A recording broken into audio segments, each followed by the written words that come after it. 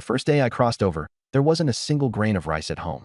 As expected, being a simp only leads to a miserable end. But you? You just up and died, leaving me to deal with this mess. My name is Jiang Chun. I used to be just an ordinary, overworked millennial in the 21st century. One day, on my way home from work, I jumped into a river to save a drowning mother and her child.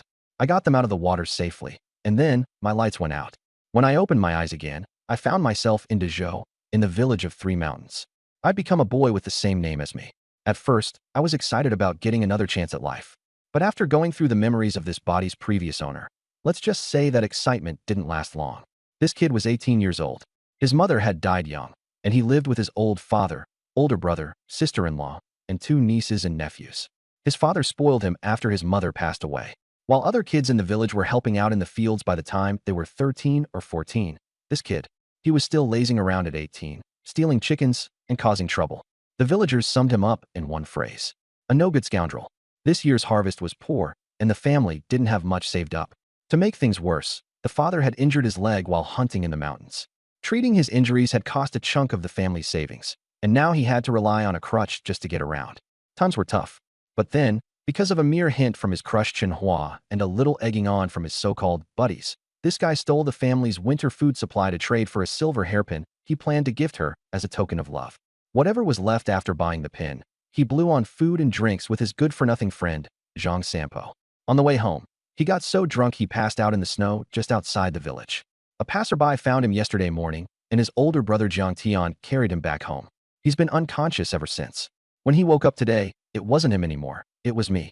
As for that silver hairpin he traded the family's precious food for, long gone. Maybe someone swiped it, or maybe it got lost along the way. But honestly, the hairpin doesn't matter anymore. Even if we found it and pawned it, it wouldn't buy back enough food for 6 people to make it through the winter. It's a bad year. No food. I didn't know what to do at first. Maybe I could try making salt like the main characters in novels? But selling illegal salt is against the law. Brewing alcohol? I'd need grain for that, and I was already starving. As all kinds of wild thoughts ran through my head, I suddenly felt a warmth in my chest. A simple piece of tortoiseshell appeared out of nowhere, floating right in front of me. I froze. Back when I drowned, I vaguely remembered grabbing onto something. It had felt just like this tortoiseshell. Could it be that this thing was what caused me to cross over? I leaned in closer to inspect it. The tortoiseshell was covered in glowing patterns, and a dim, flickering star hovered above it. At the boundary where the light and darkness met, 2 characters were etched into it. Uncertain, not yet divined. Not yet divined, but foreseen? My breathing quickened. Could this thing actually predict the future, helping me avoid danger and seize opportunities? I pushed down my excitement and reached out to touch the tortoiseshell. It let out a soft hum. Uncertain, not yet divined, suddenly shifted into profit, foreseen. The tortoiseshell trembled and spat out 3 thin bamboo sticks. 3 lines of small text glowed on each stick. Today's fortune, average, minor blessing, south slope of Black Mountain. A lost rabbit has crashed into the snow. Go before noon, and there could be something to gain. Moderate blessing, south peak of Black Mountain. Several deer have been spotted. Bring a bow, and you might have a reward. Major misfortune, an aging wolf king, defeated by a new rival leader, has been exiled to the north base of Black Mountain. Obtain its pelt, and you could earn a handsome fortune, but beware the wolf king's attacks. As I stared at those 3 lines, my hands trembled. It does have the power to predict and calculate. Immediately, my mind whirred with possibilities. With this ability, I wouldn't have to worry about starving. A fortune a day could bring endless opportunities. I calmed myself down and examined the choices carefully. The rabbit? That's free meat right there. Just the thought of it brought a smile to my face. If it's true, I could finally have a proper meal today. The deer? Plenty of meat for a long time, and the hide could be sold for money. But there's a catch. I don't know how to shoot a bow. It's not an option for now. The wolf king? Its fur could be sold for a fortune, but let's not kid ourselves. A wolf king is still a wolf king. I'd have to be crazy to go after that. That's not called hunting. That's called asking to die. I didn't hesitate and chose the rabbit stick. The bamboo stick turned into a stream of light and entered my body, while the other 2 faded away. The tortoiseshell dimmed, too. Looks like I can only consult it once a day. Suddenly, an image popped into my mind. A snow hare frozen stiff in front of a withered tree. From the looks of it, it had knocked itself out and been left outside all night. Most likely, it was already dead. Better hurry. The stick specified, before noon. If someone else found it first, I'd be at a huge loss. I tucked the tortoiseshell away and got up to leave. Just as I opened the door, a small boy was about to knock. Startled, he jumped back and stammered, "Second uncle, you're awake." It was my 6-year-old nephew, Jiang. His hair was yellowish and thin, and he looked scrawny, like many rural kids who were always a little malnourished. My heart ached a bit, and I reached out to ruffle his hair. But as soon as my hand moved closer, he ducked out of reach and ran off a few steps. Grandpa said to tell you to come eat in the main hall. I awkwardly pulled my hand back. Seems like even the little guy didn't think much of me in this family. I followed him to the main hall.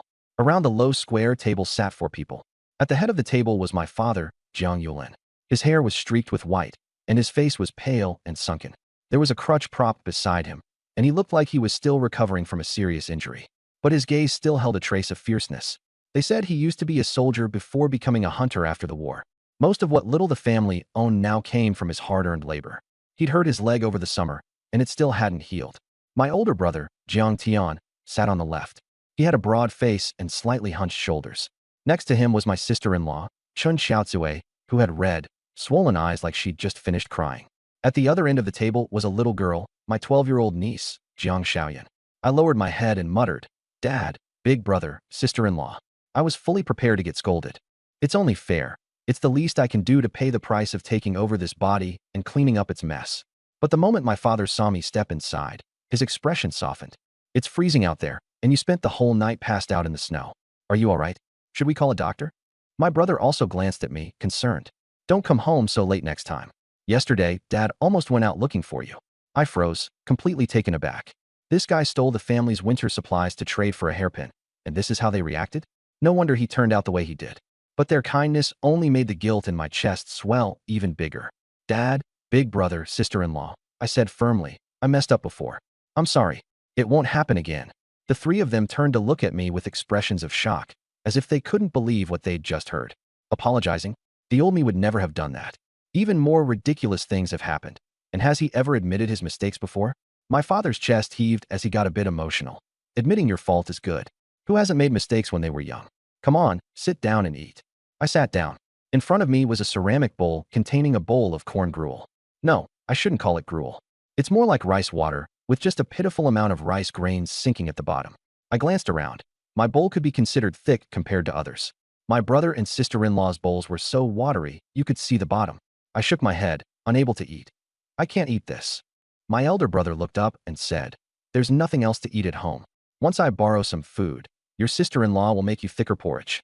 I picked up my bowl and poured my portion into my nephew's and niece's bowls. "I ate too much last time, so I'm not hungry right now." My father smiled, comforted. Second son has grown sensible. And then, almost sheepishly, he turned to my sister-in-law. "Xiao Chui, the second son is still young, and he knows he was wrong. Let's wait until he gets married before we talk about splitting the family." Before I arrived, my sister-in-law had already been arguing about splitting the household. Considering what the original owner of this body had done, her request was entirely reasonable.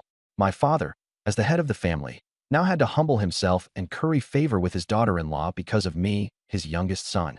Tears welled up in my sister-in-law's eyes as she wiped them away. I'll listen to his father, but living like this is unbearable. Selling staple food to exchange for wine and meat. Anywhere you go, such behavior would draw harsh criticism and scorn.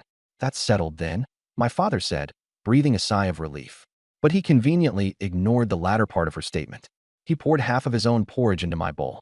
"You've been out in the cold and bedridden for such a long time. You should eat something. It's been a difficult year for the family, but once we get through the winter and I can go back to the mountain, things will improve."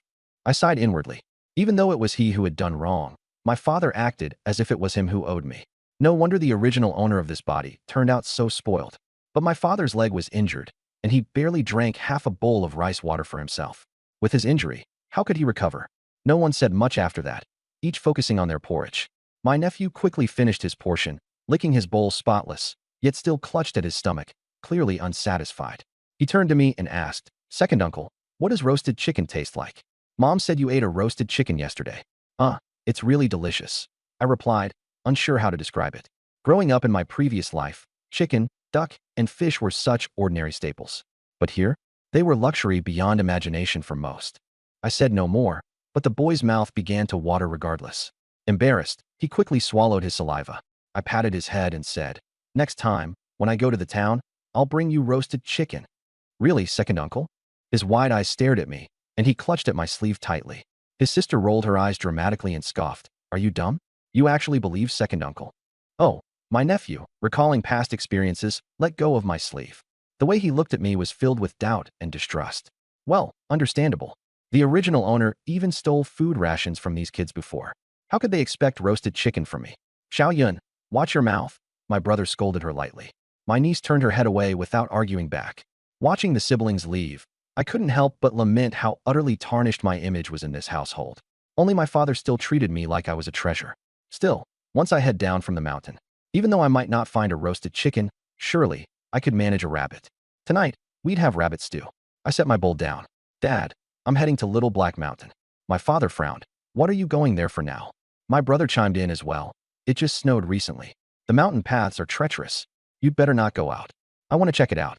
If I can catch some game, we can have meat for dinner. I replied as I stood up and reached for the door. My elder brother grew anxious. What nonsense are you talking about? You can't even pull a bow. Hunting. I'll take my chances. If it doesn't work out, I'll just gather some firewood, I said firmly, already stepping outside. Get back here. My brother stood up and grabbed the back of my clothes firmly. I tugged a couple of times to no avail, so I turned back and glared at him. Leave me alone. The original owner of this body was spoiled, overfed, and well-sheltered growing up. He was relatively young, but already a head taller than my brother. My glare made him take 2 steps back as though intimidated. Can't you take it easy and stop worrying Dad for once? He said. I looked toward my father, still seated and leaning on his cane, trying to stand. But in the end, all he managed to say was, Son, just come back soon, okay? I'll be back in no time, Dad. I nodded and turned to leave. Before I could step out, however, my father called out to me again. Xiao Chun, it's cold outside. Wear my fur coat. The coat, made from pelted winter dog hide, was thick and warm, far more effective than any regular quilted jacket. It was his go-to when hunting in the mountains. I glanced at it hanging nearby and said, I'll be back before dark. Still, I reluctantly draped it on and stepped out into the chilly wind. Little did I know, as soon as I left, my sister-in-law whispered to my father, afraid I might pawn the fur coat because of its value. That worried my brother too. He immediately deduced I wasn't heading for the mountain, but rather for the town, and began chasing after me toward the county. But I was genuinely going to the mountain. Assuming I was heading to town, he obviously didn't find me there. The village of 3 Mountain was named because of 3 layers of mountains behind it, each steeper than the last. The nearest was Little Black Mountain, where hunters often went for firewood and game. However, the side closer to the village was becoming barren, and game was scarce. By the time I reached the foot of Little Black Mountain, the sun was already high, and it was past mid-morning. Surveying the area, I saw that the recent snowfall hadn't yet melted, making it hard to see obvious signs of wildlife. Not the best conditions for hunting, but hunting wasn't my main plan. Today, the task was simple. Wait for rabbits. Adjusting my compass, I headed southward. Before long, I reached a sunny patch. The snow here had just started to melt, making the area strangely dank and cold. In the melting snow, a cluster of chaotic paw prints caught my attention. Tiny star-like patterns scattered all over. Rabbit tracks. Seems like there's a burrow around here. If I knew how to set traps, I might have even had a shot at other small game too. Ideas popped into my head, but my hands stayed idle, because I had no idea how to set traps. That was something I'd have to ask my dad about later. I ignored the paw prints and walked straight to the tree marked on the compass. After squinting for a while, I finally spotted something. A glimpse of white fur poking out of the snow. Excitedly, I rushed over and grabbed it immediately. A frozen, solid, rock-hard rabbit hung limply in my grasp. And it was a big one. I couldn't hold back my grin. Dinner was sorted. Now I could bring some pride back in front of my niece and nephew. I tied the rabbit to my belt without hurry and turned my attention back to the tracks. This early snowfall turned out to be a blessing for spotting prints too clear as anything. I followed along and stopped under another large tree. By the base of the roots, hidden beneath the withered grass, there was a dirt hole. This is it. I picked up a rock and placed it at the mouth of the hole as a marker. Tomorrow, I'll come back and set a trap. Looking up, I saw that the day was still young. So, I started gathering firewood. Mountains folk like us can only take branches, dry wood, and fallen leaves. Cutting down live trees without government orders was punishable. That's why, even though Little Black Mountain had plenty of trees, the ones at lower altitudes were bare. If you wanted more wood, you had to climb for it. Gathering firewood was hard labor. Being a novice, I spent the entire morning and managed only a small bundle. I tore a strip of cloth from my waist to tie it all together, ready to carry it down the mountain. Behind me, a voice called out, Jiang Chun. I turned around. A guy about my age, wearing a torn-up padded jacket, strolled over, hands tucked into his sleeves. It is you. You're alive and even came all the way up here to gather wood. Zhang Sampo. I recognized him immediately and frowned. He's 2 years older than me and one of the original host's bad buddies. From what I can recall, this guy's favorite thing to do was coax the previous owner of this body into stealing from his family to trade for wine and meat, which he'd then come over to mooch. Many times, he'd lie about family illnesses to borrow money, and to this day, not a single coin was ever paid back. The idea to sell off food rations for that hairpin or swap for wine and meat earlier this week. All thanks to him. His eyes swept over my dog fur jacket, then darted back to his hole-riddled clothes. A quick gleam flashed in his eyes as he nudged me with his elbow, grinning. That jacket of yours? You could pawn it for a good sum. Freezing cold like today. How about a warm meal and wine in the city? I smiled, but not kindly. Still the same, huh? The first thing he says is how to take advantage of me. Feigning a cheerful tone, I replied, your padded jacket's worth a few coins too. How about you sell it first to buy a flask of wine? He tensed instantly. Quit joking. It's the only jacket I've got. How would I keep warm if I pawn it off? I couldn't be bothered to deal with him. Hoisting up my firewood, I said, then don't sell it. Now step aside, you're in my way. He stood there, stunned. Normally, we'd call each other brothers, and I treated him better than my actual family. He couldn't figure out what had changed. As I turned away, the fat rabbit hanging at my waist peeked into view. His eyes lit up. You caught a rabbit. Are you roasting it or stewing it? Before I could respond, his hands were already reaching out. In one swift move, he grabbed the rabbit from my waist. Wow, it's huge. Must weigh more than 3 pounds. Perfect timing. My wife isn't feeling well. I'll take it back to nourish her. He even gave me a big thumbs up. Jiang Chun, you're the man. I couldn't help but laugh in sheer frustration. I hadn't said a word, yet this rabbit was apparently already his. Had it been the original host of this body, a little flattery and praising his loyalty might have been enough to actually give the rabbit away. But that person was gone now. Pleased with himself, Zhang was still caressing the rabbit when suddenly, his neck went cold. My machete was already pressed against his throat. I felt zero sympathy for the man who contributed to the death of this body's previous owner. His voice trembled. Jiangchun, what are you doing?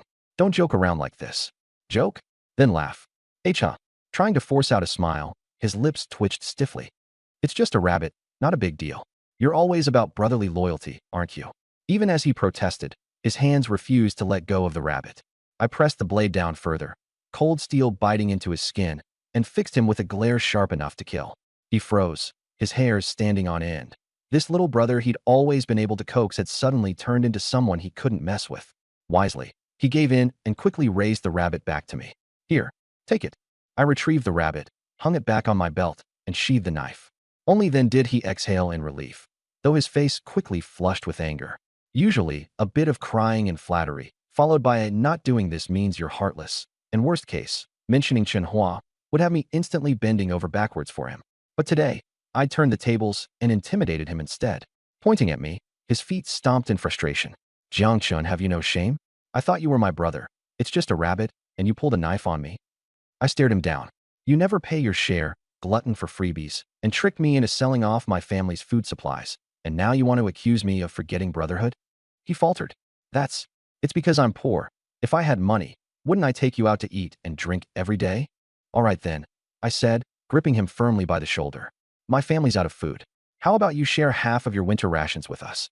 Then I'll still consider you my brother. He gaped, speechless. His family hardly had enough for themselves, let alone to share. Scram! I shoved him, sending him stumbling backward, and headed down the mountain with my firewood.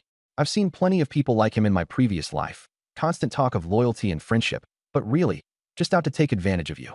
The farther away you stay, the better. A true brother wouldn't make you sell off your family's food. Still, if I'd climbed up the mountain even a bit later today, this rabbit might have actually ended up in his hands instead. Shady character, but his luck wasn't bad. Too bad it ran into me. No wonder the divination earlier said to arrive before noon. Luckily, this guy's laziness saved the day. At the village entrance, a few other villagers were on their way back too. Winter meant no farming, but people always found chores to do, gathering firewood, repairing houses, keeping busy.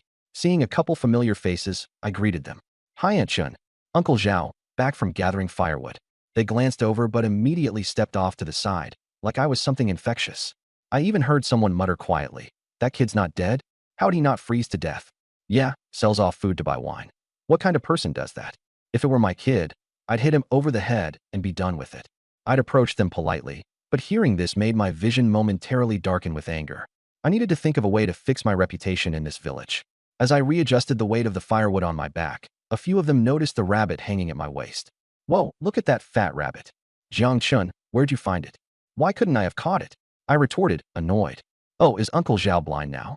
Like we can't tell whether someone caught or just picked up a rabbit. Disgruntled, I muttered. On the mountain. Yeah, sure, because where else would it be? Floating down a river? Zhao just chuckled as he teased. Knowing the location didn't matter anyway. There wouldn't be another rabbit there now. The more he talked, the redder my face grew.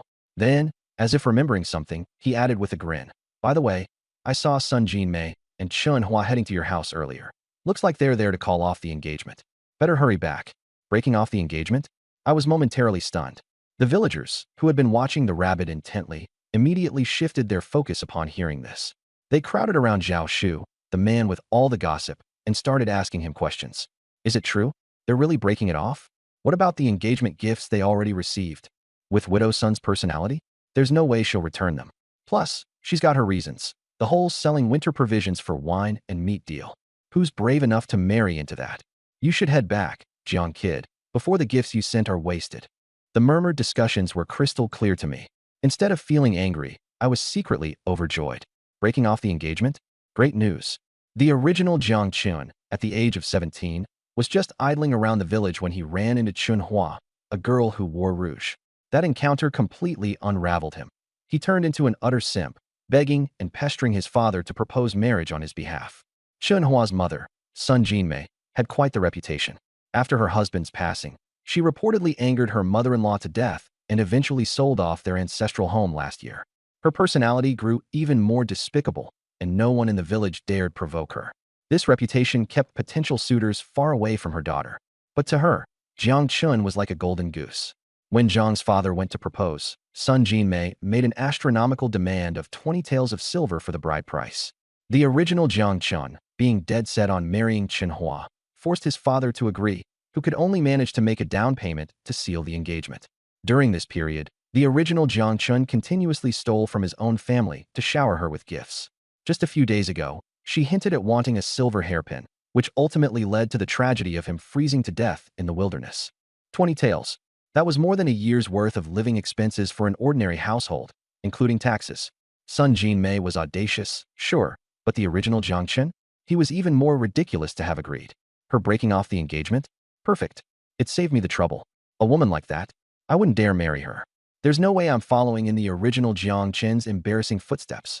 When I pushed the door open to step inside, the room was filled with the sound of arguing. My father was in a heated discussion with a harsh-looking woman. Dear-in-law, please reconsider. Xiao Chun has truly changed. He went hunting in the mountains first thing this morning. Hunting? Sun Jinmei scoffed coldly. More like he stole something again and traded it for wine and meat? No? My father's expression darkened. He wasn't actually sure if I had gone hunting or sold the dog fur coat. He wanted to defend me, but couldn't find a rebuttal. There's no need to say more. This engagement ends here and now. But we had an agreement back then, and you also accepted the engagement gift money. Sun Jinmei's eyes widened in outrage as she slammed the table.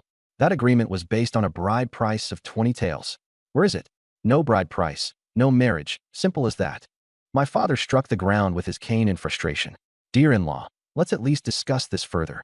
Breaking off an engagement like this will harm your daughter's reputation as much as my son's. Harm her reputation? Sun Jinmei sneered.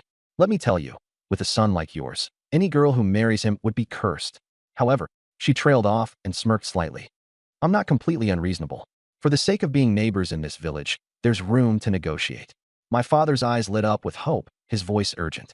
What do you want? Name your conditions. It's simple. To proceed with the marriage, you'll have to increase the bride price. My father coughed violently, his voice shaking. Increase it. Even 20 taels was excruciatingly difficult to gather. Now she wanted more? But deep down, my father knew the truth.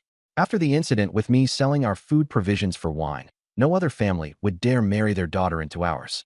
Sun Jinmei was the only one willing to entertain the idea, because she could see the payday. How much more? 30 taels. Pay 30 taels of silver, and I'll ensure that Hua gets married to your son. Over in the corner, the girl beside her couldn't help but interject, Mother. My father's heart nearly gave out. 30 taels? That kind of money could fetch the daughter of a wealthy family from the county, not some nobody from the village. There was no way our family could afford this. But gritting his teeth, his hands trembling, he forced out a reluctant word. Fine. I'll come back in a year with the bride price. Father, my sister-in-law, who had been pouring water, couldn't hold it in anymore. Where are we going to find 30 taels? When I'm married into this family, I didn't ask for a cent of dowry, and I've already helped out countless times since. Quiet. My brother pressed her back into her seat, though he himself was grabbing at his hair in frustration. Our family could barely save 3 taels in a good year. This year had been especially tough, with famine pushing everyone to the brink. 30 taels was impossible. When spring comes, I'll recover from my injuries and head deep into Arai Mountain to hunt. If I manage to bag 2 wild boars and some extra game, we might just be able to scrape it together. Wild boars. 2 of them. My brother exclaimed in disbelief. Father, in your condition, you can't go to Arai Mountain. Even seasoned hunters avoided Arai Mountain, reserved only for desperate, life-risking ventures. Bears, tigers, wild boars. All manner of death awaited anyone who tried their luck there. Normal villagers only dared to hunt on the much tamer Xiaohe Mountain. My father shook his head solemnly. If this old bag of bones dies, then so be it. If your brother can't find a wife, what face do I have left to meet your mother in the afterlife? Then sell some land instead. My brother gritted his teeth. There's no way you can go into that death trap of a mountain. Sell land. Are you out of your mind? My sister-in-law, feeling the threat, immediately flew into a rage. If we sell the land, what will we eat? How will we survive? Sell half and keep the rest. We won't starve completely. Won't starve? I'm already starving. The bickering escalated into a full-blown shouting match, all while Sun Jinmei looked on with satisfaction. Ah yes, sell your land. Honestly, had it not been for those few valuable plots of farmland, she wouldn't have even bothered to come here. Seeing that the family didn't even attempt to bargain her down, she started wondering if she should have asked for 40 taels instead. Cue my grand entrance. As I pushed the door open, the room fell silent. My father looked over at me, his expression softening slightly. Xiaochen, you're back. Go greet Aunt Sun and Hua quickly. I turned and looked at Sun Jinmei and the girl sitting next to her. The daughter bore a striking resemblance to her mother, a round face, rouged cheeks, and bright red lips. There was a slight flirtatious charm to her beauty, but only just enough to set her apart from other village girls. Compare her to the exaggerated, glammed-up illusion of today's short video content world, and you wouldn't even give her a second glance. This was the so-called goddess the original Jiang Chen worshipped? The standards were shockingly low. Chen Hua met my gaze and immediately snorted in disdain before turning away. Jiang Chen, when are you going to give me the hairpin you promised?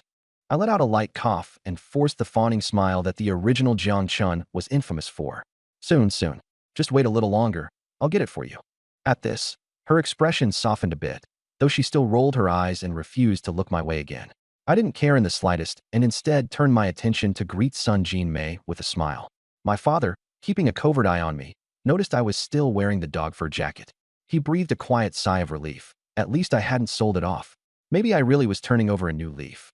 Hoping to further bolster his case to Sun Jinmei, he added, You went hunting today, Xiaochen? It's all right if you didn't catch anything. It's tough in winter. You didn't get frostbite, did you? I untied the rabbit slung on my back and set it down on the table with a thud. Turns out I got lucky. I picked up a rabbit. The moment Chen Hua heard the word rabbit, her head snapped around immediately. That's a big one. She swallowed nervously. Her family had nearly run out of the money from selling their ancestral home, and it had been ages since she'd tasted meat. Dad's face lit up with a wrinkled smile as he saw the rabbit. My son is amazing, managing to catch a rabbit like this. He conveniently ignored the part where I mentioned I found it. Then he turned to Sun Jinmei with a grin. In-law, what did I say? Xiaochen has really changed. Let's cut off a leg to bring back for Dahua. She could use the nourishment. Chen Hua frowned. Only one leg. Dad quickly backtracked. Fine, half of it. We'll send half back with you. I stayed quiet and instead asked, So, what were you and my dad talking about earlier? I heard some commotion outside but couldn't catch all of it. Nothing much. Just your marriage. It's not your concern, Dad said dismissively. But my sister-in-law couldn't hold back. It's all about your wine trading nonsense getting out. The bride price is being raised to 30 taels. You've said enough. My brother cut her off. I frowned and shook my head. No way. My sister-in-law's eyes lit up. Did I finally start caring about the family? Dad, however, got nervous. The last thing he wanted was for me to say something foolish and chase away our would-be in-laws.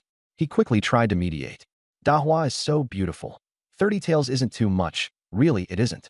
I clapped my hands loudly, interrupting him. Exactly, Dad. Dahua is way too pretty. 30 taels isn't enough. It should be 60 taels at least. The room fell silent. Dad's face turned beet red, his temper flaring. 60 taels? 60 taels. Even if we sold all of our farmland, we wouldn't be able to scrape that much together. He genuinely thought his son had gone mad for Chen Hua. Chen Hua, however, looked at me, for once with a slightly satisfied smile, though it felt more like charity. Fine. If you can bring me a hairpin, I might consider walking through the village with you. What the hell? I pitied the original guy. His family was on the verge of collapse, and even a simple walk with her was seen as a favor. The man likely hadn't even touched her hand. Outwardly, though, I put on quite the infatuated expression. The real fun was just beginning. Dad was so furious he slammed his cane to the ground. Jiang Tian, take your younger brother inside now. My brother got up and grabbed my arm. Let's go. Dad's room has the fire going. Go warm yourself up. Wait. Son Jinmei raised a hand, smiling as she stopped us. Actually, I think Xiaochen has a point. 30 taels isn't enough, 60 taels it is. My father's smile froze on his face. He stuttered. In-law, let's not joke around. Where would I even get 60 taels? That's not my problem. Son Jinmei crossed her arms. If your son wants to marry my daughter, that's the price. Be realistic. Who else in this village would agree to take your useless son as a husband? Dad wiped the sweat from his brow, leaning in with a pleading look. How about 50 taels then? In his mind, he was already calculating. Next year on Second Black Mountain, maybe he could catch a couple of wild boars, sell some pelts, and part with 3 acres of land. It might just be enough. At the end of the day, there was no way he'd let his son stay single. Son Jinmei glanced around the main room, as if gauging if there were any hidden riches. Finally, she nodded. Since we're neighbors, fine, 50 taels. But my daughter will only wait a year. If the bride price isn't ready by then, she'll marry someone else. Fine, fine. 1 year. Dad's reluctant tone was soaked in bitterness. 50 taels. This is insane. Completely insane, my sister-in-law muttered, her earlier fight forgotten as she repeated the words like she'd seen a ghost. Meanwhile, I was beaming, grinning ear to ear. Exactly, at least 50 taels. Anything less wouldn't do Dahua any justice. Oh, and about this rabbit. It's too much trouble to split up. Auntie, why don't you just take the whole thing home? Son Jinmei was secretly thrilled. It looks like Jiang Chun knows he's in the wrong and is going out of his way to win me over. With this kind of attitude toward my daughter, won't we have complete control over him in the future? Outwardly, she maintained a stern face, holding her chin high. At least you're being sensible. But you remember this. No matter how much you pay in bride price, you're still getting the better deal. Who else in this village would want to marry the likes of you? She reached out to grab the rabbit, but as she pulled, it wouldn't budge. She looked up and found me staring back coldly, my once amicable expression replaced with an alarming, murderous glance. A chill ran down her spine. Instinctively, her hand recoiled as she stammered. What do you think you're doing? My voice dropped, sharp and icy, like I was a different person. What did you just say? She puffed herself up slightly, but still looked uneasy. What? I said marrying Dahua is a bargain for you. What's wrong with that? You called me a scoundrel, didn't you? I didn't break eye contact, my anger intensifying. Annie, son, you might not know this, but the thing I hate most is being called a scoundrel. Since you've insulted me so this marriage, forget it. What? She stood there, dumbfounded. Hadn't we just agreed on 50 taels? Next year's wedding plans? This brat had been so enthusiastic earlier, even suggesting 60 taels, and was totally wrapped around Dahua's finger. How did it escalate to the marriage being called off? All over one word. Dad didn't know where this sudden outburst came from either. He rushed to smooth things over. Xiao Chun, calm down. Don't speak to your in-law like that. Son Jinmei, initially stunned, regained her nerve upon realizing Dad was siding with her. What's wrong with calling you a scoundrel? Everyone in the village knows you are one. And now you're. Before she could finish, I slammed a cleaver onto the table with a deafening thunk. She flinched, her words catching in her throat. Fine, I warred. Keep calling me that. I'll chop you up today. Seeing the cleaver, Son Jinmei turned pale as a sheet. She muttered, crazy, crazy. While dragging Dahua out the door, she shouted over her shoulder, forget it. Don't even think about my daughter now. By the time they stumbled out, she called back again from a distance. You just wait. When you come begging me, 50 taels won't be enough. Feigning pursuit for a couple of steps, I stopped when they scrambled away, turned back inside, and dropped all pretense. My face showed no trace of anger, only amusement. You were faking earlier? My brother stared, dumbstruck. I set the cleaver down and chuckled. Of course I was. People call me a scoundrel all the time. I can't get mad every time. Take it easy, don't let anger get the best of you. My dad looked at my expression and gave a deep sigh. Now what? At this rate, even 50 taels won't be enough. I helped him sit down and said, Dad, you know how long it would take our family to save 50 taels? Selling land and putting the entire family into poverty just to marry someone. What's the point in that? But you just... My sister-in-law finally snapped out of it. You just said you'd offer 60 taels as a betrothal gift. A moment ago, she thought I'd lost my mind. Now, with my sudden mood swings, she must have thought I'd completely lost it. Saying 50 taels for marriage, then suddenly losing my temper and chasing them out? I smiled. That mother and daughter already took the engagement token and refused to return it. Then they tried to raise the price on us. I was just messing with them. Now that word will spread about this. Next time they try matchmaking, who would dare ask for 50 taels as a bride price again? Honestly, finding someone willing to offer that much in the future will be rare. My sister-in-law wasn't dumb. She quickly pieced it together and snickered, covering her mouth. Rare? In this area? Heck, even within 100 miles. I've never heard of any regular family offering 50 taels for a marriage. My older brother caught on a bit slower. If, in a couple years, Chenhua can't find someone to marry her, she might blame her mom for what she said back there. 50 taels. Over just one sentence, it's all gone. Sun Jinmei will probably regret this for the rest of her life, and Chenhua might hold a grudge against her mother forever. I shrugged. That's no longer my problem. Dad just shook his head. You're full of schemes. This might feel good now, but what about later? Where are you going to find a wife now? Dad, don't you worry about me. I'm a man. There's no shortage of women to marry. And besides, even if I did marry Chenhua, if our family had no money left, do you think I could keep someone like her satisfied here? Dad kept shaking his head, not taking my words seriously. In his mind, he was thinking, with your reputation now, being able to marry anyone at all would already be a blessing. Who are you to even think about being picky? At that moment, two kids came barging in excitedly, shouting, Dad, Mom, I heard that Uncle caught a rabbit. Sister-in-law pointed to the table. It's right there. My nephew immediately pounced on the rabbit, holding onto it like treasure. Wow, it's huge. We're having meat tonight. Meat, my foot. This is going to be sold for grain, sister-in-law quickly corrected. Even though Dad was a hunter, most of what he caught had to be traded for food. The family only ate scraps or the undesirable bits that couldn't be sold. I cut in. Nah, we should eat it ourselves. Let's do it to help Dad recover his strength, and the kids are still growing. Next time I catch something, I'll use that to trade for grain. Honestly, I didn't want to drink another sip of plain millet porridge. It fills you with water but leaves your stomach empty. Sister-in-law hesitated, looking to Dad. After all, we hadn't split households. Dad was still in charge. Dad waved it off.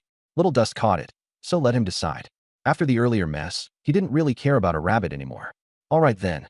Sister-in-law nodded enthusiastically, even cracking a smile. The two kids hadn't tasted meat in ages, even if most went to me. Letting them have a little meat would be a treat.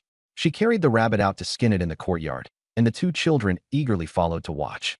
Later, I heard that those two frightened women didn't stop running until my house was completely out of sight. Chenhua, still in a daze, kept muttering, Mom, the rabbit, the rabbit. Jiang Chun said he'd give us the rabbit, and you forgot to take it. What fantasy are you living in? He's lost his temper, like he'd still give you the rabbit?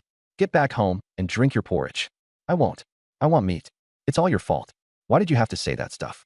Chenhua swatted her mom's hand away and plopped down on the ground, flailing angrily.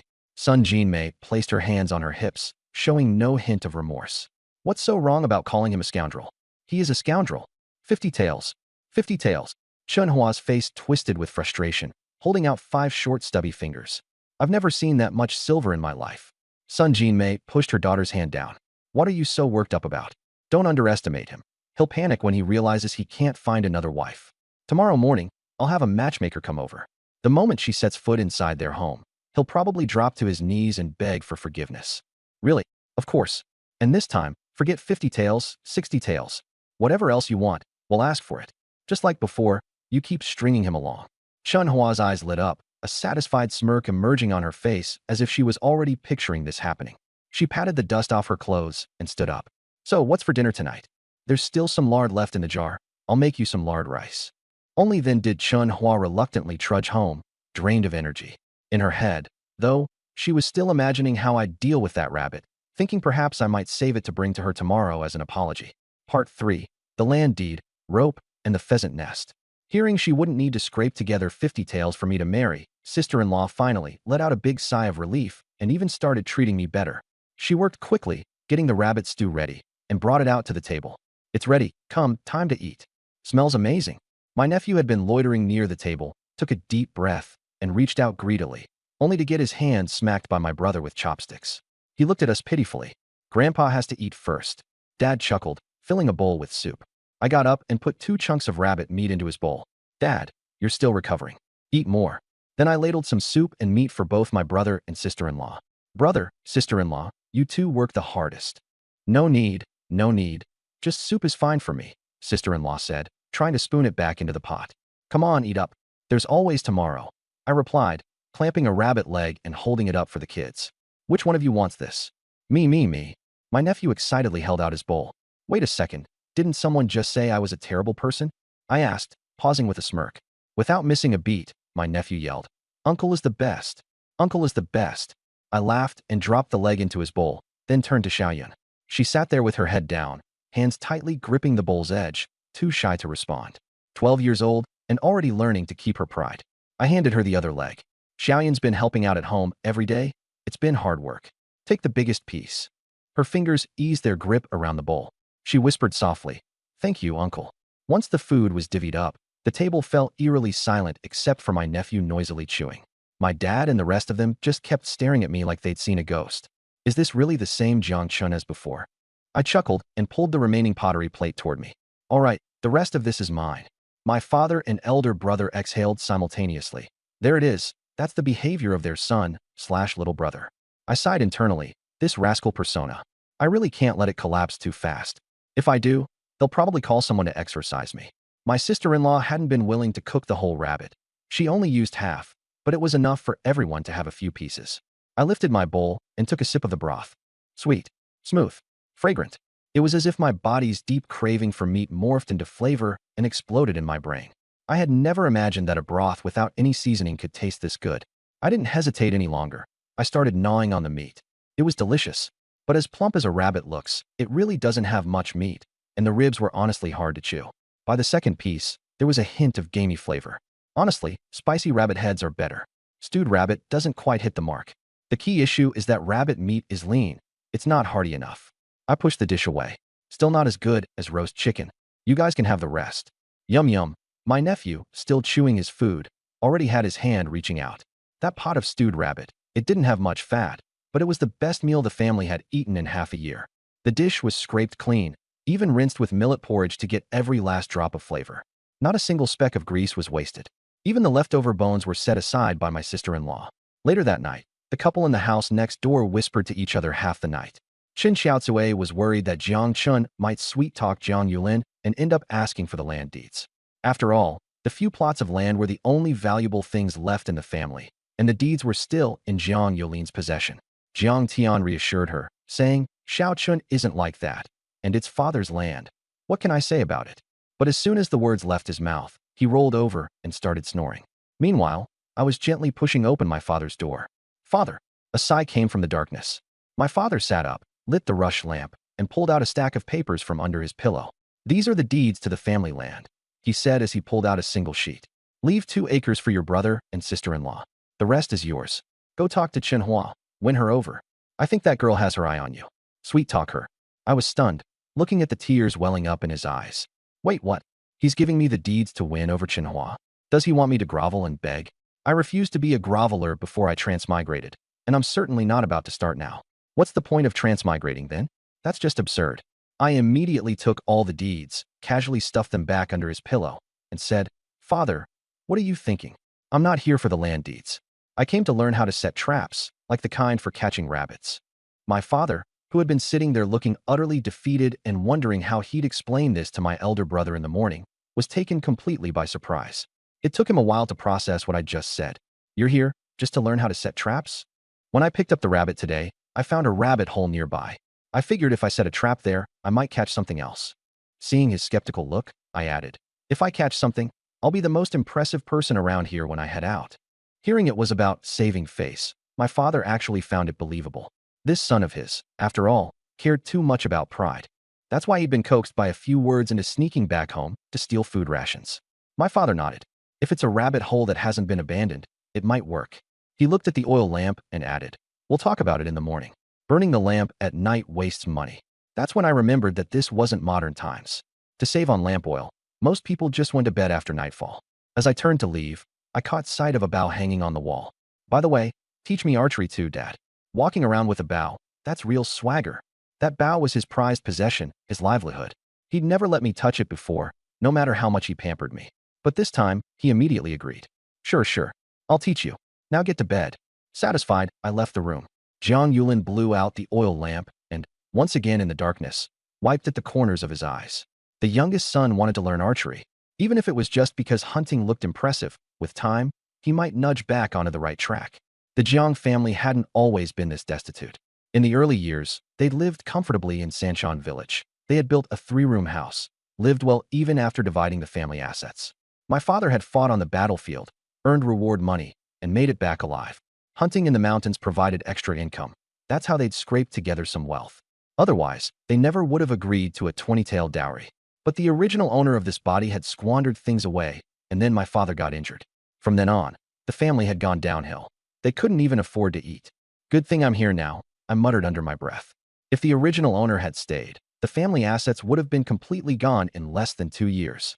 Next door, Jiang Tian snored loudly, but his eyes were actually wide open, staring at the moonlight outside and running mental calculations. Asterisk, did father give the deeds to the second brother? How much did he give? If father handed all of it over, come spring, I'll hire myself out as a farmhand. I can start earning something, and I won't starve. Asterisk. It was broad daylight before I woke up the next day. I glanced at the tortoise shell. The glow had fully recharged, ready for divination. I was about to activate it, but paused. Better to learn how to set traps first. If the shell gave me some kind of time-sensitive prediction, I might not make it back in time, and that would be a waste. Out in the courtyard, I washed up. My sister-in-law had already prepared breakfast.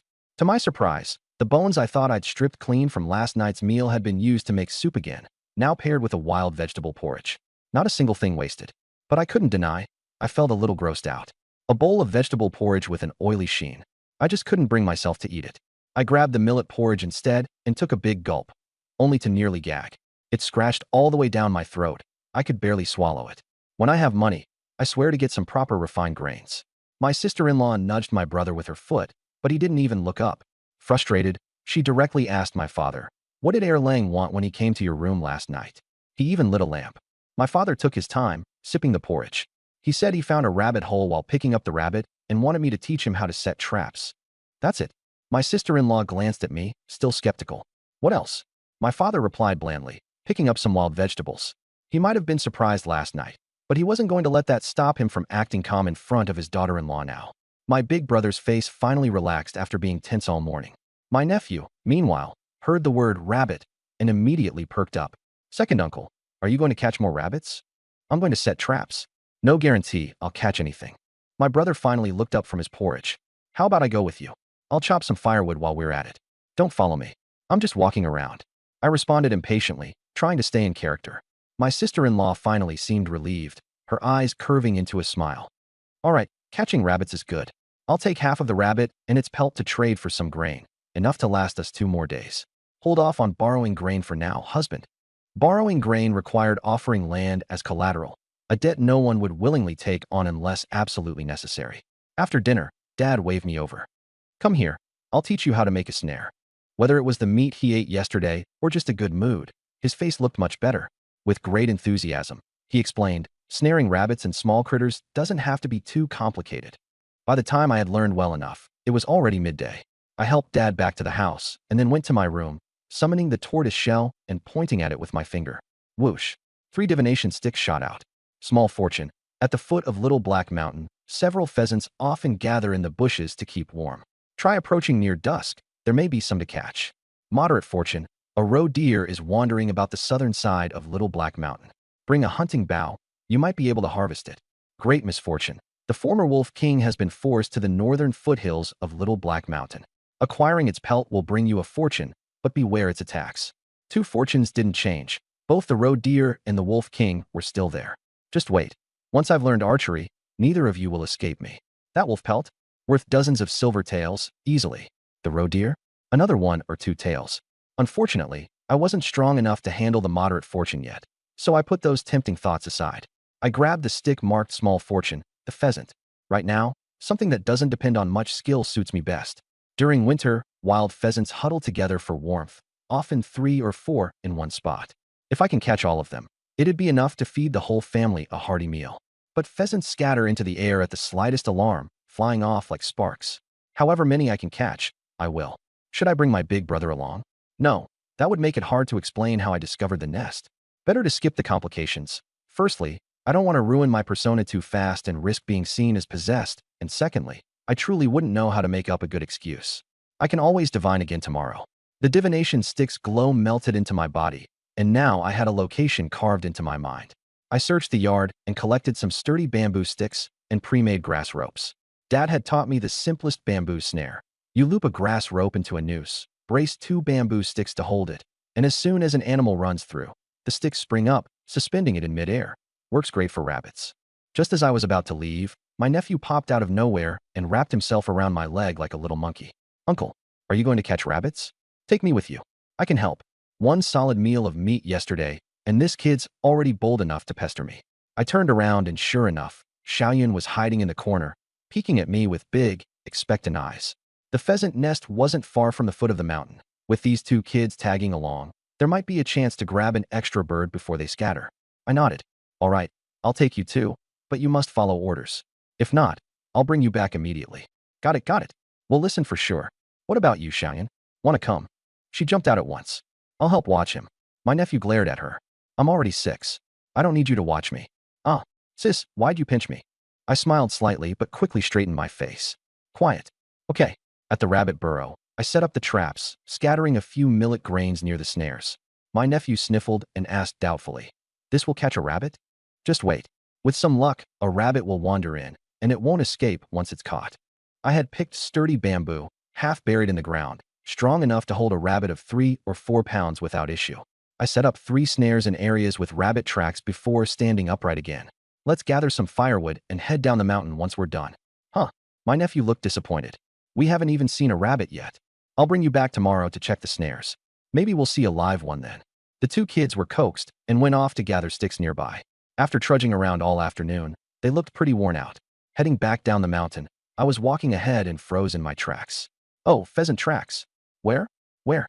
My nephew darted over eagerly. Sure enough, a pair of chicken-like claw prints appeared near my feet. Xiaoyan leaned down to get a closer look, but I blocked it with my foot. They went this way. Follow me. I led them toward the mountain's base, and the kids hurriedly followed, not wanting to miss out. Soon enough, we reached a concealed hollow. Stepping inside, the north wind immediately stopped. No wonder the pheasants were sheltering here. We moved through a few dry thickets, and then I spotted the bushes mentioned in the divination. No surprise, the pheasants were nestled under there, huddling together for warmth. Shoo, there's a feather. Xiaoyun whispered excitedly, covering her mouth while pointing at a feather on the ground. My nephew quickly covered his mouth too. Pheasants. There must be pheasants here. Keeping low, I pretended to observe and then pointed ahead. Pheasants hate the cold. They have to be hiding under that bush. Xiaoyan, go left. 1-1, go right.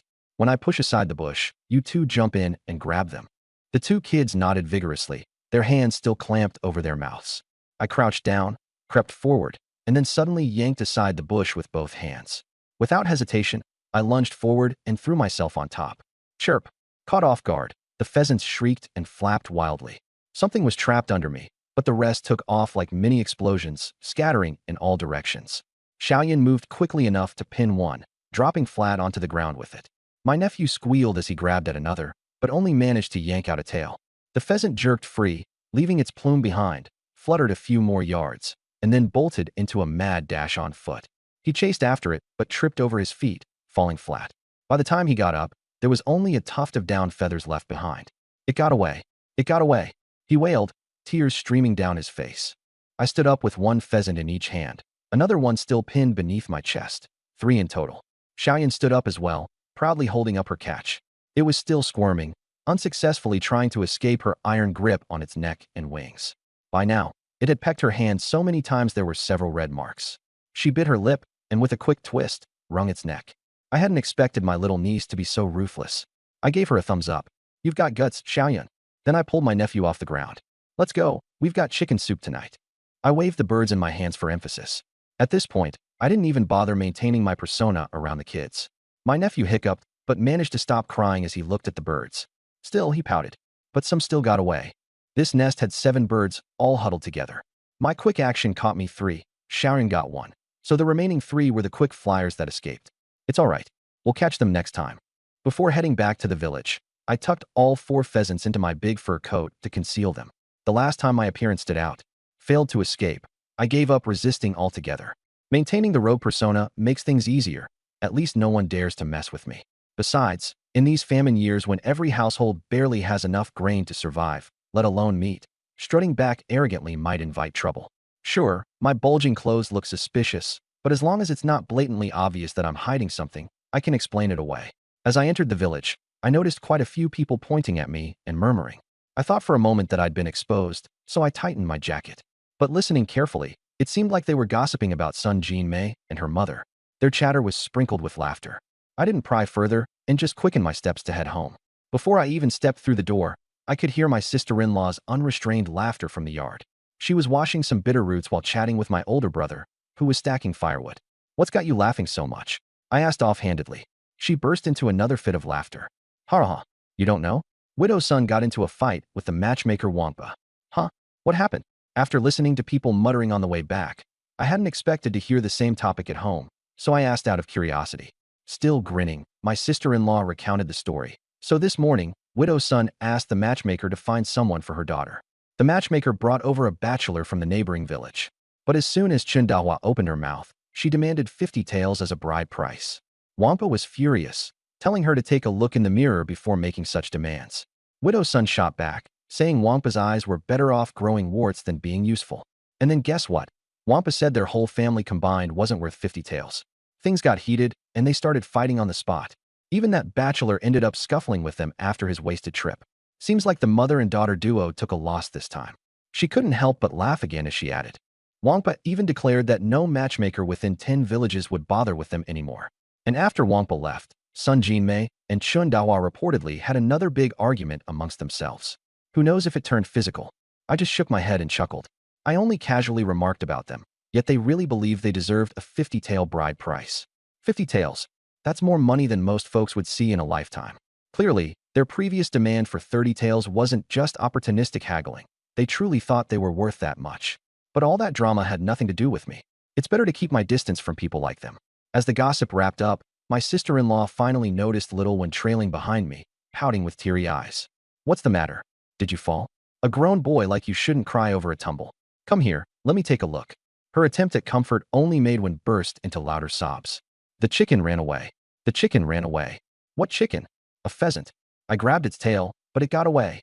He opened his hand to reveal a small clump of feathers he had been clutching onto, refusing to let go. My sister-in-law instantly understood what happened and sighed with pity. "Why didn't you ask your second uncle to help catch it? A pheasant's worth nearly 101. That's enough to get over 10 pounds of millet." Xiaoyun butted in quickly. "Second uncle did catch it. I helped too. It was just him who let it escape." At this moment, I was already pulling a pheasant out of my fur-lined jacket. The smell hit me the moment I unwrapped the garment, a pungent combination of feathers and chicken musk that almost made me tear up. "A chicken?" My sister-in-law perked up and hurried over, rubbing her hands excitedly. Xiaoyun added proudly, "We caught 4. 4. My elder brother came over too, craning his neck to see as I pulled pheasant after pheasant out. They were all lifeless now, necks crooked and eyes rolled back. "There really are 4. My sister-in-law wiped her hands on her apron, almost disbelieving. "How on earth did you catch them?" "Pheasants can fly and outrun anyone. It's usually impossible unless you're a skilled hunter with a bow." Before I could say anything, Xiaoyun started waving her arms animatedly. "Second uncle is amazing." On the way down the mountain, he spotted pheasant tracks, followed them into a small hollow, and there was a whole group of them hiding there. We charged in and grabbed them. Second uncle caught 3 all by himself, I caught 1, and little brother, well, he didn't catch any and let 3 escape. One's crying grew louder at the accusation. "You found a pheasant nest? You've got some luck there," my older brother said, clearly impressed. "It wasn't luck, it was second uncle's skill." Xiaoyun, that little traitor, already considered herself part of my team. My sister-in-law rolled her eyes but still smiled as she said cheerfully, "Erlang, what do you plan to do with those pheasants?" "Pheasants might not be as big as rabbits, but they're much more valuable. Selling one to a tavern in the county town could fetch roughly 15 pounds of millet. Even with the current inflated prices during the famine, you'd still get at least 12. 4 pheasants could provide enough grains for the family to get by for a while. Eat them, of course. What else would we do?" I said, pretending to be clueless. "Tonight we'll stew one and have soup, and tomorrow we'll stir-fry another for the meat." My sister-in-law furrowed her brows. Who would dare indulge in such extravagance during these lean times? But knowing my personality, she could only turn to my older brother for help. My brother hesitantly reasoned. "Second brother, the family is out of grain."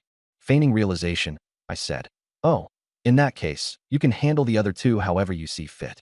But since we 3 were the ones who caught them, we're keeping 2 to eat ourselves." Xiaoyun and Wen edged closer to my side instinctively, aligning themselves with me. I could tell they felt guilty about the family's food shortage, but at the same time, we also deserved a little indulgence. Tonight, at least, we get to enjoy some proper meat. All right then, my sister-in-law exclaimed, lighting up immediately at the compromise.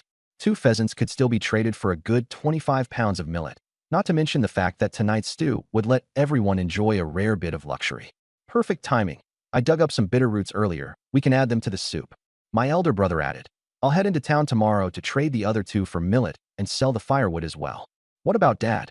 I asked. He's at the village outskirts practicing archery. Says he needs to stretch his muscles a bit. Probably preparing to coach me in archery, I figured. Out in this freezing weather. I muttered worriedly, especially since I'd borrowed his fur coat for my mountain trip. What's wrong with a little cold? My body can handle it just fine. Came my father's voice as he strode into the yard, carrying a horned bow slung across his back. But his limp said otherwise. His injured leg still required a walking stick for support. According to him, he'd once been chased by a bear, tumbling down a mountainside and injuring his leg. But not before shooting the bear in the eye. Most villagers suspected the bear part was exaggerated. Even my brother and I weren't entirely convinced. Grandpa, look. Second uncle caught pheasants. Xiaoyun chimed in enthusiastically. Impressive, my father nodded, but his brow furrowed ever so slightly, looking like he had more on his mind. Father gave a slight nod. Hunting isn't about luck. Don't get too full of yourself. Got it, I replied, my eyes fixed on the buffalo horn bow behind him. Sister-in-law, pick the plumpest chicken and stew it for father to build up his strength. Father's serious expression faltered instantly as the corners of his mouth tried to curl up into a smile again and again, only for him to quickly suppress it. Ridiculous, he muttered, leaning on his cane as he made his way to the main room. But with his back turned to me, his smile finally broke free. He knew I was buttering him up for that bow, but it didn't stop him from being pleased. My sister-in-law picked the plumpest chicken, plucked its feathers, and prepped it for cooking. For the other 3 chickens, my older brother shoveled some snow over them to keep them fresh. One was saved for us to eat later, and the other 2 were meant to be sold. Dinner was millet porridge again, complemented by a pot of simmering mountain chicken stew with wild bitter greens, a rare winter find. As the stew was served, the rich and savory aroma filled the room, far more enticing than yesterday's hare. A golden layer of oil floated on the surface of the soup. Even though it wasn't just one, I caught myself swallowing hard in anticipation. I took a cautious sip of the broth, and my tongue nearly melted from the bursting flavors. So rich. How did you make this? Just added an extra pinch of salt, that's all, my sister-in-law said casually. Ah, that explained it. The rabbit stew yesterday had practically no salt. Now that they knew they'd soon barter for more grains, her confidence had grown, and a little extra salt brought out the chicken's flavor tenfold. This is delicious. One downed a bowl in no time and held out his bowl for seconds. Xiaoyun rolled her eyes. You didn't catch even 1 chicken, and you're still shamelessly eating so much. One pouted, on the verge of tears. I handed him a drumstick as I said, if you don't eat it, I will. My sister-in-law shot a glare at Xiaoyun. You're always running your mouth. I did catch one. Even uncle praised me. Xiaoyun puffed up her chest, proud. Fine. You get a drumstick too, said sister-in-law. Looking at my older brother, I asked, how do we get to the county tomorrow? Our village, Sanshan, was under Yongnian County's jurisdiction, but it was 30 li away. The official roads had been neglected for years, making them rough and hard to navigate. No wonder the original me had once collapsed drunk on the roadside after walking all that way with grain and getting some meat and booze in trade. The poor guy was probably half drunk and half exhausted. We'll walk, of course, my older brother replied. If we leave by dawn, we can make it back by dusk. A 30-li trek carrying firewood would take at least 5 or 6 hours one way, not counting the time spent trading. Staying overnight in the county would cost money, which was scarce in these times. I had initially been excited to visit the county, but the thought of walking all the way doused that enthusiasm. I'll skip this trip. Borrow father's fur coat for the journey, I said. All right, my brother nodded. It's clear you've changed, second brother, but you're still as lazy as ever. He had his own padded garment, though not as warm as father's authentic fur-lined coat. At that moment, father spoke up. Come learn archery from me tomorrow. If you can master it, I'll give you the bow. Really, Dad? Huh, you think archery is easy? If you're just going to slack off after a while, don't expect to ever touch that bow again. I'll work hard on it. I promise. The chicken stew filled our bellies, leaving all 6 of us looking flushed and healthier than ever. Gone were the pale complexions of before, and our faces were lively and animated for once. That night, as Jiang Tian and his wife lay in bed, Chun Xiaotsui couldn't keep her smile away. 2 days of meat in a row. We couldn't have even dreamed of this before. I feel lighter already. Weren't you worried earlier that Xiaochen just wanted to con us out of the land deed? Jiang Tian teased. With the way he used to behave, I had no reason to trust he'd suddenly change. He's 18 already. It's about time he wised up, Jiang Tian pointed out. Yes, he's wised up. If he can catch game like this every day, life will be so much better. You're dreaming. Even when father was in his prime, he'd come back empty-handed 8 out of 10 trips up the mountain. You think it's that easy to bag game every day? Chen Xiaotsui thought for a moment and had to agree. It must have been plain old luck. Jiang Tian didn't argue this time. Unlike her, he'd hunted alongside their father and understood how much of it came down to sheer chance. Sometimes you'd stumble upon prey immediately. Other times, you'd search the entire day with nothing to show. Hey, what if? Chen Xiaotsui mused as she lay down. If second brother really decides to become a hunter, the family land would all be ours to farm, wouldn't it? Jiang Tian, knowing where her thoughts led, snorted. Even if we farm it, half of the harvest would still go to Shaoqin. That's still better than tenant farming, where we only get to keep 30%. Having meat 2 days in a row had revived a faint glimmer of hope in Chen Xiaotsui's previously disheartened heart. By the way, Jiang Tian added, keep an eye out for a good match for Shaoqin. Don't worry, I'm already looking around, she replied. After a moment of thought, she added, that said, if second brother keeps catching game like this, I won't need to do a thing. Girls will come knocking on our door. The next morning, as the wind eased up, Jiang Tian left the house with a bundle of firewood and 2 mountain chickens in hand. At the village's edge, another villager heading to the county stopped him. Jiang Dalong, I smelled meat cooking at your house yesterday. What's the occasion for meat when it's not even a festival? In these times, the aroma of meat traveled for miles, and the scent of chicken stew couldn't be hidden. Jiang Tian proudly patted his waist. Only then did the villager notice the 3 mountain chickens he had tied at his side and exclaimed, mountain chickens? Is Jiang Yushu better now? Everyone in the village knew that old Jiang Yushu was skilled at hunting. While others might fail 8 or 9 times out of 10, he often came back with something. No, my younger brother caught them, 4 in total. We stewed the fattest one yesterday, and the taste, unbeatable. Jiang Tian couldn't find the words to describe it, and instead just tisked, which made the other man swallow hard. Are you selling them? Why else would I bring them out? For neighbors, I'll sell them for 121 each. That way, I won't even need to haul them to the county. 121? That's no small price.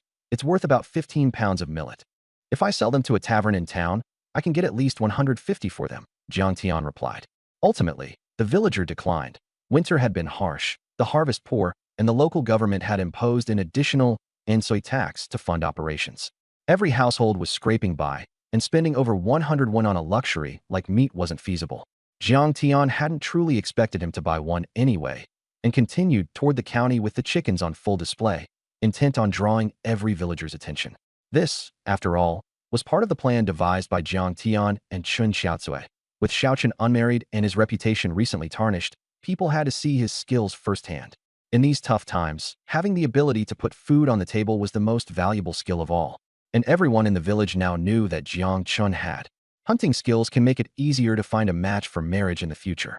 At that moment, I was still asleep, completely unaware that the news of me having snared for pheasants had already spread throughout the village by morning. Just as dawn broke, there was an impatient knock at the door. Uncle, half asleep and groggy, I stepped out. What's up, Nungwen? You forgot about the traps you set yesterday? Hurry up the mountain before the rabbits escape. I glanced at the pale morning sky and wrapped my coat tighter around me.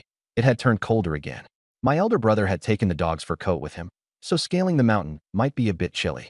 But I recalled the snares I set near the rabbit holes yesterday. Who knows, they might have caught something. It would be a shame if others snagged my game first. It's too cold. I'll go. You don't have to, Nungwen said with conviction. I went back to my room to put on proper attire and opened the tortoise-shell geomantic tool. As a soft glow emerged, I tapped lightly, causing the light to disperse and 3 bamboo lots to launch outward. Slight luck. 2 5-year-old Gastrodia alata plants have matured at the summit of Little Black Mountain. A visit might yield some rewards. Moderate luck. A roe deer is wandering on the south side of Little Black Mountain. Bring a hunting bow. Success is possible. Great misfortune. A lone and starving alpha wolf, expelled from its pack, roams the northern foothills of Little Black Mountain. Acquiring its pelt could be profitable, but extreme caution is required. It's dangerous in its current state and might attack. The roe deer was an appealing choice, but I lacked the ability to handle it right now.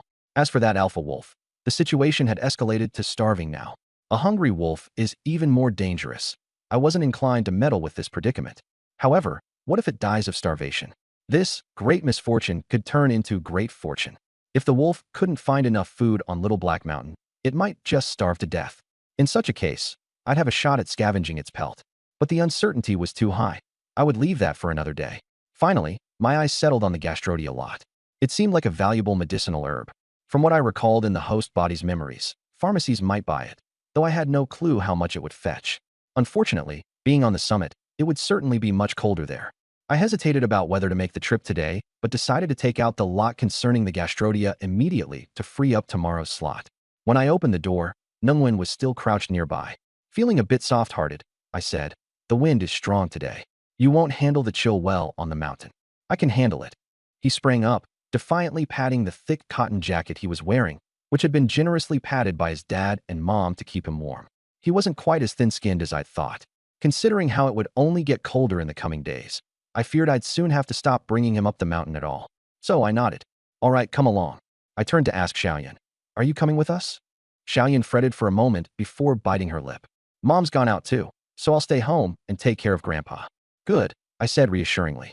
12-year-old rural kids already matured quickly around here. "Dad, I'm heading up the mountain," I hollered. My father emerged from the back room. "It's so cold. What are you climbing up there for?"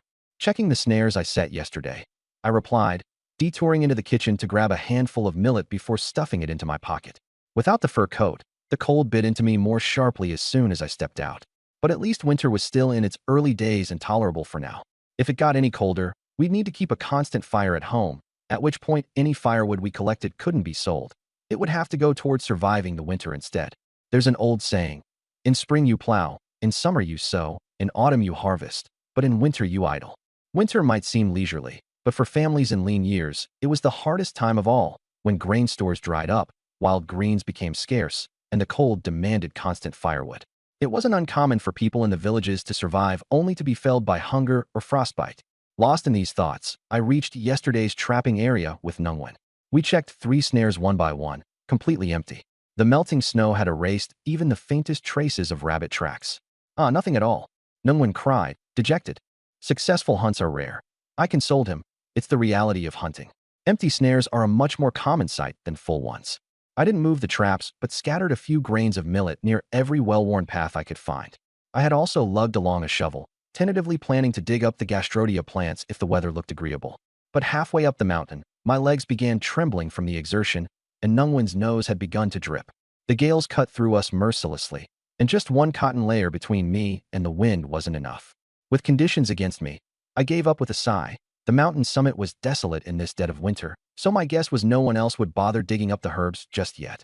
"Nungwen, how about we check the pheasant nests?" he suggested. "Sure." I agreed without much optimism, treating it as just an excuse to walk. When we reached the hollow in the foothills, all we found were a few scattered chicken feathers, no birds in sight. Nungwen pouted, thoroughly disappointed. "Hey, not every trip up the mountain's going to score big," I reminded him. "If hunting were that easy, every family would be feasting on meat daily." "Fine," he muttered, his initial excitement thoroughly deflated. His ambitions to catch fat prey had nowhere to go on this trial-and-error day. So for the first time, I descended the mountain empty-handed. Meanwhile, in another wooded area, Xiao Tsui-chun was scavenging for wild vegetation. In winter, she focused on root vegetables, tedious to locate and even harder to dig out. Before long, her hands had grown cherry red from the cold, so she tucked them into her sleeves for warmth. Nearby, another woman digging in the same area came over with a sly grin, her tone tinged with mockery. "I hear your second son sold off your food rations. How are you okay with that?" Leaning back against a tree, Xiao Tsui allowed a small but proud smile to slip. After all, she had deliberately come out to dig greens today to invite such gossip. She feigned indifference. "Oh, it's just millet. And yesterday, Erlang caught 4 pheasants on the mountain. Those will fetch us plenty of grain in town." The other woman froze, eyes wide with shock. 4 pheasants. It was your family cooking chicken yesterday? I was wondering where that meaty smell was coming from. I thought I'd started hallucinating from hunger. Then she shook her head with regret. "What a waste. Do you know how much grain each one of those birds could have traded for? At least 10 jin of millet apiece." Looking pained, Xiao Tsui sighed dramatically. "I said the same thing about trading them. But Erlang insisted that with Dad and the kids recovering, we couldn't skimp on nourishment. We set aside 2 for trading today, braised 1 yesterday, and saved another to fry this morning. Oh, and the day before, he snagged a rabbit too. But if you ask me, chicken tastes better." The woman sucked in a breath, brimming with jealousy. "That it does. Pheasants fatten up for wintertime. so their meat just melts in your mouth. Looking at Xiaotsue, she added slyly, "No wonder you're looking much rosier these days. Been eating well, haven't you?" "It's all thanks to Erlang's skills," Xiaotsue replied modestly, her satisfaction barely hidden. "Impressive indeed. Who would have thought that rascal?" The woman cut herself off, catching her tongue right before uttering something impolite. After all, everyone had heard the story, how Jiang Chun had once promised 50 silver for a marital dowry to secure a bride, only for the engagement to be called off when Sun Jinmei declared him unworthy. Well, as long as he's inherited the elder's craft, is our family ever going to run out of meat to eat again?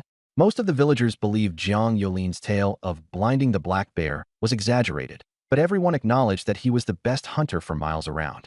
If Jiang Chun could learn even a fraction of his skills, he'd surely become a renowned hunter as well. Of course, our second son has got talent, no doubt about it. Jiang Chen's parents, Chun Xiaotsue and Jiang Tian, had come up with a plan: build up Jiang Chen's reputation and then find him a wife. What Jiang Chen didn't know was that his image in the village was quietly shifting from troublemaker to a skilled man with real ability. After dinner, my father led me to the clearing behind the village. I stood under a large tree, holding the horn bow that he'd used for over 10 years. He squatted on a stone step, applying rosin to the arrows, with 20 or so wooden arrows neatly arranged inside a bamboo basket. The iron arrowheads gleamed from being carefully sharpened, and the tail ends were tied with dried goose feathers. The first time I held this bow, I was eager to pull it back to see how it felt. "Don't rush to draw it just yet." My father tossed an arrow to me. "Catch it. Feel its weight. Get familiar with its balance." The mulberry wood shaft felt heavy and solid in my palm. An arrow is lifeless, but a person isn't. You have to understand its balance. Know where it's heavier, where it's stable. Only then can you shoot straight without it wobbling mid-flight. He stood up, took the bow, tucked his crutch under his arm, and pressed the bowstring down against the ground while pulling the bow's ends. The horned bow creaked softly, its sound reminiscent of old bones stretching. "This is a two-stone bow. If you can hold it steady for half an hour, we'll try shooting." Mimicking his stance, I placed my left hand in front and my right hand on the string. Just as I was about to pull, he pressed down on my shoulder. "Don't tense up your arms. Use your back muscles. Relax your shoulders, drop your elbows, and anchor your stance with your waist. Your lower back needs to feel like a willow branch in early spring, soft to the eye, but full of resilience." It took me several attempts to find that sense of resilience. Opening the bow wasn't about straining my arm muscles. Instead, it required exerting subtle force from my waist and lower back, while my whole body felt supported, neither stiff nor shaky. The bow creaked again, but this time began to bend slowly under my strength. My father picked up a small stone and tucked it into the crook of my elbow. "Hold it tight, don't let it fall." Before even 15 minutes had passed, my arm started trembling uncontrollably. In the cold midwinter air, sweat dripped down my chin and soaked a deep patch into my cotton jacket. "You're holding it too low." I raised the bow a bit higher. "Fix your focus.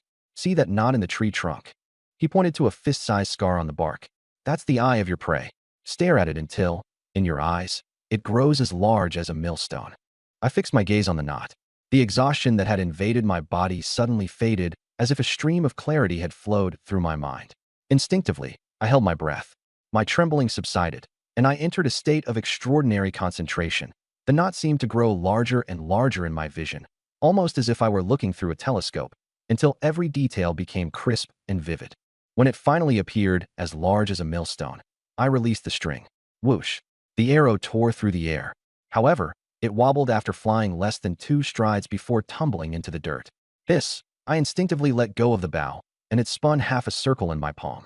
Pain shot through my shoulder like it was being torn apart. Quickly, my father came over to massage my shoulder. "From now on, every time you come back from hunting, you must rub your shoulders. Better take a hot bath too, or you'll suffer hidden injuries as you age." After a short rest, I got back on my feet. "Dad, let's do it again." Since crossing into this world, my senses seemed sharper than most people, especially when I focused. At that moment, I could hardly wait to put my newfound advantage to the test. My father nodded approvingly. This time, it wasn't just some passing whim. "Next step is to train your accuracy." He tossed an empty clay jar in front of me. "Focus on the jar's rim. I'll throw pebbles around it. Keep your eyes on the jar, but follow the pebbles with your gaze. And remember, don't move. Your bow and hands must stay steady." Pebbles clicked as they struck the ground near the jar, and my vision instantly shifted to track them. Lively eyes don't mean staring fixedly at one spot. Your gaze should be like a cat stalking a mouse, focused but still able to sense what's around. The forest belongs to the beasts, not the hunters. Those who can't see in all directions or listen to every sound end up dead in the woods. Eerily, I seem to have a gift for this. My eyes stayed locked onto the rim of the jar as if connected by an invisible web, while following the movement of each pebble smoothly. The small stone tucked into my elbow never even shifted. All right, try shooting again. My father gestured towards an old locust tree. Don't worry about hitting the mark. Just make sure the arrow flies straight. Taking a deep breath, I positioned my left hand on the bow and used 3 fingers on my right to hook the string, sliding an arrow into place.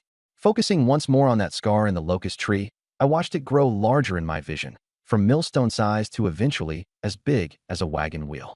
Holding my breath, my waist twisted gently as the string released with a sharp twang. The arrow buzzed through the air, piercing into the locust tree, the shaft still slightly vibrating upon impact. It hit, just 3 inches shy of the scar. Huh. My father's eyes gleamed briefly, though he quickly cleared his throat. Not bad. Practice more, and you'll gain a semblance of my skill. By then, you can strut your stuff around town. Turning away to retrieve the arrow, I caught the brief grin he tried hard to suppress once his back faced me. The arrowhead wasn't deeply embedded. With a casual tug, he pulled it out. The strength still wasn't there yet. Rubbing my chin, I thought to myself, I'm 18 years old, the prime age for sharp vision and quick reflexes. On top of that, my senses had been enhanced since crossing over, significantly boosting my potential in archery. The issue was purely strength. If I had more power earlier, I would have nailed that scar dead on. I need to keep training. Thankfully, my technique and shot focus were far superior to the average person. All I had to do was build up my strength, and the path to mastery would be wide open. The thought filled me with excitement. My father resumed applying rosin to the arrows. Every arrow you recover needs care. Apply rosin to the heads, smooth out the tail feathers, and you'll be able to use them longer. He handed me another arrow. You've grasped the technique well enough. From here on, it's all about practice. When I served in the army, they handed us 1 horn bow, a quiver of arrows, and left the rest to battle after battle. Locking onto the tree scar again, I repeated the steps, relax shoulders, drop elbows, engage the waist. With each shot, he corrected my form again and again, tirelessly. By the time the sun dipped below the horizon, my arms could barely lift anymore, and we headed home. I tried placing the bow back in his room, but he stopped me. It's yours now. Treat it well, and remember to tend to it daily with rosin. Initially, he probably wanted to test me for a few more days, but seeing my natural talent, he was happy to pass the bow on early. Thanks, Dad. With this bow in hand, I felt ready to take on anything this new world might throw my way. Now that I have the horn bow, I can truly call myself a hunter. Pa, Erlang, come back quickly for dinner. It was already late, and dinner time had to be postponed. Nungwen was starving, circling around my sister-in-law. Ma, is there meat tonight? What are you thinking? What family can afford meat every day? Oh, he lowered his head in disappointment. Just earlier today, he'd been bragging to his playmates in the village all morning about how great the chicken soup smelled, thinking there would be more tonight. Had he known there wasn't, he might have eaten less yesterday. But today I stir-fried some chicken offal with veggie roots and a bit of lard. My sister-in-law turned to glance at me. Erlang, shall we save the other chicken for tomorrow? Eating too much in one go is hard to digest. Then be sure to make it tomorrow, I said. Sister-in-law, you know me. If I go without tasty food for too long, who knows what I might end up doing? Her face darkened immediately. My father's satisfaction in his son's abilities from earlier turned into annoyance again as he hobbled his way into the house with his cane. I want to eat. I want to eat, yelled Nungwon, his mind still fixated on the chicken offal, bouncing around eagerly. He didn't expect my sister-in-law's mood to sour so quickly. She whacked him on the head. What's the rush? Wait for your father to come back. No sooner had she said this than my eldest brother entered the house, carrying a sack over his back. Nengwon, clutching his head, ran to greet him. Pa, hurry up and eat. Hold on, take the grain back first.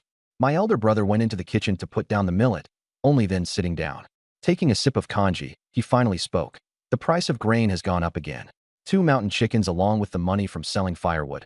Altogether 300 coins, enough to buy only 26 jin of millet. That's it. My sister-in-law became instantly tense. We'd been eating decently for the past 2 days, and tonight she'd cooked the kanji thick. At this rate, 26 jin would only last 10 odd days, even if rationed carefully. Sister-in-law, don't worry, I chimed in. I'll head to the mountain again tomorrow and hunt some game. Now that Pa's given me the bow, I'm not limited to hunting just mountain chickens anymore. This time, my sights were set on roe deer, those elusive creatures I'd often glimpsed in my auguries. Now that I'd learned archery, it was time to bring them to the dinner table. Besides, I needed to build strength. From now on, I want to eat meat every single day. Surviving solely on rough millet wasn't going to cut it. Catching a roe deer would provide food for days. It's not that easy, Pa said curtly. Just eat your meal in peace. My brother and sister-in-law didn't respond, nor did they dissuade me. It seemed they figured that even if I came back empty-handed, going up the mountain was better than sneaking off to sell household belongings. After dinner, I spent another half-hour practicing with the bow before finally going to bed. The next morning, the first thing I did upon waking was check the tortoise shell. Flickers of light pulsed. It was ready for use again. So, it looks like I can only use this power once per day. I touched it with my finger, and the lights coalesced. That dim star that had hovered over the shell this whole time. It finally lit up, and words appeared next to it. Destiny Star, Mountain Dweller. 3 divination lots popped out. Minor luck, before nightfall, head to Jinshire Pond with a fishing spear or net. There might be something to gain. Moderate luck, there are roe deer currently wandering the southern side of Mount Xiaohe. Bring a hunting bow, and you might have a good catch. Major misfortune, a lone wolf has appeared on the northern slope of Mount Xiaohe. Obtaining its pelt could make you a fortune. However, the wolf is severely starving and highly dangerous. Approach carefully, or you might be torn to shreds. Destiny Star? Mountain Dweller. So that's referring to my current status. It seemed that the scope of the auguries centered around this Destiny Star. If my status were to change in the future, perhaps the range of the divinations would shift as well. It also felt like there were conditions to lighting up the star. It didn't happen immediately upon my transmigration. Instead, it only lit up just now. I didn't know what triggered it. The secrets of this tortoise shell seemed endless and impossible to decipher for now, so I focused my attention on the divination lots. The one for Angelica, which I hadn't used yesterday, had refreshed today, along with an additional minor luck option. Jinshire Pond, located midway up Mount Xiaohe, where loose stones and water accumulated to form a deep pool. It was known to harbor fish and shrimp, fresher and tastier than those from the river. In summer, many villagers came to catch fish there, but in winter, almost no one dared approach. Falling in would likely mean death. Fish tasted best when fried with oil, but we didn't have much oil at home, so I initially thought little of this option. However, with only 1 chicken left in the house, once we ate that, our supply of meat would be gone by tomorrow. Without fresh meat soon, we'd be back to eating gruel and wild greens. I hesitated, but ultimately decided to go for it. Fish was meat, too, and my body needed nourishment while I trained with the bow. The lot dissolved into light, which seeped into my body. A vision of Jinshire Pond appeared in my mind, a deep, shadowy pool, in which a fish over a foot long floated on the surface. Its back was greenish-gray, and it weakly opened and closed its mouth. Its tail barely twitched, flipping over in the water to reveal the silvery white belly, only to flip back again. So it's dying? No wonder the lot described it as minor luck. If this grass carp had been full of energy, I wouldn't have been able to catch it, and it might have even dragged me into the water. Falling into a pond in midwinter could be a death sentence. But since it was sickly, this would be easy. Alright then. Today's plan. Pick Angelica and catch fish. Taking the machete, slinging my longbow on my back, and bundling up in my dogskin coat, I headed out. Erlang, are you off to the mountain? My sister-in-law called after noticing I was awake. Yeah, I'm going to check if I can bring back some more meat. Have breakfast first. I'll get you some food for the road. After I finished eating, she handed me a cloth bundle. Inside were 3 millet dough balls mixed with wild greens. I drizzled a bit of chicken fat on them, so they'll keep you going. Ever since I'd called off the engagement with Chuanda's daughter and brought back 4 mountain chickens, my sister-in-law's attitude toward me had done a complete 180-degree turn. Thanks, sister-in-law. Don't wait for me tonight. I'll be back late. If time allowed, I planned to check the southern side of Mount Xiaohe for traces of roe deer. Saving an augury lot would mean squeezing in one more gain. As I walked out of the village with my bow, more than a few curious eyes followed. News about me getting my act together had already spread through half the village, thanks to my sister-in-law and elder brother's gossip. Heading up the mountain again? Did that rascal really turn over a new leaf? An old man muttered. The person beside him quickly cut in. Lower your voice. The widow's son called him a thug once, and he chased her around with an axe. The old man lowered his volume, though still unconvinced. But he really is a. Before he could finish, I glanced his way, casually placing my hand on the machete at my hip. He quickly swallowed the rest of his words and forced an awkward laugh. Xiao Chun, heading to hunt, eh? Uncle Chan, I replied with mock thoughtfulness. Didn't you just say you still have 2 chickens at home? Ha ha ha. Chen Monsong laughed nervously. I was just joking. Don't take it seriously. I smirked. This thug persona of mine certainly had its uses. Showing just enough edge made interactions much simpler. In the village, hardly anyone dares to mess with him. After Jiang Chun walked away, Chun Monsong relaxed his expression and muttered, This isn't change, is it? Those birds he caught? I'm afraid they're not wild pheasants, but probably raised by some family. No way. I saw Zhang Dalong sell them in the county myself. Those were definitely wild pheasants. So you're saying he really knows how to hunt? Dragons give birth to dragons, phoenixes to phoenixes, and a rat's offspring knows how to dig. Jiang Lao's son having hunting skills. What's so unusual about that? That's nonsense. You all might not know, but I do. A figure popped out from the roadside, Zhang Sampo. That rabbit he had the other day? It wasn't hunted. It was roadkill, and he picked it up. Zhang knew. He had seen that rabbit and clearly knew how it died. And as for those so-called pheasants, they were just sitting in their nests, easy enough for a child to grab. And he calls that hunting. Ever since Jiang Chun threatened him last time, Zhang Sampo couldn't let it go. The more he thought about it, the angrier he got. If he had gone up the mountain earlier, he could have claimed that rabbit. In his mind, Jiang Chun had stolen his rabbit and then had the audacity to threaten him with a knife. As his grievances festered, Zhang became more resentful. And now, Jiang Chun wanted him to pay the money back? Not a chance. Chen Monsong chuckled. Zhang Sampo, wasn't he your little brother? How come you hid behind a tree just now and didn't go exchange greetings? Who's his brother? We cut ties ages ago, Zhang Sampo said indignantly, hands tucked into his sleeves. Truthfully, Jiang Chen's fierce demeanor had shaken him, and earlier, he simply didn't dare show himself. Oh, I see. Then it looks like Jiang Chun really has changed. Not hanging out with you anymore. That's probably for the best. Chen Monsong, what are you implying? Zhang Sampo shouted. But before he could say more, Chen Monsong had already slung his firewood bundle onto his back and left. My first stop up the mountain was at the snares I had set earlier. The first? Empty. The second? Still nothing. The third? Completely bare. This is tough. I felt pretty down about it. Hunting is tough. The tracks of rabbits were clearly visible, and I had placed snares directly along their routes, even camouflaging them. But after 2 days, I had still caught nothing. I let out a deep breath and scattered a few more fresh grains of millet, telling myself I'd take the snares down and wait until spring if tomorrow yielded no results. I moved further up the mountain. After nearly 2 hours of climbing, my back was soaked with sweat. Steam escaped from my collar in waves. When the icy wind bit into me, I exhaled mist, my face stinging like it was cut by knives. I pulled my hand out of my sleeve and rubbed my face hard before climbing onto the last rocky outcrop, finally reaching the summit of the middle peak of Little Black Mountain. The wind became even fiercer. Looking back, behind Little Black Mountain loomed a much larger mountain, nearly double its height. Its dense trees clustered together, forming a dark, almost impenetrable canopy. Even during the day, it seemed dim and forbidding. No telling how many venomous creatures and deadly predators lay hidden there. That was Big Black Mountain. Just gazing at it from afar was intimidating. But danger often comes hand in hand with opportunity. Larger prey would mostly be found in Big Black Mountain. Medium-sized game like roe deer had already become increasingly rare in Little Black Mountain. One day, I'll need to head over there, I resolved as I set my sights on the distant mountain. After catching my breath, I began searching for the 2 Chinese wild yams, Gastrodia alata, I had seen in the divination. Following the signs on the talisman, I took about 100 steps down to a wind-sheltered slope. Closer to the summit, the trees were dense, and rotting leaves had piled up to create a layer almost 6 inches thick. It felt like wading through a bed of cotton.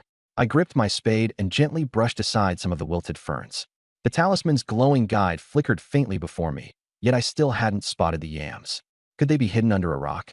I wasn't trained in medicinal herbs, and my knowledge of the Gastrodia alata plant came entirely from the talisman's guidance. I didn't know its biological habits. At the glowing indicator, I found a loose greenish stone and pried it up. Beneath it was a ring of shallow, light brown fungal roots, resembling the base of a wizened vine. Excited, I thought. The talisman did mention Gastrodia alata grows in symbiosis with decayed wood fungi. It must be here. Squatting down, I used the spade to carefully dig along the stone's edges. As decayed leaves crumbled away, a round, plump object rolled out of the black, damp soil. Covered in moist dirt, I rubbed it clean with my sleeve, revealing its yellowish-white base. One end had a pointed bud tip, while the other featured a concave navel. Sure enough, it was Gastrodia alata. I worked even more cautiously now, tracing the fungal roots deeper into the soil. When I encountered a hard root and rhizome, I shifted the spade 3 inches away, gently prying to lift the soil while preserving the plant and roots. As I sifted away the loose dirt, I unearthed 2 Gastrodia alata plants growing together. They were as thick as a child's forearm, with outer skins intricately striped like tree growth rings. 5 years old. Worth some money. Carefully, I stashed them in a cloth bag, quietly recovered the ground with leaves, and replaced the stone. Maybe 2 more would grow here in the future. No doubt. This trip was already worth it. Satisfied with my haul, I decided not to head directly to Golden Stone Pond just yet. Instead, I continued along the wind-protected slope towards the southern side. My divining signs had indicated that there were roe deer on the South Mountain. While I hadn't consulted the talisman for an exact location, doing a little reconnaissance wouldn't hurt. However, the mountain's southern side was a vast cluster of ridges and undergrowth, far more overgrown than the village-facing side. I wandered aimlessly for an hour, finding only a few dry droppings and no sign of any game. Looking towards the distant stretch of thicker shrubbery, I hesitated. If there were really roe deer here, it would probably be further south. But that would take me much farther from the village, and I still needed to catch some fish later. I stopped and decided to leave it for next time. With my current skills, even if I did encounter a deer, it wasn't likely that I'd be able to catch it. Just as I was about to turn back, something caught my eye. About 10 paces ahead was a mound in the snow. Something wasn't right about it. I immediately grew alert, reaching back to instinctively grip my horn bow and notching an arrow before pulling the string taut. Hey, don't get worked up. The snow moved and spoke as it stood up. It was a man, dressed in a rabbit fur coat with a blackwood bough slung across his back and a short knife hanging at his waist. He looked to be about 30 years old, his face purple from the cold and his skin cracked and rough. Sharp eyes you've got there. Which hunting village are you from? He asked with a grin. 3 Mountain Village, I replied, though I didn't lower my bow. Running into another hunter deep in the wild wasn't necessarily a good thing. Plenty of fights had broken out over game in the past. 3 Mountain Village? Huh, you don't look familiar. Which hunter family are you from? I didn't answer, just stared at him silently. The man chuckled. The name's Jia Fan, from Changha Village up ahead. He pointed southward. At his introduction, I loosened the bowstring slightly, replying, Jiang Chun. Hearing my name, Jia Fan's interest piqued. He looked me over, asking, Jiang Yulin, he your kin? My father. I thought so. Jiang the Elder hasn't been hunting in ages. Looks like he passed the craft on to you.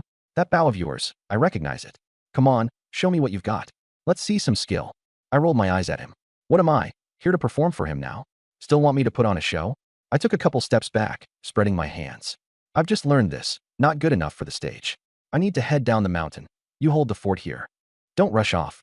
We haven't drawn any blood today, have we? He caught up with me. I wasn't about to brag about digging up 2 rhizomes of gastrodia. Seeing me stay silent, he laughed heartily. Don't sweat it. It's always like this when you're new to hunting. He pulled 2 turtle doves from his belt and handed them to me. Here, a meeting gift. Pass on a word to your dad for me. Tell him I'm waiting to head back to the Black Mountain with him. Turtle doves are quick and land high up, making them hard for the average hunter to hit. This Jia Fan wasn't a bad shot, and he'd been to the Black Mountain with my father. As I mulled this over, he pushed the birds toward me. Take them. Why act so formal with me? I couldn't exactly be frosty when he meant no harm, so I accepted them with a nod. Thanks, Uncle Jia. Just 2 birds, no big deal. He patted my shoulder. Oh, by the way, you be careful around the hollow pit ahead. Better yet, don't go there at all. You might fall in. A hollow pit. Either a big hole caused by a landslide or a leftover trap for large beasts. Falling into one could mean death or serious injury.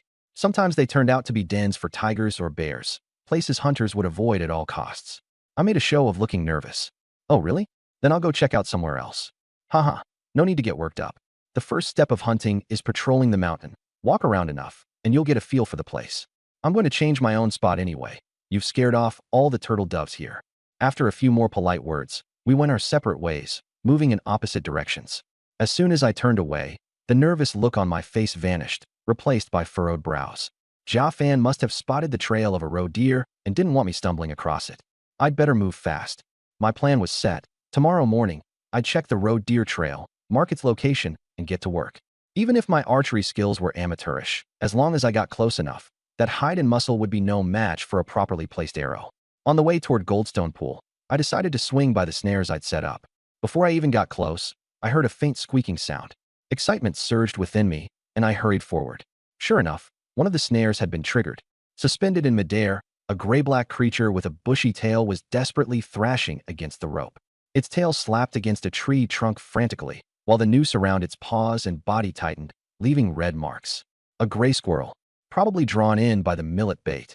I untied the snare and held the squirrel in my hand, feeling a twinge of disappointment. Despite its fluffy tail, its body wasn't much bigger than a large rat, barely any meat on it. With turtle doves already in my bag and plans to catch fish later, this thing wasn't worth my effort. Besides, squirrel meat is sour and tough. No one would eat it unless they were desperate from hunger. The squirrel looked up at me with wide, shiny black eyes, its nose twitching as it let out weak squeaks. A smile tugged at my lips. You poor thing. All right, I'll let you go. I tossed it away with a flick of the wrist. The squirrel took off like its life depended on it, darting through the snow. I slung my bow over my shoulder and quietly followed from a distance. The little creature sped through the forest, weaving between trees with startling agility. Most people would have lost track of it after a short distance, but my eyesight was far better than the average person's. I kept my focus on it like a thread stuck to its tail, even from 20 or 30 paces away. After running a good 300 or 400 steps, the squirrel leapt onto the branch of a tree, looked around nervously, then dove into a hollow section of a nearby dead tree trunk. I stepped out from the shadows, grinning. So this is where you live. The dead tree had clearly been standing lifeless for years, leaning against a much larger tree. I gave it a gentle shove, it wobbled slightly. Unsheathing my hatchet, I struck the trunk hard. Thunk! The tree shook. The squirrel that had just made it home let out a sharp squeal, darted out in panic, and clambered onto a nearby tree. This time, it didn't flee but stayed put, its small bead-like eyes fixed on me, its tail fur bristling aggressively. Another strike, and the dead tree snapped open. From the hollow trunk tumbled a cascade of pine nuts, pouring out like a mini waterfall. Not a bad stash at all. I remembered hearing in my past life that squirrels loved to hoard food for winter, often stuffing tree hollows with seeds and nuts, sometimes so much that they forgot where they'd hidden it. Letting this one go was no act of mercy. I'd been banking on it leading me straight to its larder. More and more nuts spilled out. I pulled out a cloth bag to catch them, picking up the ones that had scattered on the ground. By the time I weighed it in my hands, I had a good 4 or 5 pounds of nuts. Not bad for such a little guy, I muttered. The squirrel, still perched above, chittered furiously at me, its tail puffed up like a bottle brush. Though I couldn't understand squirrel language, I figured it wasn't anything polite. Seeing the nearly emptied tree hollow, I felt a twinge of guilt. Glancing upward, I chuckled. I spared your life. Of course, I've got to collect a toll. Squeak, squeak, squeak, came its shrill reply. Keep yapping, and I'll bag you for dinner. I threatened, raising my bow in mock anger. The squirrel bolted, leaping onto another tree but still glaring mournfully at its hollow, eyes glistening as if on the verge of tears. Not my problem. I shook the sack of nuts, grinning. Though not exactly meat, nuts like these were rich in oils and turned deliciously fragrant after a quick roast. If I could press the oil out, I'd have the perfect addition to pan-fried fish or a hearty broth. Just the thought was enough to make my mouth water, my stomach growling in agreement. I plopped down right then and there, ignoring the angry curses from above. Pulling out the vegetable cakes my sister-in-law had made for me, I took my time eating. Crafted from millet and wild greens, they were a chore to chew through, though the drizzle of chicken fat helped them go down. One after another, 3 cakes later, my belly finally felt less empty. Taking a swig of water, I glanced up at the squirrel. It startled at my gaze, clearly sensing my lingering bloodlust, and hurriedly bounded further away. To catch fish, I need a proper fish spear. For a dying fish, it wouldn't need to be high quality, just something straight, sturdy, and the right size to wield. Roaming through the woods, I eventually found a partially broken wild jujube tree. Its trunk, as thick as a bowl, had a natural 3-pronged split at the tip, perfect as makeshift tines.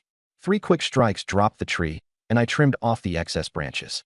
Sharpening the forked ends into pointed spurs, I carved 2 shallow grooves into the handle for grip and swung it experimentally. Not bad. Spear in hand, I made my way toward Goldstone Pool. Goldstone Pool was larger than I'd imagined, sprawling a good acre. No wonder it bred such big fish. The water, a deep murky green, reflected the sky like glass, with scattered dead leaves floating on its surface. A gentle wind passed over, and the ripples revealed faint movements beneath the water. I picked up a loose stone and hurled it toward the cluster of leaves. Plunk! A large grayish-green fish flicked its tail, splashing up water before vanishing into the depths. But I wasn't worried. Its pale belly, struggling upright, showed its swim bladder was shot. It wasn't going to stay down for long.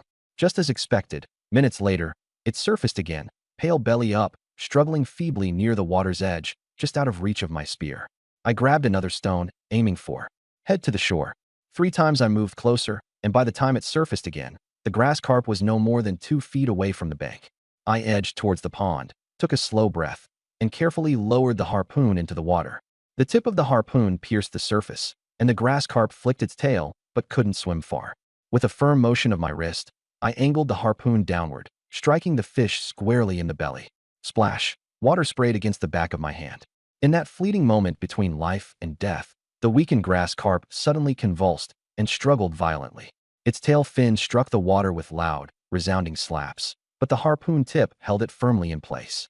Despite nearing death, the strength of the fish underwater matched that of a 12 or 13-year-old child. My arm muscles bulged with all my restraint, and I dared not loosen my grip. It wasn't until the fish's energy waned that I gave a strong lift, hauling the fish out of the water with the harpoon. Its silvery belly glinted in the sunlight, while crimson beads of blood dripped onto the frozen pebbles below. It was even bigger than I'd estimated. Out of the water, I could see that it was almost 2 feet long, likely weighing around 14 or 15 pounds. Just as I was about to carry the fish home, a sharp chill made me wince. Ah, darn. I looked down and realized, in my excitement, I had stepped into the muddy bank of the pond and soaked both my boots. The bone-chilling cold seeped in through the leather. This wasn't good. I needed to hurry back. In weather like this, wet boots could freeze against the skin if left on too long, leaving frostbite that would put me off my feet all winter. Finding a sturdy branch, I threaded it through the gills of the fish, slung it over my back, and made for the mountain path with all the speed I could muster. By the time I reached the village entrance, the sky had taken on a dim, dusky hue. People scavenging wild herbs and firewood were also returning home, visibly weary. The harvest had been poor this year, and no one's granaries were particularly well stocked. Everyone was trying to gather as much winter food and fuel as they still could. Soon, the cold would force them to hunker down for the season. The brisk sound of my hurried steps startled the villagers, causing a few to glance back, only to spot a massive, grayish fish flopping around on someone's back. The sight stopped people in their tracks. What a big catch. That's enough to last the winter, isn't it? After getting their fill of gawking at the fish, their eyes finally moved to me. Isn't that the younger Jiang boy? Bringing back more game again. Second Jiang, where'd you catch that beast of a fish? The pond, I said, not slowing my stride. Really? There's such big fish in Goldstone Pond. How come I've never seen one like that? The skeptics followed close behind, their tones edging on flattery. Second Jiang, we're all neighbors here. Spill the secret, will you? There's almost nothing left to eat at our place. Goldstone Pond, I repeated, shrugging. Got lucky, caught one. Truthfully, other than the nearby river and that pond at the village edge, there weren't many places a fish that size might come from. Anyone familiar with the area could have guessed. Are there more? I smiled wryly. Goldstone Pond's never been short of fish. Whether you catch one or not, it's all about skill. Disappointment flickered across their faces. This weather alone made venturing into Goldstone Pond laughable. Falling in its freezing waters was as good as a death sentence, so nobody dared try. Well, nobody except someone like me with nothing to lose. Uncle, one, a boy playing in the village, heard the commotion and came running. He cheered when he saw the grass carp slung over my back and nearly leaped at me in excitement. Let me carry it for you. No need, I said with a smile. You go home quick and ask your mom to heat up a basin of warm water. When he noticed the fish was longer than he was tall, he realized he wouldn't be able to lift it and promptly nodded. Enthused, he darted off towards home. The crowd, resigned to their inability to fetch their own prize catch, once again fixed their eyes on the nearly 2-foot-long fat grass carp over my shoulder. Fish might not taste as rich as other wild game, but in the depths of winter, any meat was precious. Somewhere in the throng stood Zhang Sanpo, glowering, his nostrils flaring. Aware the fish on my back set his thoughts in motion, I suddenly noticed him glance at my soaked boots. Before I could react, he pushed forward, grinning. Jiang Chun, what a big haul you've got there. Don't bother me. I grunted dismissively. He acted like he didn't hear. Laughing slyly, he added, haven't seen you in a few days. Why so distant now? His gaze fell onto the bulging sack tied at my waist. What you got there, huh? Don't tell me you caught a rabbit too. Let me have a look. I'm not taking it from you. With my right arm supporting the fish, I used my left to shove his shoulder. Get lost. Seizing the opportunity, he staggered theatrically and plopped onto the ground, raising his voice. I just asked a simple question. Why'd you hit me?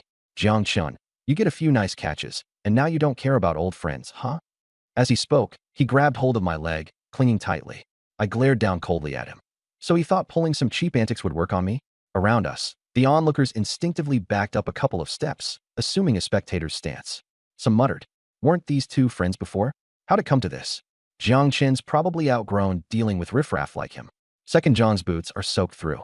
If he doesn't get home to warm up soon, he might end up frostbitten. I entertained the idea of kicking Zhang Sampo squarely under the chin, but my arm was weighed down with the fish, and now my leg was locked by his grip. A single wrong move might have thrown me off balance. If I really ended up wrestling on the ground with him, he'd have won this little scheme outright.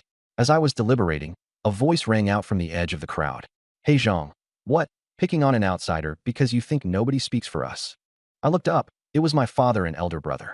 My father leaned on his cane, trudging step by step towards us. He used the term outsider because, in our village, the Chun family was the majority, the Zhang family second most established, while my family, the Jiangs, was a household of one. In rural villages, outsiders often faced bullying. That said, no one in Three Mountain Village had dared outright target my family. My father's reputation as a hardened ex-soldier, with rumors of men he'd killed, combined with his skills as a hunter, made him a figure no one wanted to cross. Who's bullying who? It's your son who hit me. Zhang Sampo's tone clearly faltered, but he lifted his chin obstinately. Save that petty crap for someone who buys it. My father continued forward at an even pace. His weather-worn face hardened, and with a sharp motion, he swung the cane upward. Gripping it firmly by its thinner end, he declared, I raised hells you'd never dream about. His words weren't fully out of his mouth before the cane came crashing down toward Zhang Sampo's head, whistling audibly with the force of its swing. There wasn't a shred of hesitation in that strike. Wait, Dad, I shouted hastily. The thick end of the cane was heavy. It would have left Zhang severely injured if it landed. For all his scheming, I hadn't intended to escalate things into manslaughter now that we had an audience watching. If the man died, dealing with the local authorities would quickly become a mountain of problems we didn't need. Wham! The cane slammed into the ground, dirt scattering on impact. My father hadn't held back one bit. Thankfully, much like the grass carp earlier, Zhang Sampo mustered all his strength at the critical moment and rolled out of the way. Lying a few feet off to the side, his chest heaved as he caught his breath, his gaze filled with unadulterated fear toward my father. My father scoffed, readjusted his grasp on his cane, and jabbed it firmly into the ground, continuing, Boy, do not make me remind you. More chickens than the ones you've killed, and you still want to mess around with me? Get lost. Zhang Sampo didn't bother with a reply, clutching his pants as he scrambled to his feet and ran off. The crowd was momentarily stunned but burst into laughter as soon as they saw him fleeing. Did he wet himself? A grown man wetting his pants, huh? Old Jiang is savage. Wasn't he about to beat someone to death just now? So what if he kills someone? It's not like it's the first time he'd done it. Big brother came over and took the grass carp I was carrying on my shoulder. Come on, let's head home. Feeling relieved of the weight, I quickly trailed behind him. As soon as we got home, my sister-in-law came out with a large wooden basin of steaming water. Hurry inside. Soak your feet. Stepping into the main room, I carefully pulled off my leather boots, completely soaked through and ice cold. My feet were so numb, I could barely feel them. Dad was already seated in front of me, his rough, calloused hands reaching out to rub warmth back into my frozen feet. Feet like this can't go straight into the hot water. You'll feel worse if you do. Let me get them warmed up first. Instinctively, I tried to pull my feet away, but he held them down firmly. What? You embarrassed now that your old man is rubbing your feet? Fish soup, pine nuts for oil, and the young girl shenyank you.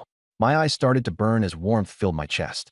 In my previous life, my parents divorced when I was very young, and they each moved on with new families.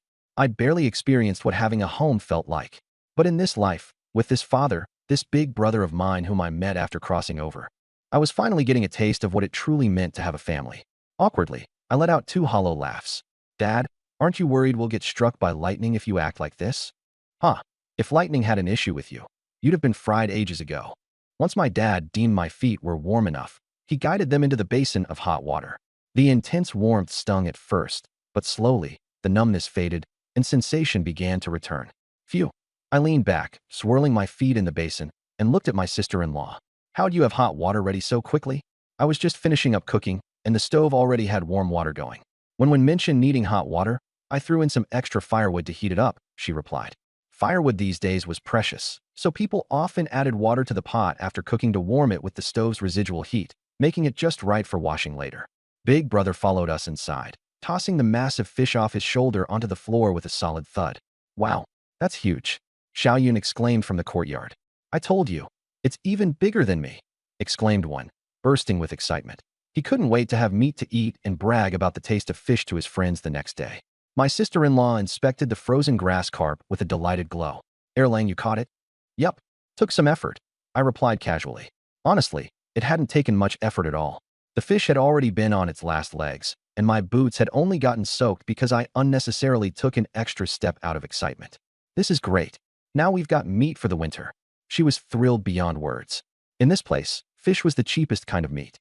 It wasn't exactly delicious, but for ordinary families, it was one of the few meats they could indulge in during the new year. Being able to put fish on the table meant abundance year after year. Plus, she'd been spreading some slightly exaggerated praise about me to secure a marriage alliance for me. After today's display, Everyone would know I was someone with real skills. If anything, her compliments would seem understated. But Dad wasn't as overjoyed. Catching fish in winter? Have you lost your mind? The waters near Jeanshire Pool are treacherous. One wrong step, and you're gone for good. Thinking about it now, I couldn't help but shudder. Had I taken 2 more steps further, soaked as I was, there was a real chance I'd have fallen in. If your winter coat gets soaked, it's a one-way ticket to the afterlife. Flashing a sheepish grin, I reassured him, "Don't worry, Dad. I know my limits." I only managed to spear this one because I happened to see a grass carp belly up as I was passing by. "You little rascal." Dad shook his head. "Stay away from the water in winter. The Jeanshire Pool is deep. If you fall in, no one will save you." "Got it." I nodded, outwardly complying but inwardly pondering. The pool was full of fish. If it froze over eventually, could I break through the ice and catch them while they surfaced to breathe? I'd seen plenty of videos in my previous life of people fishing like that, though I wasn't sure how thick the ice around here would get. If it was too thin, it wouldn't support my weight. Too thick, and breaking through it could become impossible. I decided to shelf the idea as a last resort for when there were no other hunting options. Dad seemed like he wanted to scold me some more, but I quickly changed the subject. "1, Xiaoyan, come here." "Second, Uncle." The 2 little ones dashed into the main room like a gust of wind, standing at attention. Ever since I brought home several successful hunts, their previous dismissive attitudes toward me had turned into pure reverence. To them, I was now the most capable adult in the household. I pulled 2 pigeons from my coat. "Take these to your mom. Have her roast them up for you." "Whoa, pigeons." Wen's eyes lit up as he grabbed them, shouting all the way to the courtyard, "Mom, we're getting roasted pigeons." A single pigeon only yields about 2 ounces of meat, but for kids, it was a luxury to savor. My sister-in-law appeared, holding the pigeons. "Are you sure these aren't wasted on the kids? 4 ounces of meat. That's enough to flavor an entire dish. Let them eat it. Keeps them from fighting over my stir-fried chicken later." I shot back. Putting on airs, I added, "Besides, with a fish that big, how could we still be short on food? Fish meat is cheap. Don't sell it. Let's just enjoy it at home." She nodded. Fish really wasn't worth much, about the same as millet per pound, so trading it for grain didn't make sense. "All right, just that fish takes a lot of oil, and without oil, it won't taste good." "Oh, right." I suddenly remembered the pine nuts around my waist and handed her the cloth bag. Opening it, she gasped. "So many pine nuts and hazelnuts. Where did you find them?" Any nuts she collected on her usual trips up the mountain took years to accumulate in such quantities. I raided a squirrel's stash. "Let me see." One, still holding the pigeons, squeezed his head in to take a look, exclaiming, "Mom, are you going to roast these too?" In the past, whenever she'd gather even a handful of pine nuts, she'd roast them in the old kitchen wok and let the kids snack on them. But this time, she pat his head and scolded, "You've eaten enough treats. These are going to the oil press so we can get cooking oil for winter. Keep a couple handfuls for them, and trade the rest for oil," I said with a smile. "All right," she beamed. It was my haul, after all, so I had the final say. And with her kids getting a small treat, she was all the happier. "You guys rest up. I'll start making some fish soup." She left, her steps light with joy. Big brother chuckled next to me. "You've really been racking up the goods lately, huh?" It was true. After years of wasting time as an underachieving, carefree drifter, the past few days had seen me bringing in haul after haul of actual necessities. Of course, this wasn't all for them. I had bigger plans. Well, what can I say? Maybe I've got a knack. Or I in tavern. I swayed my tail proudly, wearing a self-satisfied expression. My father's gaze landed on the 2 pigeons. "You hunted those." He already knew I had a knack for archery, but to take down pigeons this quickly was quite impressive. "Nope. I ran into another hunter on the mountain, name's Jiafan. He said he knows you." I recounted my encounter with Jiafan. Father sneered after listening. "That Jiafan? Yes, we've hunted together a few times around Ariai Mountain. He's excellent at tracking. He can always find prey if there's a trace to follow. But he's not exactly a straight-dealing man. Telling you all that, he probably spotted tracks and didn't want you interfering." I feigned a sudden epiphany. "Roe deer. It's got to be roe deer." "Roe deer." My father's eyes lit up. Winter is prime hunting season for roe deer. Normally, they would have been driven deep into Ariai Mountain by now. Didn't expect there'd still be some around Xiaohe Mountain. "I'm sure they're roe deer tracks." I recognized them. In truth, I hadn't seen any tracks at all, but that didn't stop me from speaking confidently. "What a shame." Father sighed, shaking his head. "I can't go up the mountain anymore, so Jiafan gets to keep it all to himself. If those deer are lingering there, it could be a whole family, maybe even a herd." "Father, let me try." His eyebrows arched. "You? Barely learned to walk, and now you want to run. Just think of it as arrow practice. No point practicing aimlessly every day. I'm only worried about crossing paths with Jiafan. What if he..." Competing over prey in the mountains could lead to confrontations, and I wasn't sure I could take him, so I sought father's guidance. My father chuckled. Don't worry, he wouldn't dare harm you. Go ahead and try. I'll tell you how to hunt roe deer. They're sharp, but also quite foolish. Once you find the right approach, they're actually easier to hunt than other wild animals. He spent quite a while explaining, only interrupted when my sister-in-law brought in a clay bowl. The fish had been fried in lard until golden, then simmered in a thick, creamy soup with bits of greens floating on top. It smelled divine. Time to eat. I cooked millet rice. The fish soup over rice is just perfect. Save the chicken for tomorrow. We've already got enough for today, she added, glancing at me cautiously, as if afraid I'd be upset. I waved it off. Sister, sit down and eat with us. Go on, eat. Father waved her away dismissively before turning back to me. Remember, once you find tracks of a roe deer, you've got a 30% chance. But, he shook his head again. Your archery skills are too poor. From 50 paces, your arrows couldn't even pierce its hide. After dinner, give me your arrows. I'll sharpen the tips for better penetration. Even if it's not a fatal hit, you could track it by the blood trail. Grandpa, my nephew, one, grumbled, holding his bowl. Eat first. Eat. Sister-in-law ladled a hearty bowl of soup for him. Father, have more. It's good for your leg injury. Good, good. Father's smile couldn't be hidden, the life he had been yearning for. Erlang, you've worked the hardest. Eat up. I took a bowl for myself. The broth was rich and white, glistening with a layer of oil, shimmering slightly from the heat. Blowing to cool it, I sipped. The warmth spread immediately, the savory sweetness of the fish filling my mouth, sliding down my throat, warming me from stomach to soul. The fish meat had been simmered until tender and fell apart at a prod from my chopsticks. Mixed with greens, it melted on my tongue. I was so hungry that even the slightest hint of fishiness went unnoticed. Fish from Jinshir Pond has a flavor of its own, I remarked between bites, rising for a second bowl. 2/4 hours later, when rubbed his stomach and groaned. So full, so full. His little sister, Xiao Yun, shot him an eye roll. You ate the most, of course. Hee hee, it tasted so good. Mother's cooking and second uncle's catch. He suddenly remembered, perking up in curiosity. Mother, is the roasted pigeon ready? Sister-in-law's face turned stern. Eat any more and you'll burst. Save it for tomorrow. When pouted, clutching his stuffed belly in disappointment, but eventually nodded. By dawn the next morning, the temperature had dropped dramatically, and snow began to fall. I slept in a bit, until someone knocked on the door. Second uncle. Someone's here. I sat up, frowning. The original owner of this body didn't have many friends, mostly a gang of troublemakers, and others avoided him like the plague. Could Zhang Sampo, bitter over yesterday's humiliation, have come back for trouble? My blood heated at the thought. In 2 lifetimes, I'd tasted poverty and hardship, but I'd never cowered. If someone dared come stir up trouble again, did they think I was easy prey? A glint of cold resolve flashed in my eyes as I grabbed a hatchet before yanking the door open and storming to the courtyard. My sister-in-law, seeing me heading out armed, sensed something was wrong and followed worriedly. As I stepped outside, my piercing gaze swept the yard, but I didn't find the scene I expected.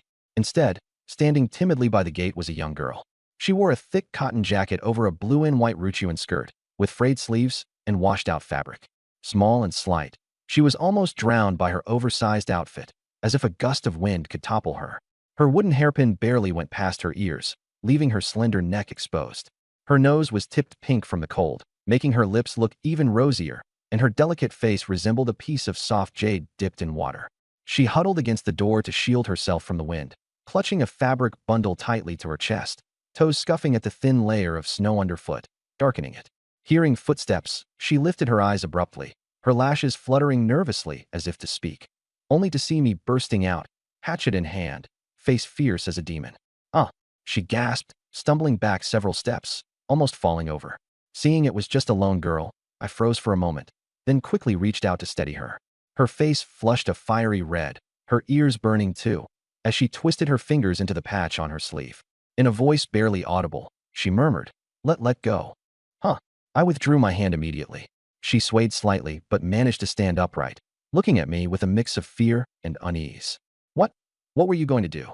It was only then I realized I was still holding the hatchet. Embarrassed, I casually tossed it onto the steps with a clatter. Nothing, just came out to see who it was. You call this just seeing who it was?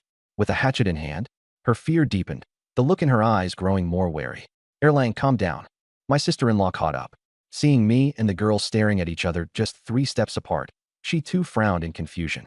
What's going on here? I thought it might be those thugs causing trouble again. I turned back to the girl.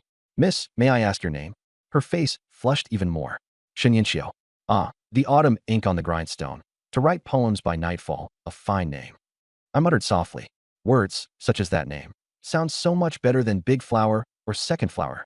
Her eyes lit up.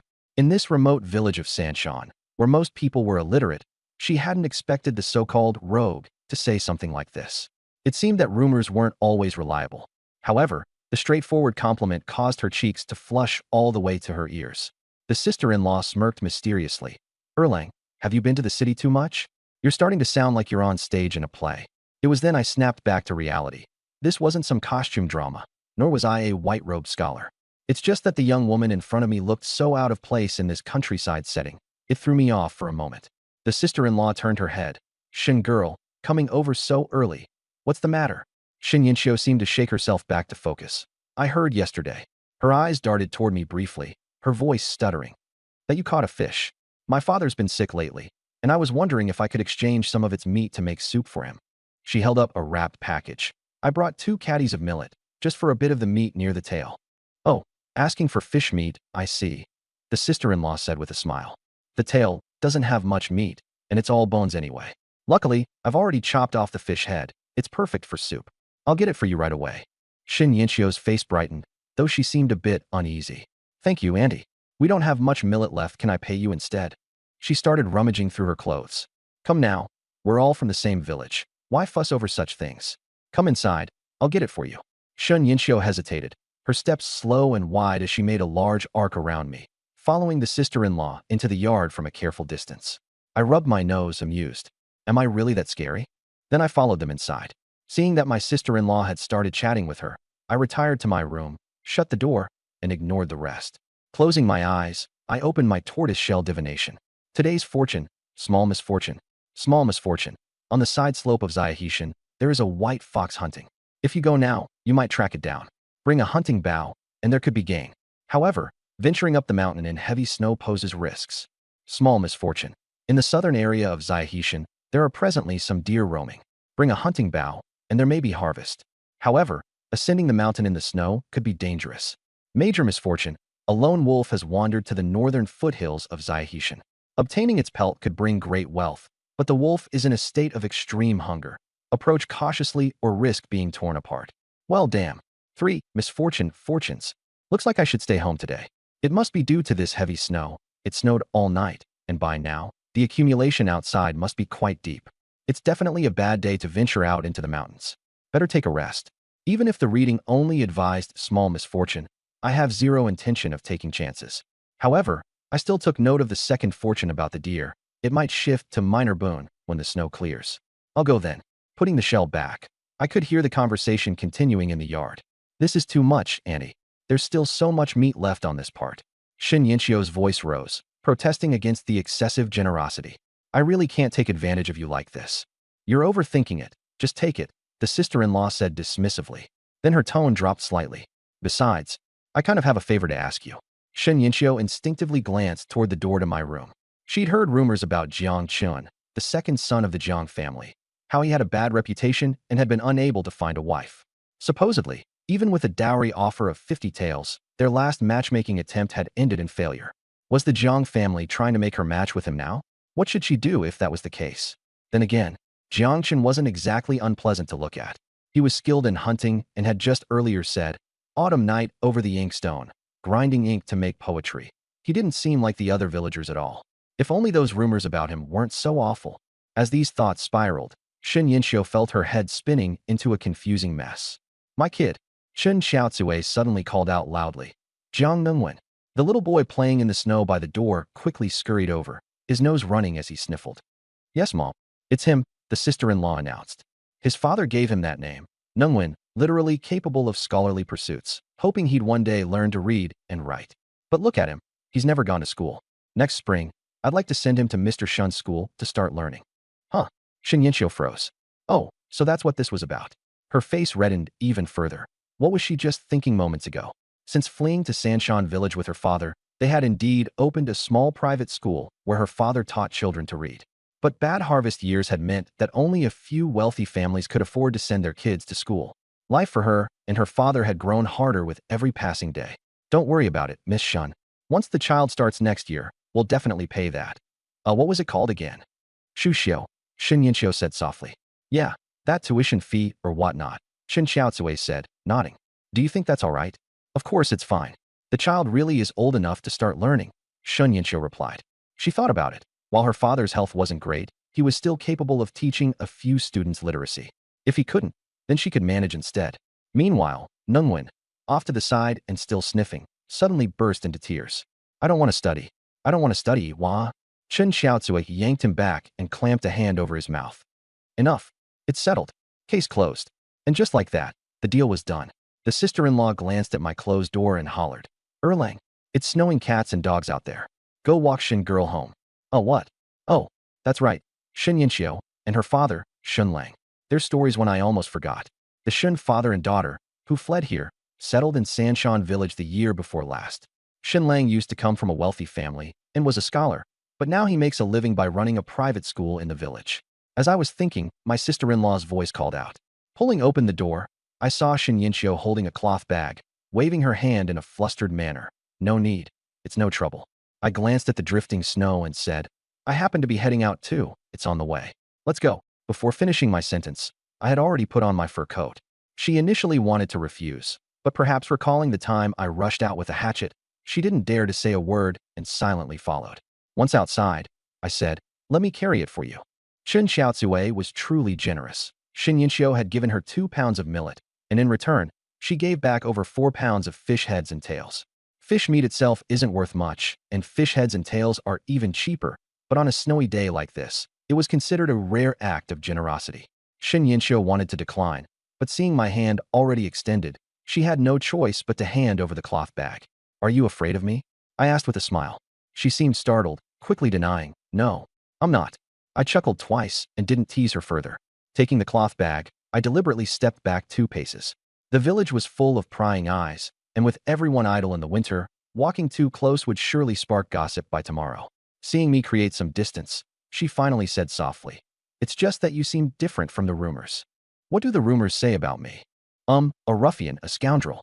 Halfway through, she seemed to realize it might offend me and quickly added, that's what they say, not me. And in reality, a bit fierce, but polite, and you can hunt. You're a capable person. I smiled.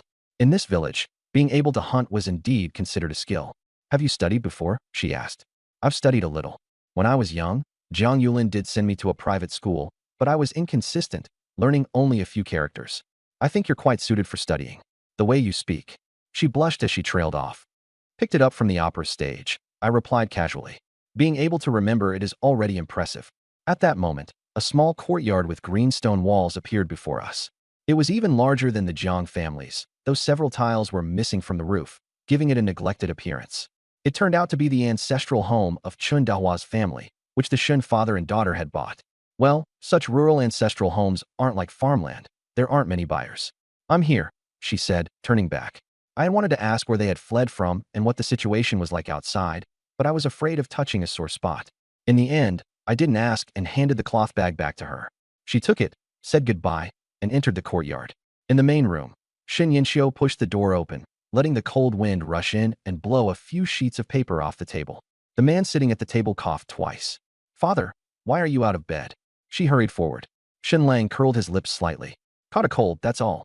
It's not like I'm dying. I can't just lie around all day. He put down his pen and brushed the snow off her shoulder. It's snowing. What were you doing out so early? She lifted the bag. I heard someone in the village caught a big fish. I traded some millet for the fish head and tail to make soup for you to nourish your health. My health is perfectly fine.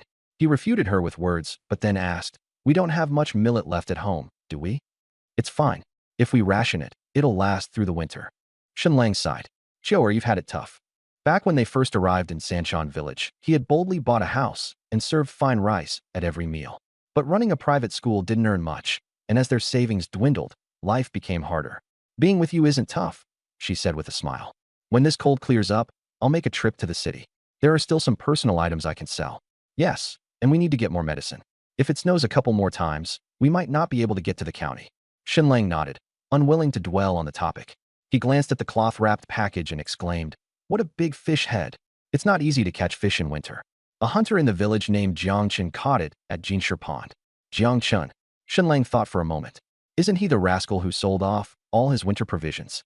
He usually didn't pay much attention to village affairs, but this incident had stuck in his mind. Father, don't you always say that rumors can be misleading? I think he's different from what people say. Perhaps my attitude earlier was decent, so she defended me with a remark. Shenlang shuddered. Chioer, don't be fooled by his sweet talk. People like him, who are idle and unskilled, are the best at deceiving others. Father, what are you thinking? She shook her head, carrying the cloth bundle toward the kitchen. I'll go make the soup. You should rest. Don't meet him again in the future. Shenlang reminded her from behind. She pretended not to hear, but inwardly she muttered, Father isn't wrong. He really is quite good at sweet talking.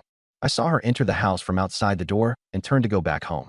The snow was getting heavier, and I completely gave up the idea of going up the mountain. As soon as I got home, I heard Jiang Ningwen wailing, No, I won't go to school. Then came Chun Xiaozui's stern voice. You'll go in the spring. Otherwise, I'll break your legs. If you keep being stubborn, don't even think about eating meat at home anymore. Just as I entered the door, Jiang Ningwen looked at me with tearful eyes. Second uncle. I looked helpless. Where's your dad? In the room. In Jiang Yolin's room, there was a small brazier the size of a rice bowl. It had no open flames, just leftover charcoal mixed with ash, emitting a faint warmth. On the table were 5 arrows, their arrowheads gleaming coldly, clearly freshly sharpened. Come here, he beckoned. I've sharpened all 5 of these. Even if your strength is a bit lacking, within 50 paces, they can pierce through meat and break the skin. He added, but they won't last long. At most, 2 uses before they're done. Use them sparingly. Looking at the cold, gleaming arrows, I realized how far I still had to go in mastering the craft of hunting. After carefully putting the arrows away, I said, It's a pity it's snowing today. I can't go up the mountain. This is a good thing, he said, gazing at the snow outside the window. If you can't go, neither can Jia Fan. The heavy snow will cover all tracks. Once the snow stops, he'll have to start tracking the roe deer all over again. This is your chance. If you find it first, you can hunt it first.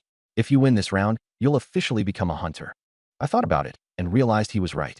The key was that while Jia Fan might lose the roe deer's trail, I wouldn't.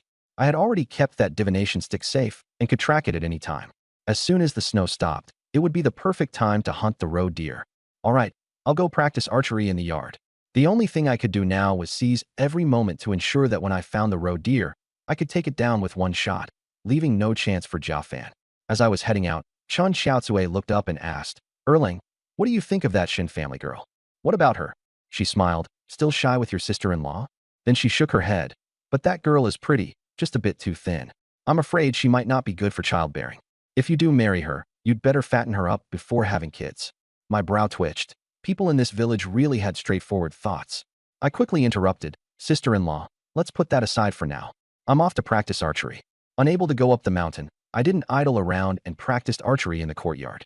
Jiang Yulin sat in front of the veranda, occasionally offering a few pointers. After practicing for a while, he stopped commenting altogether. He himself had learned through unconventional means, picking up archery skills through real-life combat. But it seemed I had an innate sense for arrows, a natural talent that allowed me to improve rapidly, so rapidly that he feared teaching me too much might stifle this natural instinct. The most challenging part, however, was mastering the use of force. My build was much sturdier than Jiang Yolin's, but channeling all my strength into the bow was an art that required years of practice. In the end, he could only say, practice diligently and take it slow. I nodded. I understood the principle. Applying force relied on technique, not brute strength, and it required gradual training. Of course, no matter how good the technique, a weak foundation wouldn't suffice, so I needed to eat more meat to build up my strength. Hungry. Let's eat, I said, waving my hand to stop.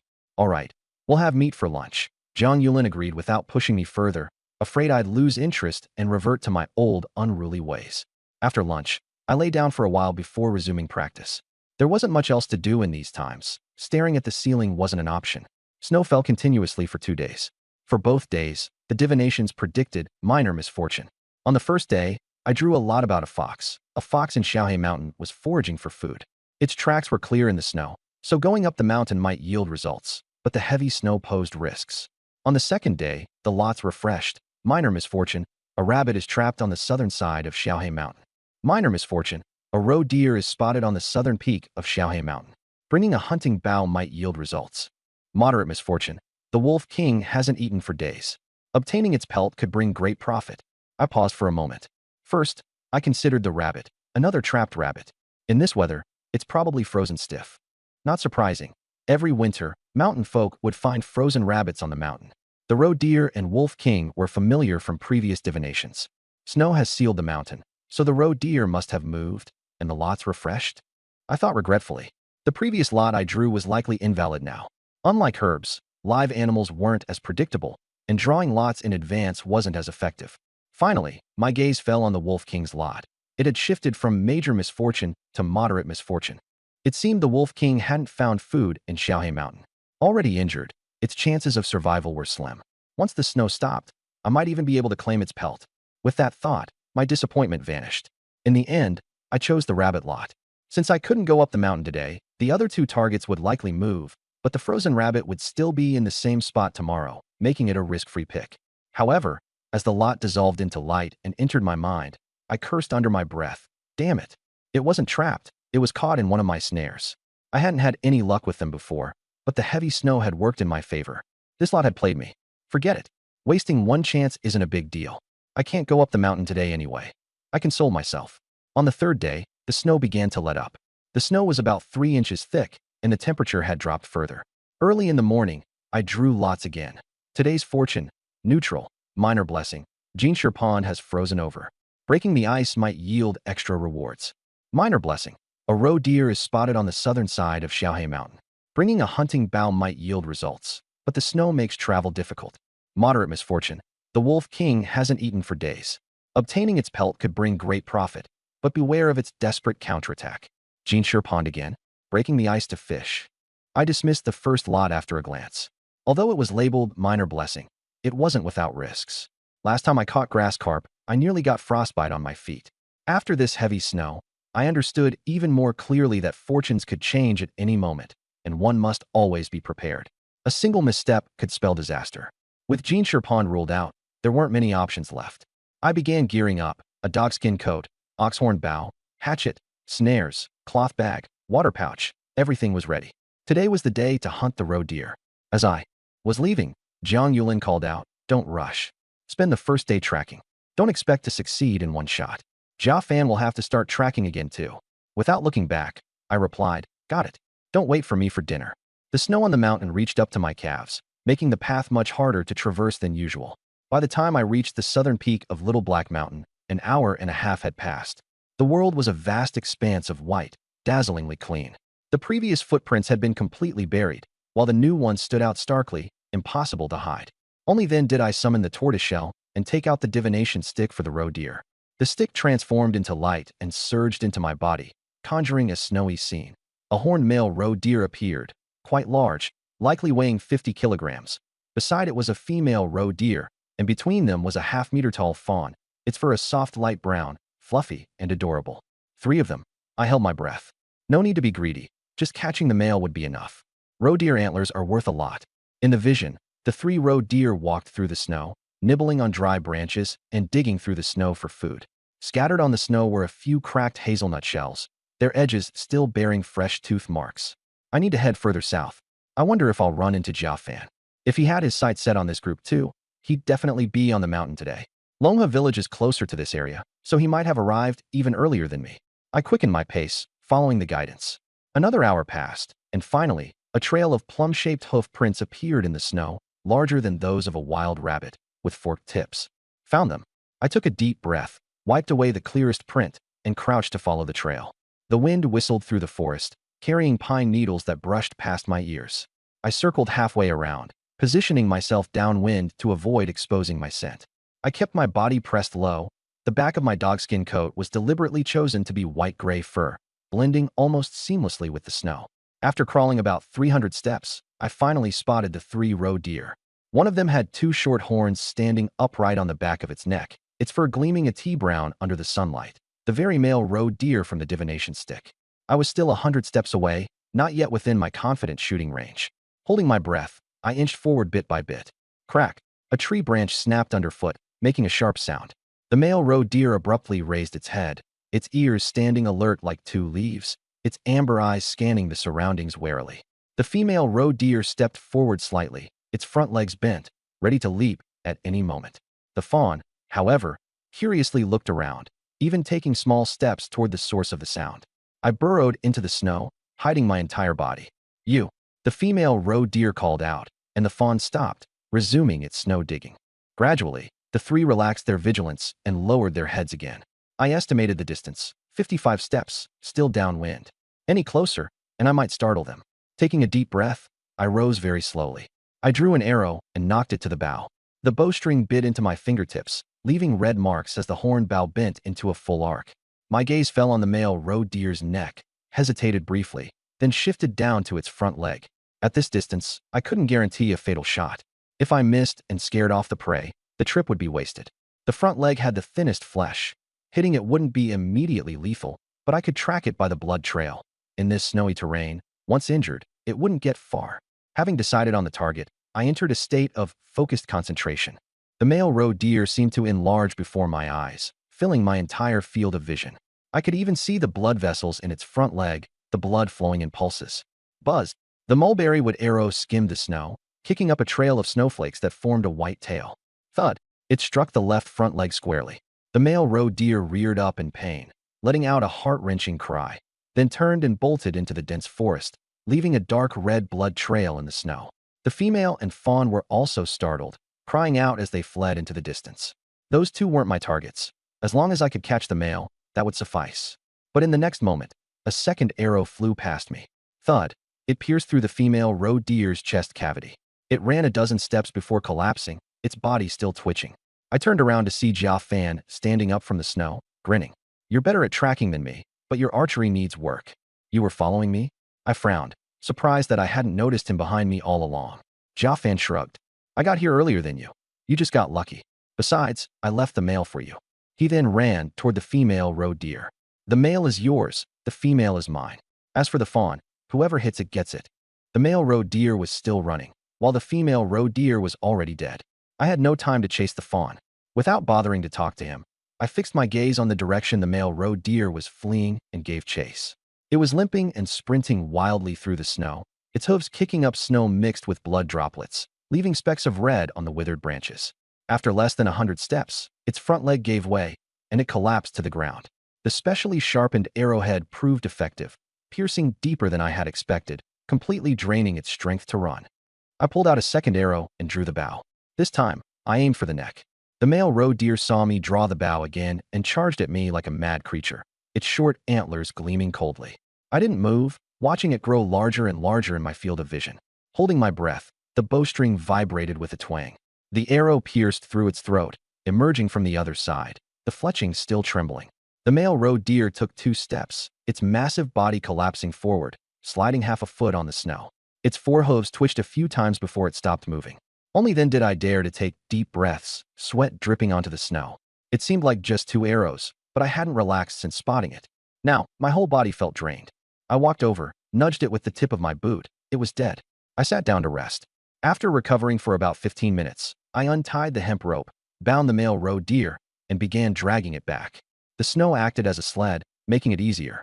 When I returned to where the female roe deer had been killed, Jia Fan was panting heavily, running toward me while tying up the female roe deer on the ground, his eyes darting nervously in the direction the fawn had fled. What's wrong? He didn't answer, gesturing toward a hollow. I looked over. There was a gray-black mass lying in the shadows. Focusing my gaze, I realized it was a wolf. Much larger than an ordinary wild wolf, its shoulders as broad as a half-grown cow. Its fur was dull gray, matted with snow and mud, and half of its right ear was missing, the jagged edge crusted with black scabs. In front of it lay the fawn, its neck bitten through, blood pooling into a dark red patch on the snow. My breath caught. The Wolf King, it's here. That dark figure was the old Wolf King, the one cast out of its pack as foretold by the divination sticks. It had made its way south. Cold sweat broke out on my back. If I had encountered it before finding the roe deer, I would have been the prey. Or perhaps it had been following me all along, waiting for a better moment to strike. Old wolves are craftier than humans. I had hoped it would starve to death, but now that it had tasted blood, it could survive a while longer. The Wolf King sensed the commotion, paused its gnawing, and slowly raised its head. I saw its face clearly, a horizontal scar across its nose, yellow-black jagged fangs, and blood dripping from the corners of its mouth. Its amber eyes were clouded with shadows, a fierce glint emanating from within. The moment our eyes met, it bared its teeth and growled lowly, the fur on its back standing on end. A chill ran through me, goosebumps covering my arms. That was the predator's aura, instinctively making me freeze, forgetting even to move my feet. Run already, Jia Fan shouted. The Wolf King. If it's not full, it'll eat people next. I snapped out of it, grabbed the roe deer, and started heading down the mountain. Together, or it'll chase us. The two of us bolted downhill. Perhaps it was already full, or maybe it was simply too old, but the Wolf King didn't pursue us. After several hundred steps, when the mountain peak was out of sight, I finally realized that one glance had left me drenched in cold sweat. Scared. Jia Fan squatted down, panting. First time seeing the Wolf King, and you didn't wet yourself? Guess you're tough. Never seen a wolf that big before, that's all. What's there to be scared of? Sure, you weren't scared. He hoisted the roe deer onto his shoulder. Let's get down the mountain quickly. It won't stay long. I stared at his back. I'm going to hunt that Wolf King. Want to join me? Jia Fan turned around, looking at me as if seeing me for the first time. A calf unafraid of a tiger. If you don't value your life, go ahead. I'm not going to die with you. Old wolves like that, the older they get, the craftier they become. They can deceive, set traps, and command an entire pack of wolves. The mountains are their territory, don't provoke them. He turned and walked away. This time, I owe you a favor. Next time you have prey, call me. If you die in the Wolf King's jaws, I'll add a shovelful of dirt for you. I started moving, dragging my own roe deer. Hunting a wolf isn't just talk. I had just been forced into a cold sweat by a dying old wolf. But as I calmed down, a fire ignited in my heart. How dare a mere beast consider me its meal? That fire turned into a killing intent. I couldn't swallow this indignation unless I took it down.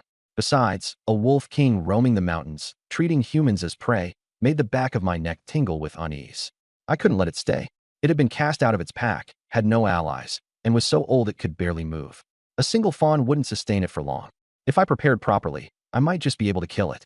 On the way down the mountain, I picked up the rabbit that had been caught in the snare. Crossing the river, someone noticed me dragging something behind me. When they got closer, they saw it was a still bleeding roe deer. Roe deer? Where did you hunt it? Isn't it obvious? Look at the arrow in its neck. Someone answered before I could speak. There are still roe deer on Little Black Mountain? I thought they all ran to Second Black Mountain. Jiang Erlang has inherited all his father's skills. Truly impressive. I heard all these comments. The excitement from the Wolf King incident had subsided quite a bit, but I couldn't help feeling a little proud. No wonder people who catch big fish can lose their way for a whole day. It must be the same for those who hunt valuable game. Anyway, no one called me a rascal along the way anymore. The older ones addressed me as Jiang Erlang, and those around my age called me Jiang's second brother. Second uncle. Second uncle. As soon as I reached the village entrance, Jiang Ningwen was the first to rush out. Ever since I brought back a pheasant, he had been waiting at the village entrance every time I went up the mountain. His little face was red from the cold, and as soon as he saw me, he ran up to me. Go get your dad to help me. I'm exhausted. Dragging a 50-something-pound male roe deer out of such deep snow was no joke. It was only then that Jiang Ningwen noticed the roe deer behind me. His mouth opened wide in amazement. Wow! He wiped his nose and sprinted home, slipping on the way and falling into a snowdrift. He got up without even brushing off the snow and kept running. Dad, second uncle caught a roe deer. Jiang Tian quickly came out to meet me. He froze when he saw the roe deer. You hunted this? Unless it ran into the arrow itself? I let go of the rope and handed it to him. We're roasting roe deer meat tonight. Tell sister-in-law to use plenty of salt. I was never polite with my elder brother. He didn't mind. After all, I used to treat him much worse, even stealing from the family to exchange for money. Now, he already thought I had improved. If I suddenly started acting like a model younger brother, he might even suspect I wasn't myself. A crowd followed us to the door, clicking their tongues in amazement. Just as I was about to go inside, someone couldn't help but ask, Jiang Erlang, are you selling the roe deer meat? Sell some, will you? Let us have a taste. We haven't seen meat all year. Genuine wild game is more flavorful than fish, rabbit, or pork. Stocking up for the new year would be perfect. I looked at Jiang Tian. Asked my brother. Jiang Tian hesitated. Let me figure out how to handle it first. If we sell any, I'll let you know. Back home, the first step was processing, skinning, and removing the antlers. Selling the whole deer to a county and could fetch at least one tael of silver. If we broke it down into loose meat and skinned it, the inns wouldn't take it, but we could sell it in the village. The two of us went inside, while outside, someone sighed. That Jiang Erlang really has some skills, even managing to hunt a roe deer. He hasn't come back empty-handed in a while. No other hunter has such talent. Whoever marries into the Jiang family will be truly blessed. Eating meat every day from now on. At this, everyone's eyes lit up. Jiang family's second brother still didn't have a wife. A woman pinched her husband's arm fiercely. Look at him. Even in heavy snow, he can drag a deer back. And you? If I came across one, I could hunt it too, the man retorted stubbornly. But deer aren't that easy to encounter. That kid just got lucky. Lucky? His family has so much meat they can't finish it. And you call that luck? Our family is barely surviving this winter. Unable to withstand her barrage, the man finally gave in. Fine, I'll go up the mountain tomorrow and see what I can do. In Sanshan village, there were 5 registered hunters. There used to be more, but the wild game in Xiaohe Mountain had dwindled over the years, and no one dared venture into Ariai Mountain. Coupled with the annual hunting tax, only these 5 families remained. This winter came early, and most people had already put away their bows. Now, seeing me drag back a deer, their thoughts were stirred again. If they didn't want to go themselves, their families would surely push them to head up the mountain. After closing the door, Jiang Tian stared at the deer in the yard, still in disbelief. Xiao Chun, did you really hunt this? Of course. The arrows were even sharpened by Dad. He lowered his head and saw the Jiang character carved on the mulberry wood shaft. You're amazing. It wasn't doubt, but rather disbelief. These days, my younger brother's personality was still as prickly as ever, but his skills seemed to change daily. Rabbits, deer, pheasants. Our house was now piled with meat. Selling this deer would provide enough grain to last through the winter. If we could safely make it through this season and plant crops in the spring, we wouldn't have to worry anymore, as long as we didn't encounter a famine year. Jiang Yulin came out and was momentarily stunned by the sight of the deer. How did you find it? As an experienced hunter, he knew that once you got close enough, my archery skills made hunting a deer relatively easy. But Xiaohe Mountain, small as it was, had both southern and northern peaks. Even in snowy weather, finding a deer in just one day wasn't simple. Just lucky, I said, shrugging, attributing it all to luck. He scrutinized me for a while before nodding. Luck is indeed important in hunting. Jiang Tian grinned. Shall we take it to the city to sell tomorrow? He added, you don't have a wife yet, so you can keep half the money, and the rest can be exchanged for millet to last through the winter. No way, I shook my head. We'll skin it, eat the meat, keep half, and sell the rest in the village. Keep half. Chen Xiaotsue gasped. Half would be over 20 pounds. How long would it take to finish that? Her expectations were still stuck on having 1 meat dish a month. From now on, we'll have meat for lunch and dinner every day, 1 pound a day. The 3 of them almost simultaneously widened their eyes. 6 people eating 1 pound a day seemed too little to me. To Chen Xiaotsue, it was an extravagant waste. In ordinary times, even landlords eating white bread every meal would be considered indulgent, and here I was suggesting 1 pound of meat a day? If word got out, people would criticize us harshly. She looked to Jiang Yulin for help. Father's face darkened too. How much wealth did we have to dare waste like this? He coughed. For ordinary families, once a month is already good. How about we do it every 10 days? Even the village head's family only eats meat this often. We'll save the money from selling the deer for your future wedding. I frowned. Even father was opposing me, and reasoning wouldn't work for now. I had to lean on my persona. I flung my hands up and furrowed my brows. If I don't eat what I hunt, why bother hunting it? Might as well go back to being a rascal. As soon as I said this, Jiang Yulin immediately softened. All right, we'll do as you say. What he feared most was me reverting to my old ways. A little waste was nothing. As long as I stayed grounded, it was fine. Besides, eating half and selling half wouldn't leave us starving. Chen Xiaotsue sighed deeply, accepting it. Only then did the fire on my face turn into a smile. See? Selling it doesn't bring the same satisfaction as eating it. At a time when strength was lacking, I couldn't afford to skimp on food. I turned to the 2 kids. What do you 2 think? Eat or sell? Raise your hand if you want to eat. Jiang Wen was the first to raise his hand. Eat meat. Jiang Xiaoyan glanced at Chen Xiaotsue, hesitated, and raised half a hand. I laughed heartily. See? It's not just me being stubborn. 3 votes to 3. Half to eat, half to sell. Perfect. Chen Xiaotsue glared at her daughter but had no choice but to agree. Fine, we'll do as you say. But I'm not handling this deer. Jiang Yulin was already used to my temperament. Whatever displeasure he had was quickly forgotten as he looked at the deer and grinned. I'll take care of it. Skinning a deer is a skill. If you mess it up, it won't fetch a good price. Chen Xiaotsue worried. Dad, your leg. He tossed aside his crutch and limped a few steps. It's almost healed. I quickly shoved the crutch back into his hand. Use it. If you strain it now, and the bone grows crooked, you'll regret it. All right, I'll sit and peel. This task could only be done by him. The Zhang family had a unique skill in skinning. I didn't leave while he worked. Instead, I moved a stool to watch closely. This skill might come in handy in the future. Before nightfall, he had peeled off the entire roe deer skin in one piece. He told me to hang it up to dry, and I said, perfect, I'll sell it on my way to the city tomorrow. He wiped the blood off his hands and asked, You're going to the city? Before the heavy snow completely blocks the road, I need to make a trip to the county.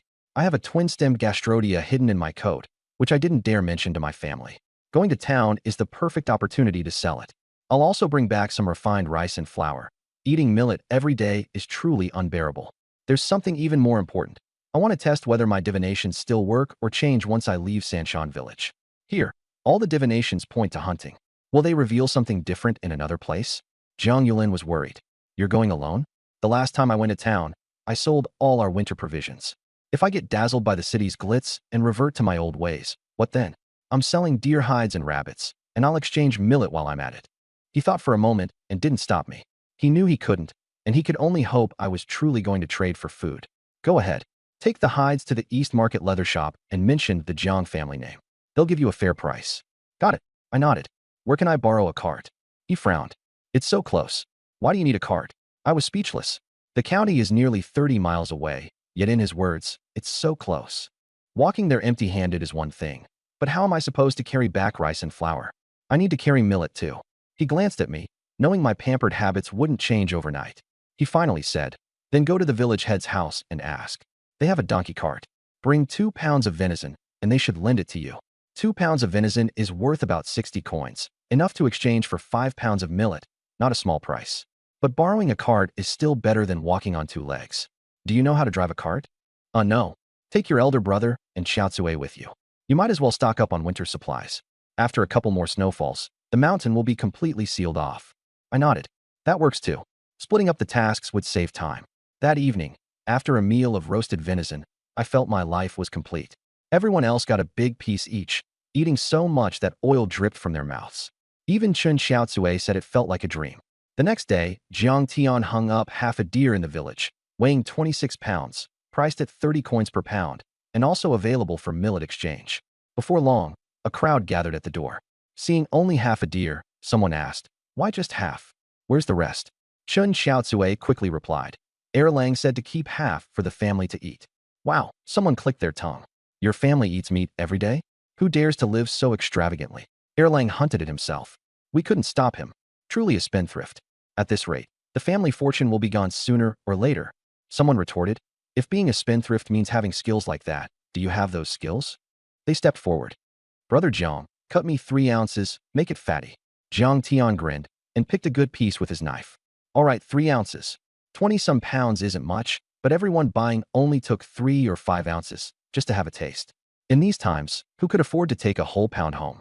Because of this, everyone thought keeping over 20 pounds for ourselves was truly wasteful. Say what you will about being wasteful, but whoever marries him might really get to eat meat every day. For a moment, the villagers' minds were abuzz, thinking about matchmaking for me. But no matter how they craned their necks, they couldn't find me. At that time, I wasn't home. I was at the Chun family's house in the village center.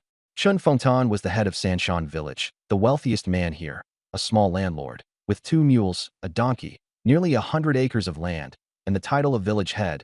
He held the most power in this small village. The Chun family's house looked imposing even from afar, with stone walls and 3 steps leading up to the front door. I knocked. Uncle Chun, are you home? The door was opened by a young man, shorter than me, dressed in coarse cloth. His gaze at me was sharp. Jiang Chun, what are you doing here? I wasn't sure how I had offended him, but since I needed something today, I smiled and raised the meat in my hand. Brother Chun, I just hunted a deer and brought some for you to try. Seeing the meat, Chen Yutong's expression immediately softened, and he casually took it. You've got some good luck. It seemed this second son of the Chen family held a grudge against me, likely from the original owner's troublemaking days. I couldn't remember the details, so I mentally noted it down for later. A voice came from the main hall. Second son of the Jiang family, come in and sit. I entered and glanced around. Aside from being spacious, it wasn't much different from my own home. Chen Fengtian was in his early 60s, with dark skin and deep, knife-like wrinkles on his forehead. Although he was a landlord, he looked no different from an old farmer. That's thoughtful of you, bringing venison over. He instructed Chen Yutong to take the meat. Sit down, have some hot water? I waved my hand. No need, Uncle Chun. I mainly came today to borrow your donkey for a day. I'm heading to town tomorrow. He pondered for a moment. All right, do you need the cart? Yes, I'll bring back some things. All right, I'll have Yutong hitch the cart. Come by tomorrow morning to take it. I expressed my gratitude. Thank you, Uncle Chun. I'll head back now. Chen Yutong stared at my departing figure, unable to hold back. Dad, why are you lending him the cart? The roads are tough in winter. What if the donkey gets hurt? Chen Fengtian shot him a glare. We already took the meat. How could I not lend it? Chen Yutong clutched the meat in his hands, swallowing hard. The family might appear wealthy, but his father was extremely tight-fisted. They only ate meat 3 times a month, and his mouth had long been craving it. How could he resist meat delivered to their door? He muttered. If he hadn't suddenly wised up, those few paddy fields of the Jiang family would be ours next year. Chen Fengtian squinted his eyes. What's the rush? I don't believe his luck will last forever. With the way he's squandering, no matter how deep his family fortune is, it won't hold up. Just wait and see. All landlords, regardless of their size, loved nothing more than buying land. Land was the foundation of wealth and something that could be passed down through generations. So naturally, the more, the better. In ordinary years, selling fields and land would earn you the reputation of being a wastrel, and even if you wanted to buy, it was difficult. But this was a famine year. Back when he was just an ordinary commoner, Chen Fengtian would curse the heavens whenever a famine struck. Now, he actually hoped for the occasional famine. During a famine, people were willing to mortgage their land in exchange for grain. This winter alone, he had lent out nearly 100 bushels of millet. Come spring, those people would still need to borrow seeds for planting. But starving people, driven mad by hunger, couldn't calculate their debts properly. At an interest rate of 9 out, 13 back, unless there was an exceptionally rare bumper harvest next year, most of the land mortgaged to him would end up belonging to the Qin family. The only regret was that the 2 most fertile acres in the village were still in Jiang Yulin's hands. Originally, the Jiangs had come to his door, ready to borrow enough millet to last the winter. Who would have thought that in just half a month, Jiang Chun would turn the tables, going from a scoundrel who had sold off all his food to becoming the capable man of the village. Even Chen Fengtian was a bit taken aback by the change. Chen Yutong was about to leave, but stopped. Dad, Zhang Sampo is here again, saying he has no grain to get through the winter and wants to borrow some money. Chen Fengtian frowned. Give him 2 pounds of millet to send him off, and don't let him come back. He didn't get the job done and still has the nerve to act like a scoundrel. Does he really think we're easy to bully? At the Chun family's back door, Chen Yutong threw out a black cloth bag impatiently. This is a reward from my father's kindness. Don't come back again. Our family owes you nothing. Zhang Sampo, who was hunched over outside the door, was just about to speak when the door slammed shut with a bang. The ingratiating smile on his face froze instantly. Clutching the door, he shouted, Second brother Chun, you promised me. I helped persuade Jiang Chun to sell his food, and you said you'd give me 1 tael of silver. 1 tael, as promised. Chen Yutong sneered. Keep dreaming. We didn't get the land, so where's your silver? Look at the Jiang family now, feasting on fish and meat every day. Do they look like they're about to sell their land? Zhang Sampo hesitated. But that's not my fault. I did everything I could. Behind the door. Get lost. My father and I are still speaking to you politely, but if you keep pestering us, wait until my big brother comes back, and it won't be like this anymore. The sound of footsteps faded into the distance. Zhang Sampo shuddered. Chen Yutong's elder brother, Chen Yukuan, managed a brothel in the county town and had 7 or 8 strong men under him. If he really angered him, Zhang Sampo might end up missing an arm or a leg, or worse, dead in some gutter where no one would ever find him. Hearing the footsteps recede, he slumped down in despair and picked up the bag of millet. When the bag hit the ground, a lot of it spilled out. Not only was the weight insufficient, but it was also mixed with a good portion of bean husks and fodder meant for livestock. Clutching the millet, Zhang Sampo's eyes filled with venomous hatred. Jiang Chun, why won't you just die? Why didn't you freeze to death on the road? It's all your fault I've ended up like this. Ever since he wet himself in fear last time, he hadn't dared to show his face outside. Even his wife despised him for being a disgrace and ignored him all day. Now, after suffering such humiliation again, he was starting to lose his grip. But he didn't dare vent his anger on the Qin family. They had power. He could only hate Jiang Chun. Why hadn't he frozen to death that night? He had even gone out of his way to undo Jiang Chen's buttons before leaving. Gritting his teeth, Zhang Sampo shuffled away step by step. Thinking about the sarcastic remarks he'd face from his wife when he got home, his legs lost their strength, and he simply slid down against a tree, sitting in the snow with his head buried in his knees. Jiang Chun had just left the Chun family's house when he caught a glimpse of a familiar figure out of the corner of his eye. Zhang Sampo. What's he doing here, borrowing grain? He knew the Qin family was the biggest creditor in Sanshan village, and many families with poor harvests had come to borrow from them, at an interest rate of 9 out, 13 back, with land as collateral. The Jiang family had almost gone to borrow as well. The IOU had even been written, but Jiang Qin's arrival had stopped it. Even today, seeing Chen Fengtian made him feel a bit uneasy. Big brother is too honest, Jiang Qin thought to himself. Landlords like this are just waiting for famine years to gobble up land. This year, the Chen family is probably going to make a fortune. But he didn't have the energy to care. This was how things had been for centuries, and he couldn't change it alone. He just needed to take care of his own small plot of land and make sure it didn't get swallowed up. As we approached the house, it was already close to noon. The half-deer hanging outside had been reduced to a cleanly stripped skeleton. These days, no one cared for bones, so we kept them for ourselves to make soup, eating every bit of remaining meat and marrow. Just as I was about to enter the house, I caught a familiar figure out of the corner of my eye. Shin Yinxiu? She was still wearing the same cotton jacket over her ruchuan, but the wooden hairpin on her head had been replaced with a silver hair ornament shaped like a sparrow's tail, adding a touch of elegance. She seemed to have rushed over, her breath visible in the cold air. Brother Jiang, is there any deer meat left? Jiang Tian pointed to the nearby bones. Only these are left. You probably don't want them, right? She looked at the skeleton, disappointment flashing in her eyes. She had indeed come too late. Chen Xiaozue quickly pulled her husband back. There is. We saved half for ourselves, but we can spare you some. Shin Yinxiu immediately said, I'll take a pound, pulling out 30 copper coins from her sleeve. As Chen Xiaozue was cutting the meat, she noticed me returning and called out, Erlang, how did it go? It's settled. We'll pick up the cart and head to town tomorrow at dawn. Great. She handed the meat to Shin Yinxiu. Miss Shen, do you want Erlang to escort you back? No. Shin Yinxiu waved her hands repeatedly.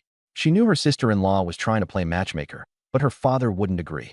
Suddenly, she remembered something. You're going to town tomorrow? Can I come along? I'll pay for the ride.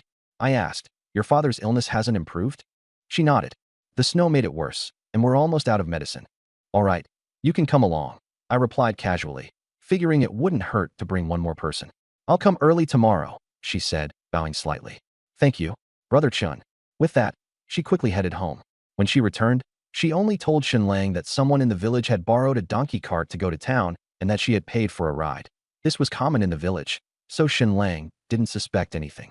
He was deeply reluctant for his daughter to go out in public, but with the worsening cold and dwindling food supplies, he could only sigh and repeatedly remind her to be extremely cautious. The next day, before dawn, Jiang Tian and I went to the Chun family to pick up the donkey cart. It was an old donkey pulling a rickety wooden cart, but in Sanshan village, only 3 or 4 families owned livestock. When we arrived at the house, Shin Yinxiu was already waiting, dressed in an even thicker cotton jacket, making her look even more petite. Chen Xiaozue took her hand. Yinxiu, sit here. Auntie brought a cotton cushion for you to lean on. She helped her onto the cart. The cart had no seats, so she could only sit hugging her knees. The cotton cushion made it much more comfortable. Jiang Tian drove the cart from the front, while I sat on the edge, my legs dangling. It was my first time riding a donkey cart, and while it was novel at first, my backside soon started to ache from the bumps, so I jumped off to walk, hopping back on when I got tired. Chen Xiaozue was in high spirits. She usually had to walk to town, so being able to ride today was a delight. She chatted with Shin Yinxiu nonstop along the way, asking all sorts of questions. Shin Yinxiu answered awkwardly, eventually unable to keep up and looking to me for help. I chuckled. Sister-in-law, Miss Shin got up early. Let her rest for a bit. Chen Xiaozue slapped her mouth. Oh, right, my bad. Yinxiu, lean on me and take a nap. I won't talk anymore. No need. Shin Yinxiu waved her hand, casting me a grateful glance. I had thought the donkey cart would make the journey faster, but it still took 2 hours. By the time we reached the county town, it was nearly noon. Yongnian County was surrounded by a dirt wall less than a zhang high, with several collapsed sections, giving it a dilapidated appearance. Even though I had some memories of it, seeing it in person was still disappointing. This was supposed to be the largest county town nearby, yet it lacked any semblance of prosperity. Then again, considering the number of refugees in Sanshan village, this area was already a remote corner of the Zhou dynasty, so its desolation was understandable. Once inside the town, there was finally a bit of liveliness. On both sides of the street, vendors either sat or stood, most of them thin and gaunt, with stalls displaying cornbread, baked goods, needles and thread, cheap fabric, small bundles of firewood, as well as handmade bamboo items and goods from the mountains. The uneven road added to the bustling atmosphere. Jiang Tian pulled the donkey to a stop. I'll go with your aunt to sell the hide and antlers. You take Miss Shun to the pawn shop, then to the pharmacy, and handle your own errands. Meet at the city gate before the hour of Shun. On the way, Chen Xiaozue had already clarified Shin Yinxiu's plan. First pawn items to get money, then buy medicine. There was plenty to do, so splitting up would save time. All right, I nodded. I also needed to go to the pharmacy to sell that twin Tianma root, so it was convenient. Jiang Tian spent 2 coins to leave the donkey cart at the city gate, and took Qin Xiaozue to the East Market. I took Xin Yinxiu to the pawn shop in the West Market. Passing by a noodle stall, I said, "I'm hungry. Let's eat first." Xin Yinxiu raised her money pouch. "I'll pay." I laughed. "All right. Thank you, Miss Shun, for treating me to noodles. You really do go to listen to opera often." Having just helped her out of a predicament, the two of us had grown closer without realizing it. Being of similar age, and with the two elders having gone off, we both felt more at ease. I don't have money to listen to opera. I just hear others hum a few lines. Listening to opera requires going to a brothel, which I don't acknowledge. Sitting down, I called out, 2 bowls of noodle soup. Before long, 2 steaming bowls were served. The rising steam made Xin Yinxiu slightly turn her head away. I grabbed my chopsticks and started eating. After walking all morning, I was already starving. The noodles were chewy, coated in broth, and slid smoothly into my mouth. The freshness of the bone broth spread in my mouth, warming my stomach instantly. There was no meat, but the bone broth was genuine and tasted good. I quickly finished the bowl, soup and all. Xin Yinxiu was still eating in small bites, her face slightly flushed, showing a hint of charming innocence. I found myself staring at her in a daze. She seemed to notice, but didn't look up, only raised her hand to tuck a stray strand of hair behind her ear, her face turning even redder. I quickly snapped out of it, my mind focused on the most important matter, divination. Being so far from Sanshan village, I wondered if divination here would be different. As the thought crossed my mind, the tortoise shell appeared before me, covered in mysterious symbols, glowing faintly, ready for divination. Only I could see this scene. Xin Yinxiu continued eating her noodles, oblivious. I gently tapped the tortoise shell, which began to shake. This time it took longer than usual, eventually revealing 3 divination signs. Today's fortune. Neutral minor luck. In the East Market, a vendor is selling medicinal herbs, among which is a wild ginseng root that no one recognizes. Moderate luck. On the West Market Street, someone is selling a hunting knife. Buying it may lead to gains. Minor misfortune. At Huaxiang Tower, a wealthy young woman has fallen into a life of debauchery. Rescuing her could bring substantial rewards, but beware of subsequent retaliation. Looking at this entirely new set of divination signs, I felt a surge of excitement. It had indeed changed, completely different from when I was in the mountains. It now referred to matters in the county town. But upon closer inspection, I noticed some similarities. The first 2 signs were still related to mountains, one involving medicinal herbs, the other a hunting knife. I pondered, could it be because my current identity is that of a mountain dweller? Clearly, this tortoise shell was tailored to me. When I lacked food, it divined prey. Now that I was in town, it guided me to matters related to hunting. If my identity changes, the direction of the divinations will likely change too. Following this logic, the last sign about rescuing someone from debauchery might also be tied to my mountain dweller identity. However, I skipped over that one directly. How could I possibly have the ability to rescue someone from a life of debauchery? Brothel owners are often connected to criminal organizations. Meddling recklessly could cost me my life. But as for the first 2 signs, I wouldn't miss either. The county town isn't large, and the markets are concentrated in the east and west. A quick round should suffice to find them. Xin Yinxiu spoke up. "I'm done eating. Shall we head to the pawn shop first?" She nodded, placing 10 copper coins on the table. As we stood up, the stall owner came over to collect the payment. The pawn shop was located in the center of the Western Market, a small building with 2 steps leading up to it. Inside, behind a deliberately elevated counter, sat an elderly man in a brown robe. He rose slowly and unhurriedly, saying, "What would you like to pawn?" "At Spring Breeze Pawn Shop, we accept gold, silver, copper, iron, pots, pans, and clothing." Xin Yinxiu stepped forward and raised her hand to remove the silver hairpin adorned with kingfisher feathers from her hair. The silver base was shaped into a flower branch, with 5 leaves made of kingfisher feathers, 3 pearls dangling between the leaves, and a small red agate embedded at the top of the pin, which made her look even more beautiful. As she removed the hairpin, her long hair cascaded down to her waist like a waterfall, and a faint fragrance wafted into my nose. At my age, full of youthful vigor, I couldn't help but feel a surge of heat. No wonder she had been wearing it for the past 2 days. She must have been reluctant to pawn it and wanted to wear it a little longer. She rubbed it in her palm for a while before tiptoeing to hand it over. The shopkeeper pinched the end of the hairpin with 2 fingers, turned it half a circle in the light, and let out a low hum from his throat before speaking slowly. "Silver base flower branch. The kingfisher feathers are frayed, the pearl pendants are damaged, and the agate is cracked." Xin Yinxiu's face turned red with anger, and she tiptoed to snatch it back. "You're lying. It's perfectly fine. Give it back. I won't pawn it." I stepped forward, shielding her within my shadow, and grabbed the shopkeeper's wrist. Today, I was still dressed as a hunter. wearing a dogskin coat and carrying a horned bow, which made me look 3 times more intimidating than the average person. The shopkeeper immediately shut his mouth and forced a smile. Just jargon, just jargon. Please don't take offense. If you really want to sell it, I'll offer a fair price. Glancing at the burly man standing beside her, his attitude shifted quickly. 3 taels, 6 months pawn period. How about it? I was startled. This hairpin was worth 3 taels, roughly the price of 3 deer. It seemed the Shin family's past status was not simple. They must have been from a wealthy household. Though surprised, I kept my expression unchanged. Too low. I didn't know the market price, but I understood pawnshop owners. After all, the original owner had frequented this place to squander money. Ah well. The shopkeeper seemed to make a big decision, gritting his teeth. 5 taels, that's the maximum.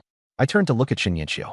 Shielded by my shadow, she suddenly gained confidence, and her voice grew louder. 8 taels, or we'll go to another shop. All right, 8 taels. The shopkeeper's expression changed, and he cheerfully agreed. I immediately realized it was still undervalued. But the shopkeeper had already called for an assistant to bring out a brocade box, carefully placing the hairpin inside and announcing, 1 silver flower branch hairpin, 8 taels of silver, monthly interest 3%, pawn period 6 months.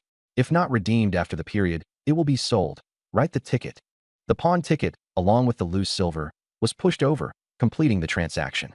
Shun Yinxiu carefully stored the silver and casually tucked the pawn ticket into her clothes, seemingly not planning to redeem it. 8 taels was already a considerable sum, and given the Shun family's current situation, they could only rely on pawning old items to get by. Outside the shop, she turned back to glance at Spring Breeze Pawnshop, exhaling deeply. The white breath from her lips dispersed, as if she had released all the pent-up frustration in her chest. Turning back, she said, "Thank you." I raised an eyebrow. "Why thank me? If it weren't for you, I probably wouldn't have gotten that price."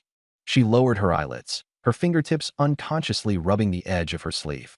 Pawnshop owners were all shrewd, able to tell at a glance who was easy to manipulate. If I hadn't been standing beside her, even trying to take back the hairpin would have been a hassle. I chuckled, my gaze falling on her loose hair. Just saying thank you isn't very sincere. Her ears turned red under my gaze, and she hurriedly turned away, fumbling to retrieve a wooden hairpin from her pocket. Her fingers hesitated on the cold hairpin for a moment before she clumsily gathered her long hair and pinned it behind her ears. Strands of hair slipped over her shoulders, carrying a faint fragrance.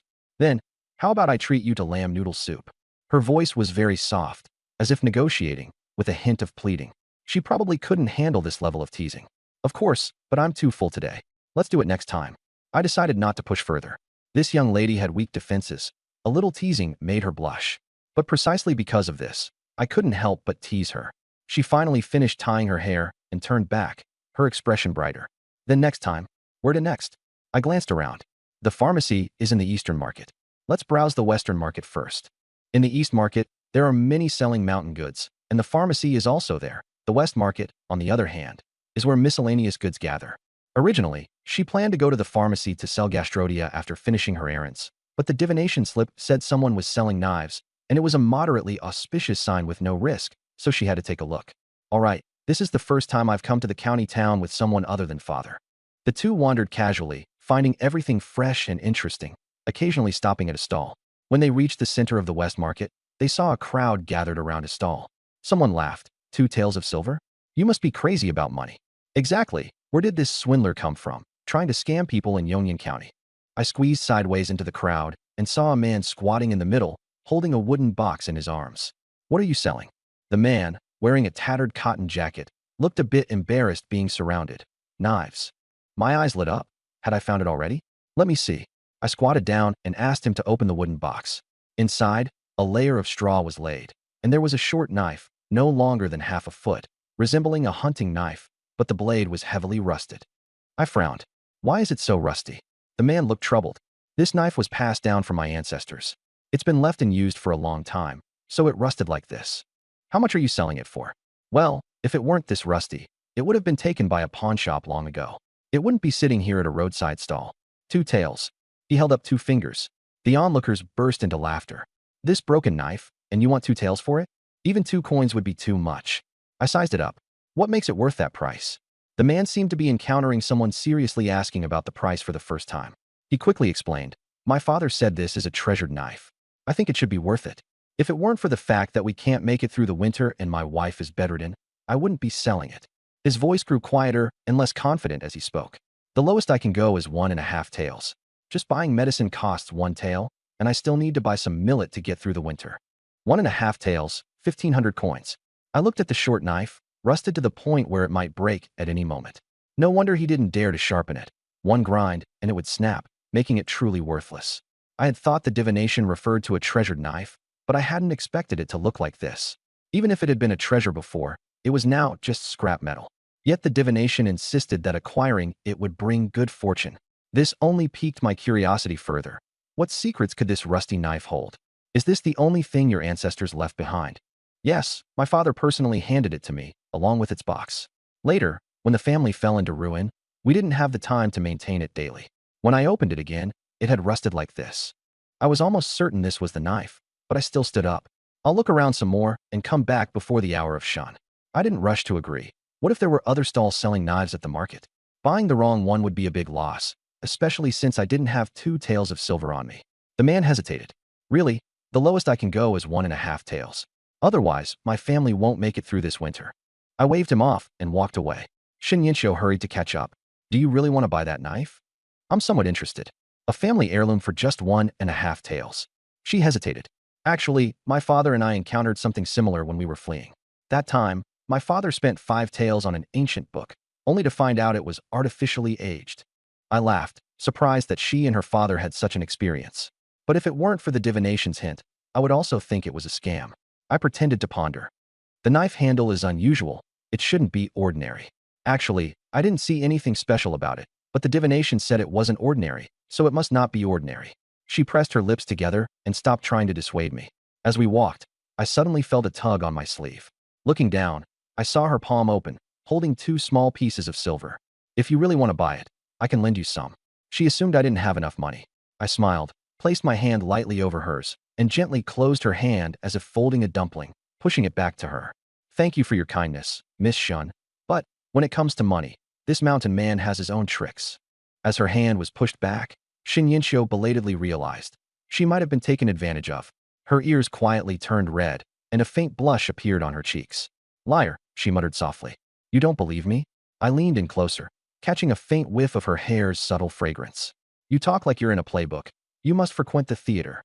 Occasionally. I hadn't expected her focus to be on the theater rather than money. I couldn't very well say I watched videos, so I admitted to visiting the theater. Her questioning gaze even held a hint of envy. You've never been to a theater? She shook her head frankly. No, my father doesn't let me go to places like that. I've only read playbooks. Then after we buy the knife, I'll take you to see a play. Her eyes lit up instantly, only to dim again. But my father says theaters are chaotic. I'll be with you. What's there to fear about chaos? Come on, let's buy the knife first. As I moved, she immediately followed closely, her eyes filled with barely concealed anticipation. After circling the Western market, I didn't see any other stalls selling knives. I was now certain it had to be that knife. Let's go to the Eastern market. I quickly headed to the Eastern market, stopping at mountain goods stalls along the way to pick and choose, asking about prices. Shin Yinsho was curious. What kind of medicinal herbs are you looking for? I don't know. You don't know? She was baffled. Who looks for medicine without knowing what they need? As I was speaking, I stopped in front of a stall selling balloon flower roots. How much for the balloon flower roots? The vendor fiddled with the herbs. 10 coins per gene. Want a gene? Dried in autumn, just right for use. I glanced around and noticed there were 4 stalls selling balloon flower roots on this street. I had to rely on the divination stick. Summoning the tortoise shell, I drew the small fortune stick, small fortune. In the Eastern market, among the vendors selling balloon flower roots, one has mixed in a wild ginseng root. The divination stick merged into my body, and a blurry vision appeared before me, pointing to one of the stalls I had previously inquired at. I turned back and stopped at that stall again. The vendor had sunken cheeks, his hands tucked into his sleeves as he dozed off. Among the pile of balloon flower roots in front of him, there was a slender root no longer than my middle finger, faintly glowing in the dim light. Sure enough, the wild ginseng was here. Boss, how much for the balloon flower root? I squatted down and asked. The man glanced up, his face full of impatience. It's you again. Are you buying or not? If not, don't waste my time. I'm just comparing prices. Other places sell it for 10 coins per pound. Then go buy from them. He lowered his gaze again. Mine is 12 coins, no bargaining. Fine. I seem to make up my mind. Yours looks better anyway. Weigh me a pound. At least you have good taste. He chuckled and tossed me a piece of straw rope. Pick it yourself. I guarantee the medicinal effect is strong. I took the rope, grabbed a handful of balloon flower roots, tied them up, weighed them, paid, and left in one smooth motion. As I walked away, the vendor had already sat back down, yawning. Shin Yinxiu had been watching the whole time and couldn't help but ask. These balloon flower roots clearly don't look as good as the ones from the previous stall, and they're 2 coins more expensive. Why did you insist on buying from this one? Is Uncle Jiang sick with a cold? Why are you buying balloon flower roots? She had wanted to ask earlier, but held back when she saw me pay so decisively. No one at home is sick. I held up the balloon flower roots triumphantly in front of her. Do you recognize medicinal herbs? She nodded. I've read some medical books. She started reciting. Balloon flower roots benefit the 5 organs and intestines, replenish blood and energy, and relieve cold, heat, and wind paralysis. If no one is sick at home, why buy them? Once we left that street, I found a secluded corner, untied the straw rope, and spread out the balloon flower roots. Look closely. Which one is different? Different? They're all balloon flower roots. She stopped mid-sentence, her voice suddenly lowering as her fingers touched the one in the center and picked it up. This particular root was nearly half the size of the others.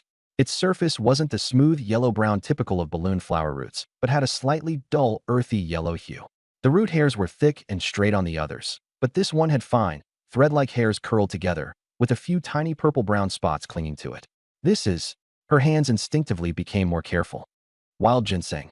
Balloon flower roots cost only a few coins per pound, but a 1-year-old wild ginseng seedling could fetch a tael of silver at a pharmacy. Each additional year would add another tael, and if it reached 10 years, it would be worth 20 taels. Pharmacies never haggled over the price. She looked at me in disbelief. How did you recognize it? It was just sitting there. I replied nonchalantly. If you can recognize it, why wouldn't I? I grew up in the mountains. She didn't doubt this. Mountain folk rely on the mountains for their livelihood, so recognizing medicinal herbs isn't unusual. But recognizing and spotting it at a glance are 2 different things. If I hadn't picked it out, she wouldn't have noticed it even now. To single out this root from so many balloon flower roots requires an extraordinary eye. So, do you believe now that I can earn enough money to buy a knife? I believe you. She nodded instinctively. Earlier, she had heard me say this but dismissed it as boasting. It seems the rumors about you being uneducated and idle are false. She had already concluded that the village gossip was either exaggerated or that people failed to recognize true talent. I almost cried. After all my efforts, I was finally shedding the scoundrel image of the original character. But the part about being a shameless flirt is probably true. She still remembered how I had taken the opportunity to hold her hand earlier. As her embarrassment faded, she couldn't resist teasing me. I must solemnly declare, that is the biggest misunderstanding of all. Yeah, she turned her head away, clearly uninterested in listening. All right, I knew that changing my reputation would be a long and arduous process, so I didn't push further. Instead, I said, shall we head to the pharmacy? Carefully storing the wild ginseng separately, the 2 of us headed straight to the pharmacy. Shin Yinxiu stepped forward first. Shopkeeper, I need some medicine. The pharmacy shopkeeper, with his white hair and beard, was sorting herbs. He turned around and asked, do you have a prescription? She took out a folded yellow paper from her pocket and handed it over. The shopkeeper unfolded it and examined it carefully. How many days worth? 10 days. She figured her father's illness should improve within 10 days. If not, she'd have to bring him to the city for treatment. The shopkeeper prepared the medicine and returned with it. 8 taels of silver, or 900 coins. 1 tael of silver was equivalent to 1 string of coins, or 1,000 coins. However, silver was more valuable than copper. 1 tael could fetch 1,100 coins on the market. Shin Yinxiu handed over 2 silver pieces, weighed them, collected the medicine, and turned to look at me. I stepped forward and took out an oil paper package from my pocket. Shopkeeper, do you buy medicinal herbs? She leaned over to look. It wasn't the freshly bought wild ginseng, which piqued her curiosity. The shopkeeper perked up. What kind of medicinal herbs?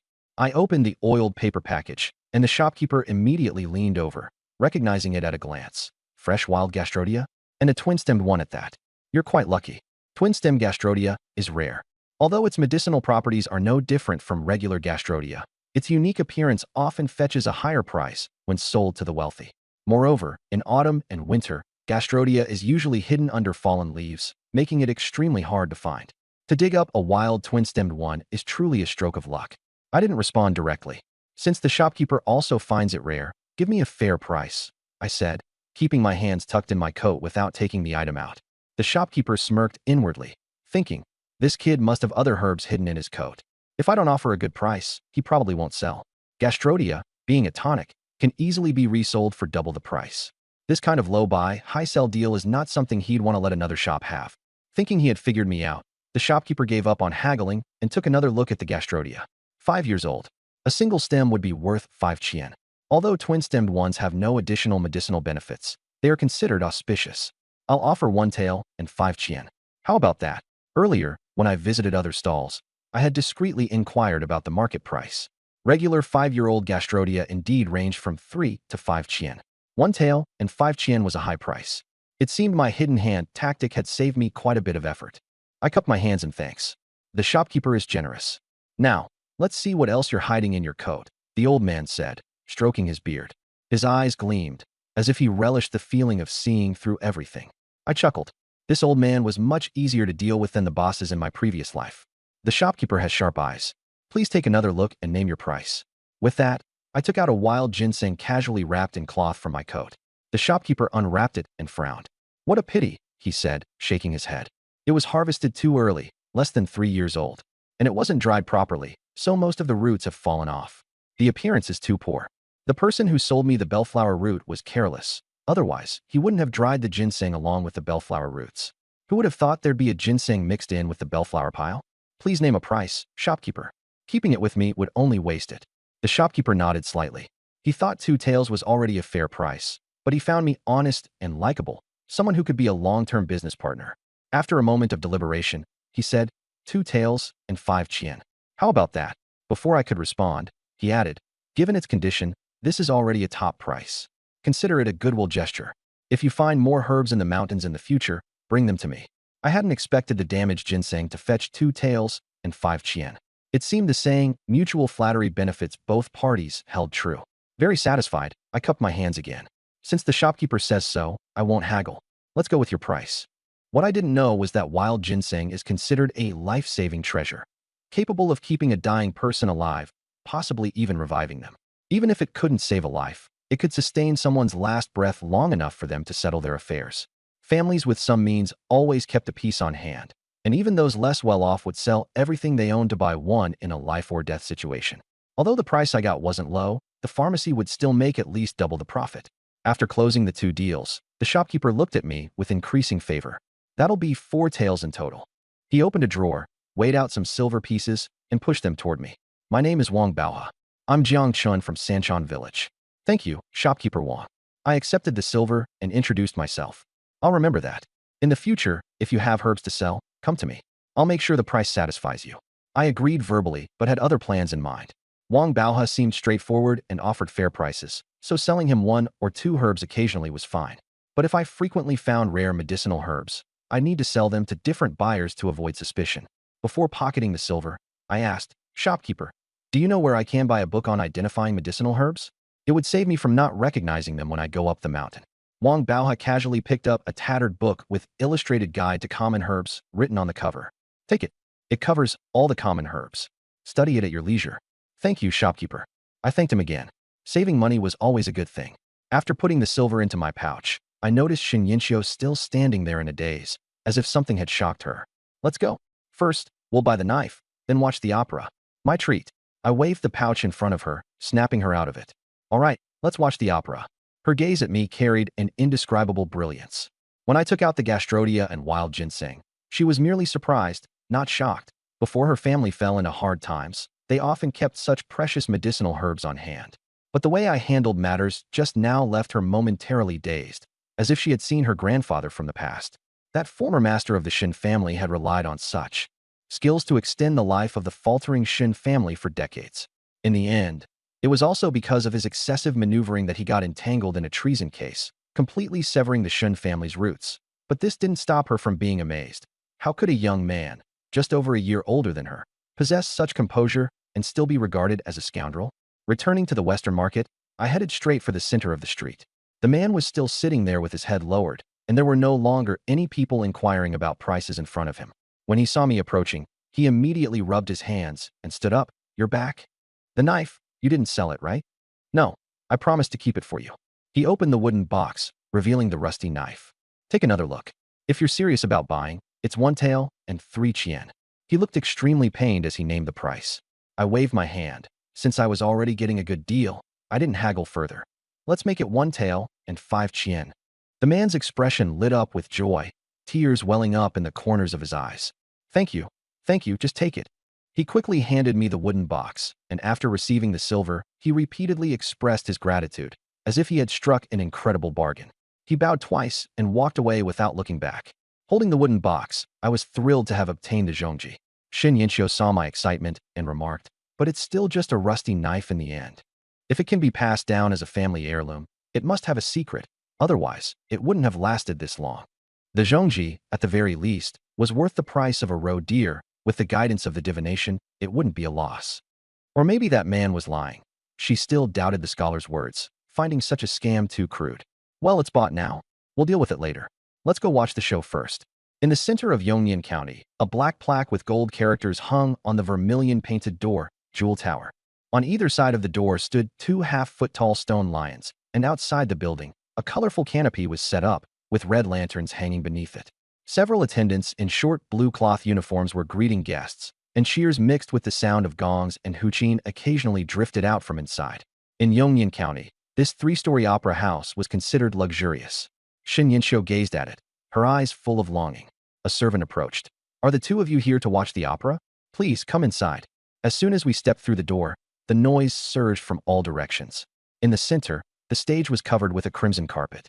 On it, an actor with a painted white face, holding a folding fan, wearing a mink hat, and dressed in a black robe embroidered with dark gold dragon patterns, moved gracefully. With each step, the jade belt at his waist emitted a crisp ding. Stopping at the front of the stage, he half recited, half sang in a sharp voice. Judging by the appearance, he was playing a treacherous minister. Which play is this? I asked. The 4th act of The Chronicle of Loyalty, where the treacherous minister is executed, the servant replied. Where would you like to sit? I looked around. In the front were open seats, while the area directly in front of the stage was packed with 8 immortals tables. The open seats also come with tea, 10 won per person.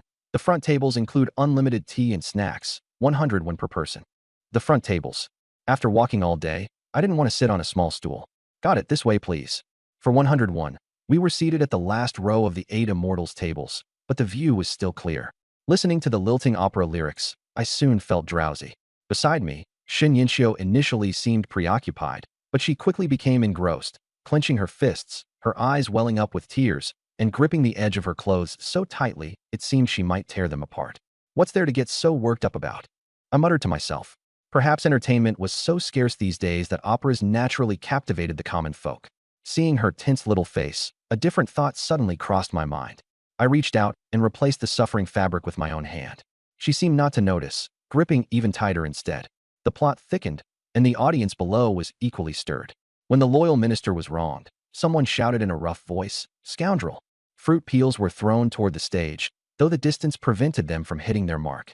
When the loyal minister was imprisoned and sentenced to death at the marketplace, the curses grew louder, nearly shaking the opera house to its foundation. Then, when someone petitioned the emperor, who finally saw the light, and ordered the treacherous minister to be executed and his entire family punished, the audience, who had been seething with anger moments before, erupted in unison. Serves him right. That scoundrel finally got what he deserved.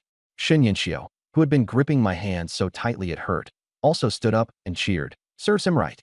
Nearly everyone joined in, almost lifting the roof with their shouts. To me, this kind of plot was nothing new. The emperor was always deceived, only to regain his wise and heroic image after the treacherous minister had destroyed the loyal one. What surprised me was Shun Yinxiu's intense reaction. Could it be that this wealthy young lady, who had fled to the remote Sanshan village, had some connection to the court? As I was pondering this, the act on stage came to a pause, and the cheers abruptly ceased. Shun Yinxiu sat down with the crowd, instinctively placing her hand back where it had been, gripping mine again. The moment she realized, she recoiled like a startled rabbit. Only then did I withdraw my hand, casually remarking, "You've made my hand all sweaty." "You." Her face turned bright red, practically steaming. "You scoundrel." "Wow, really? Steaming?" I stared in amazement, seeing someone's head actually steam for the first time. But when I noticed her on the verge of tears, I finally realized. Girls in ancient times were different from modern ones. It seemed she was genuinely upset. But even her angry expression was oddly endearing. Her long lashes fluttered, her rosy lips trembled slightly, and her chest rose and fell gently. She stared at me with a mix of wariness and grievance. making me want to reach out and pinch her little face. At this point, I didn't dare add fuel to the fire. Softly, I said, do you want to keep watching? There's another act coming up. I tried to redirect her attention to the stage. She glared at me for a long moment before huffing. No, let's go home. Then she turned her head away, muttering under her breath. Lecher. That insult had no effect on me whatsoever. Fine, let's not watch it. Then let's go buy something else. After leaving the theater, she strode ahead angrily on her own. I quickly caught up to her. Was the play good? She finally responded with a word. I'll bring you to watch it again next time, okay? She stopped, turned her head, and stared at me with those beautiful eyes. Then she turned away, showing me the back of her head as she walked forward. Enough. The corners of my mouth lifted. I just need to push a little more, and I should be able to win her over. The rest was the fine rice and flour I wanted to buy. During the famine year, rice had risen to 30 per jean, and white flour to 41, almost as expensive as pork. Ordinary families couldn't afford it, and mostly filled their stomachs with millet. I first bought 20 jean of fine rice and 20 jean of white flour. If we couldn't eat white rice and flour every meal in the future, at least we should have one meal a day with it. Shin Yinxiu originally planned to buy only millet, but thinking of her seriously ill father, she still bought 10 jean of fine rice and added 30 jean of millet. Looking at the sacks of rice on the ground, she was at a loss. With her small frame, how could she carry them? She could only look at me, pouting her lips. Help me. Are you still mad? I grinned. Humph. She was almost over it. I didn't carry it myself, but waved to a shop assistant to push a cart to the city gate. Along the way, I bought 2 roasted chickens and a dozen sesame oil pancakes from a stall, all for just over 300 won. At the city gate, Jiang Tian and Chun Xiaozue were already waiting. Seeing so much grain, Jiang Tian was surprised. Didn't we agree that I would buy the grain? The shop assistant unloaded the grain, took the 5 when I handed him, and left. Jiang Tian stared at the 5 won, feeling the pinch, hiring someone for such a short distance. But knowing his younger brother's personality, he didn't say much. I opened the sack. You bought millet, so I added some fine grain. Seeing the white rice and flour, Jiang Tian's lips trembled. Spendthrift. Who eats so much fine rice and flour in a non-festival year? If others saw, they'd gossip. But he gritted his teeth and held back. Better than me squandering it all on wine and meat in one go. He couldn't help but ask. I sold the hides and horns. Where did you get the money? I gathered some medicinal herbs in the mountains and sold them, just enough.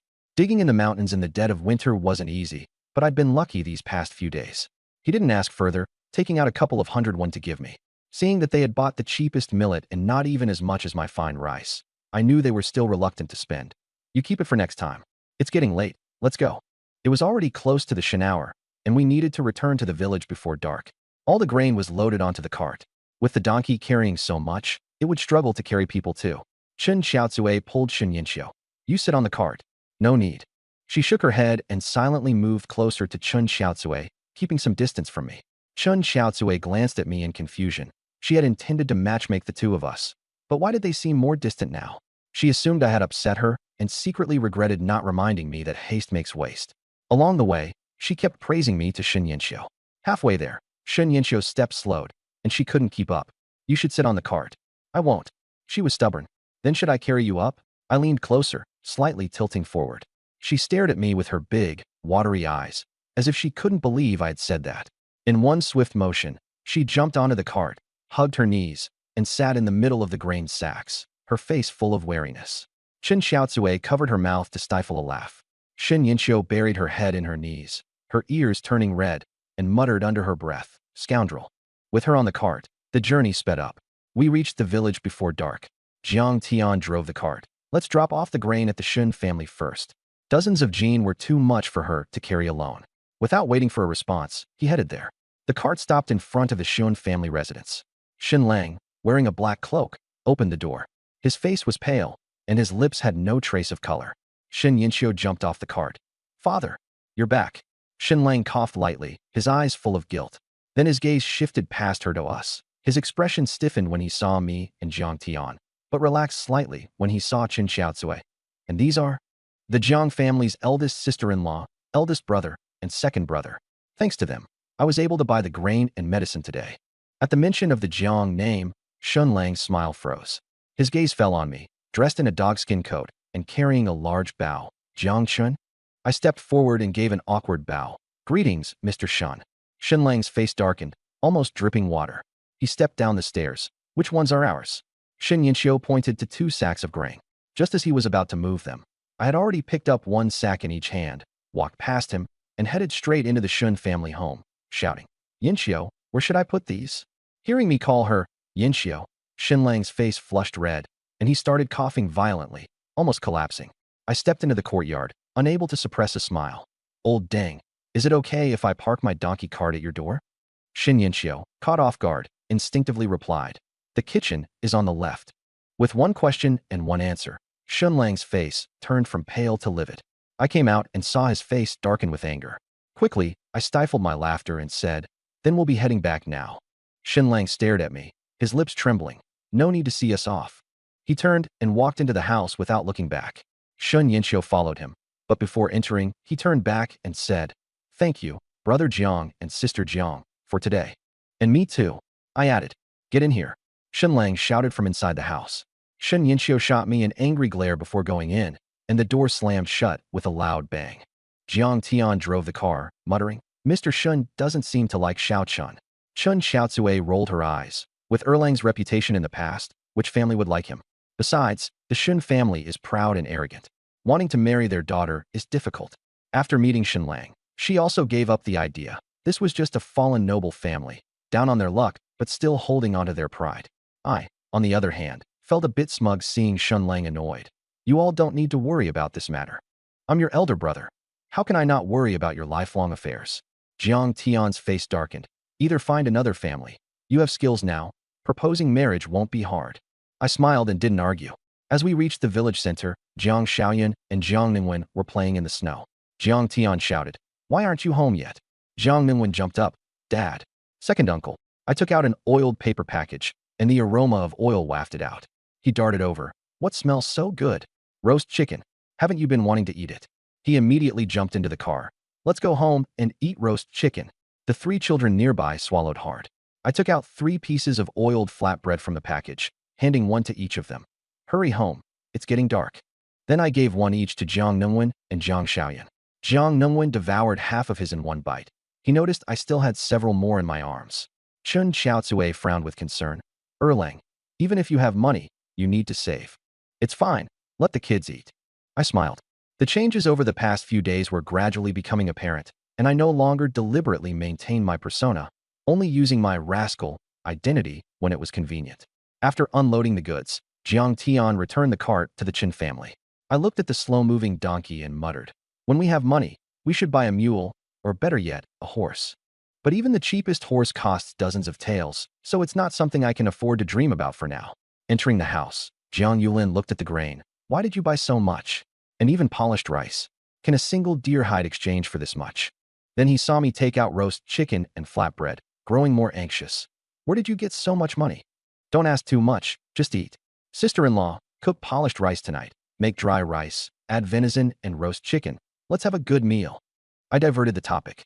Jiang Yulin poked my forehead. "When have we ever eaten poorly? Who else dares to live like this?" Chun Xiaotsue looked at the pile of grain, a sense of security washing over her, and she couldn't suppress her smile. "I'll go cook. By the way, the whetstone is over there." I took the whetstone and opened the wooden box I'd been holding, revealing the knife inside. Jiang Yulin frowned. "What's this thing?" "A knife rusted like this." "A treasure. Treasure my foot. Rusted like this, no matter how good it was, it's useless now. Were you tricked?" I didn't bother fetching water, grabbing a handful of snow to slowly grind on the stone. The white snow quickly turned red with rust water, the rust layer peeling off to reveal a black shiny blade. "Don't grind it like that. If it's rusted this badly, using too much force will break it. If it breaks, it proves it's not a treasure." I didn't stop. To be honest, I was nervous inside too. I spent 1 tael and 5 coins on it. If it really broke, it would be a total loss. Even though I trusted the divination, I was still tense. Crack. After less than 30 strokes, the knife snapped in the middle with a crisp sound. I stared at the broken blade, speechless. The fracture was even rusted, corroded to the core, beyond saving. "I told you it couldn't be a treasure. You don't trust your father's decades of hunting experience." Jiang Yulin gloated. 1 tael and 5 coins, I muttered. "What?" His eyes nearly popped out. "I spent 1 tael and 5 coins on it. 1,501, enough for a family of 6 to survive the winter, now gone with a crack. Could it be that I didn't draw the divination lot and decided to gamble on my own, only to lose completely? The moderate luck wasn't about the knife. It was about something else. "You prodigal son." Jiang Yulin raised his cane, stopping midair, reluctant to hit me, only pointing and scolding. "You got tricked and didn't even realize it. Talking about family heirlooms, it's all artificially aged." I picked up the broken knife to examine it closely, finding nothing special, and could only sigh deeply. But then my gaze fell on the wooden box beside it. Jiang Yulin glanced at the box. "This is decent. Looks like camphor wood, worth 100 or 201. A flash of inspiration struck me. If the scholar wasn't lying, the box and the knife were passed down together. The knife was so rusted. How could the box remain unchanged? Could it be that the box itself was the treasure? But how could the pawn shop not notice? Unless the real treasure was hidden inside the box. I raised the box high and smashed it down hard. Bang! It shattered into pieces. Jiang Yulin was dumbfounded. What a waste. He had just said it was the only valuable thing, and now it was smashed to bits. I bent down to sift through the wood fragments and picked up an intact back panel. It was heavier than the rest. Upon closer inspection, I found a hidden compartment in the middle. Sure enough, the real treasure was inside the box. The divination that led me to buy the knife was truly deceptive. I pried open the compartment with both hands, and a thin silver sheet fell to the ground with a crisp clang. "This is..." Jiang Yulin, who was about to scold me, swallowed his words. I picked it up. It weighed about 2 or 3 taels. A touch confirmed it was silver. 3 taels of silver, a profit. No wonder the box was heavier than an ordinary wooden one. But when I saw the pattern on the silver sheet, my breath caught. The first line bore 3 bold characters, Thunder Fist. Hidden in the compartment was actually a martial arts manual. No wonder the scholar said his family had abandoned martial arts for literature. He wasn't lying. His family likely had a martial arts heritage, but due to fleeing hardships and the sudden loss of elders, no one knew the secret of the hidden compartment anymore. Fist techniques, martial arts. I couldn't contain my excitement. Who hasn't dreamed of being a martial artist? But I wasn't sure if this was just a street-sold booklet or a genuine manual that could teach real skills. Jiang Yulin stared at the silver sheet and muttered, "At least 3 taels in weight." He had just scolded me for being wasteful, but now his eyes were full of delight. "Father, the treasure isn't the silver plate, it's the words on it." I handed it over. "This contains a martial arts manual." Jiang Yulin's eyelid twitched, and his voice dropped as he read the first 2 characters, Thunder. He abruptly stopped, his astonishment even greater than mine. "Come with me inside." His face turned serious as he held the silver plate and went indoors, shutting the doors and windows tightly. He sat on the bed and examined it closely. After a long while, he finally spoke. "Thunder Fist, 6 foundational stances, 9 combat techniques. It really is a martial arts manual." He murmured repeatedly, then looked at me. "This is a stroke of fortune. Could it be that our Jiang family will truly prosper in your hands?" I had shown it to my father to ask if martial arts truly existed in this world. Jiang Yulin had served in the military and had more knowledge than most. "Father, is martial arts real?" He nodded. "Of course. Which prominent family doesn't have their own martial arts heritage? When I was in the army, those with martial skills became squad leaders or sergeants. Those without any foundation could only be common soldiers. Having a family martial art, no matter how strong or weak, allows one to dominate a region. In times when imperial authority couldn't reach the countryside, martial prowess was the ultimate backing. How powerful can one become at the peak? He thought for a moment. "I've heard that top experts in the military can take on 100 men alone, but I've never seen it myself." I felt both excited and slightly disappointed. Excited that martial arts could truly be cultivated, meaning this manual was likely authentic. Disappointed that the peak was only being able to take on 100 men, not the fantastical martial arts of novels. But on second thought, gaining strength alone would be enough. Seeing my silence, Jiang Yulin said, "This is yours. You decide what to do with it." He showed no intention of asking me to hand over the manual. I smiled. "What are you saying, father?" "I plan to share it with my elder brother and Nungwen so they can practice too, and you as well, to strengthen your body." Jiang Yulin looked at me in surprise. In the past, I wouldn't even share food, yet now I was willing to share such a precious martial arts manual. "You're willing to share it?" "We haven't split the family. How could my practicing alone compare to the whole family practicing together?" Jiang Yulin let out a long sigh. "Xiaochen, you've truly changed." That day, I almost froze to death. When I woke up, I realized how foolishly I had been living and wanted to make amends. "Good." Jiang Yulin's face flushed with excitement. "Then let's do as you say. I'll call your elder brother now, so we can discuss it." The father and son studied the unexpectedly acquired Thunder Fist in the house, but halfway through, they both frowned.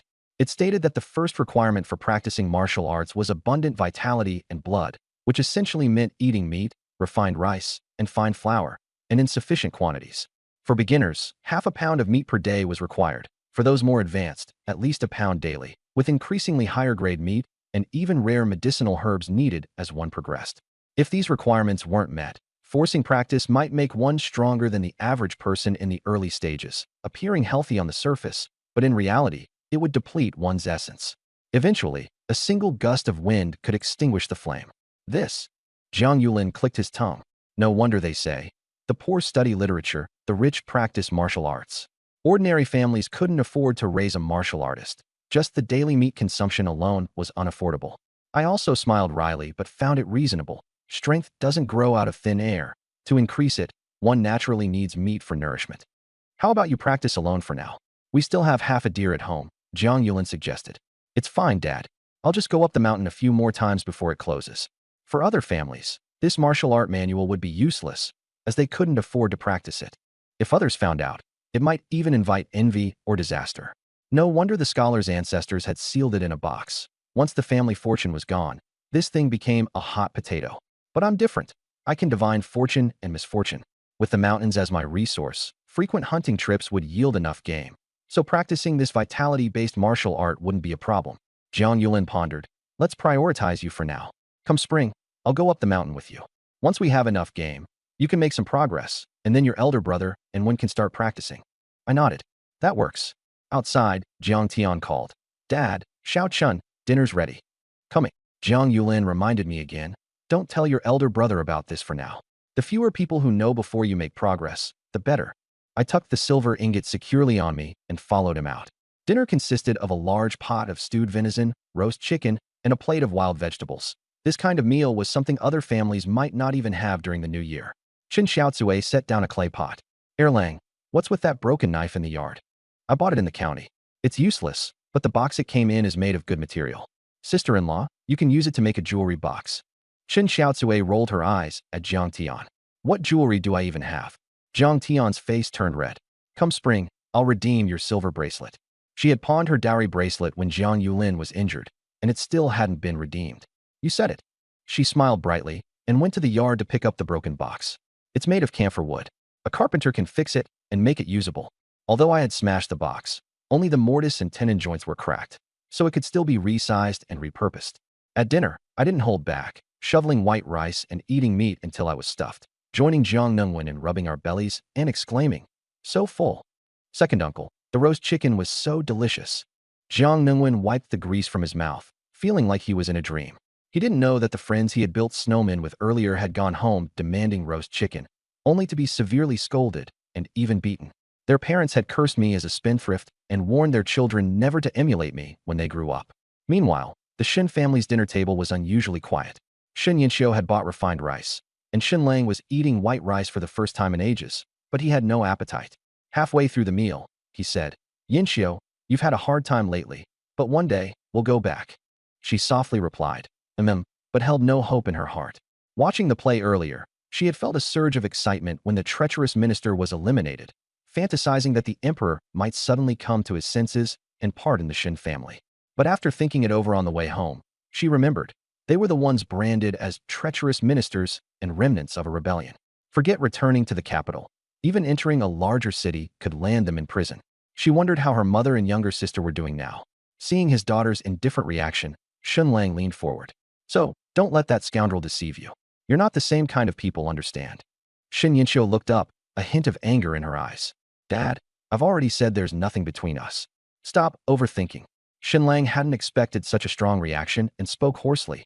That's for the best. Stay away from him in the future. I know, she replied casually, taking small bites of her food. When she said, it's nothing, the hand he held during the play inexplicably grew slightly warm. That bit of warmth seemed to give her a faint sense of reliance in this unfamiliar place. She closed her eyes and cast aside her stray thoughts. I'm full. I'll go prepare your medicine. Shen Lang watched his daughter's retreating figure and let out a long sigh. How could he not know that a grown daughter is hard to keep at home? Maybe we should move somewhere else, but there's nothing left at home to pawn. After finishing my meal, I returned to my room to study Thunderbolt Fist. The first move is a stance called Thunder Unleashed Stance. Following the instructions in the manual, I memorized the key points and began practicing in the room. Feet shoulder-width apart, toes slightly turned outward, knees bent, hips sunk as if sitting on a high stool, spine straight, hands clasped in front of the chest, fingers slightly spread as if holding thunder, eyes looking forward, and the tip of the tongue lightly touching the roof of the mouth. Taking a deep breath, I tried to sink my energy to my dantian, feeling the power gather from the soles of my feet upward, accumulating but not releasing. In less than 15 minutes, a sour ache spread through my entire body, and sweat dripped down like beans. I tried to steady my breathing, but my body still trembled uncontrollably until I collapsed to the ground with a thud. Sure enough, it's not easy. I crawled back to bed to recover and stood again after 15 minutes. Repeating this 3 times, my stomach suddenly let out a loud gurgle. I thought I had made some progress, but upon closer feeling, my expression turned strange. I was hungry. The hunger made it impossible to continue, so I quickly crawled back to bed. I ate enough to last until morning, but I didn't expect 3 rounds of stance practice to deplete it all. But doesn't this just prove I'm practicing correctly? As long as I can convert the food I eat into strength, no amount of hardship is too much. What my archery lacks most right now is strength. If I have enough strength, my hunting will be steadier, I'll catch more prey, and the two will complement each other, leading to faster progress. I couldn't practice anymore today, so I lay in bed, lit a lamp, and studied the manual. Perhaps the scholar's ancestors feared their descendants wouldn't understand, as the illustrations and text were extremely detailed, which now worked to my advantage. I could master it entirely on my own. It wasn't until the oil lamp burned out that I reluctantly put away the manual and went to sleep. At dawn, I opened my eyes and first rubbed my legs. The expected soreness didn't come. Instead, there was a newfound strength in my limbs. I lightly clenched my fists, feeling a faint surge of energy and blood flow between them. It really works. Although I didn't feel an increase in strength, my physical condition had clearly improved. After washing up, I presented my best self and opened the tortoise shell for divination. Current fate star. Mountain dweller today's fortune. Average minor luck. A layer of ice has formed on Jinshire Pond. Breaking it might yield extra rewards to minor luck. On the eastern slope of Little Black Mountain, a fox is foraging. Following its tracks might lead to a reward. Major misfortune. The Wolf King has been driven to Little Black Mountain. Taking its pelt would bring great profit, but it has just feasted and is full of energy. Approach with caution unless you are fully prepared. As expected, a well-fed Wolf King is even more dangerous. A beast's hunt usually sustains it for several days. However, there aren't any other large prey on Little Black Mountain, and a single young roe deer won't last it long. I can completely rely on the divination to monitor it and wait until it weakens before making a move. Last time I descended the mountain, I had already put it on my must-kill list. I can't allow a hungry Wolf King to roam near me. Skipping over the Wolf King, I looked at the other 2 options. Fishing at Jinshire Pond. Fish are cheap and don't fetch a good price in winter. Besides, the thickness of the ice is uncertain, and after my last experience, I'm not inclined to go. That leaves only the fox. In fact, I had already set my sights on the fox. Its meat isn't worth much, but its fur is soft and warm, a favorite among the wealthy. A single pelt can sell for 3 or 4 taels, and the price for a white-faced fox pelt often doubles. I'll hunt the fox today. The divination slip dissolved into light and entered my mind, presenting a vision of Little Black Mountain.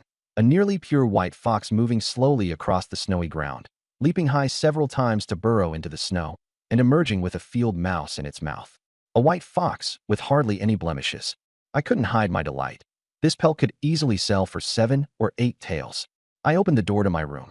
Sister-in-law, prepare some dry rations. I'll head up the mountain after breakfast. Got it. Chen Xiaozue immediately set up the stove to steam rice, placing half a pound of roe deer meat on top. Nowadays, whenever I go up the mountain, she's fully supportive.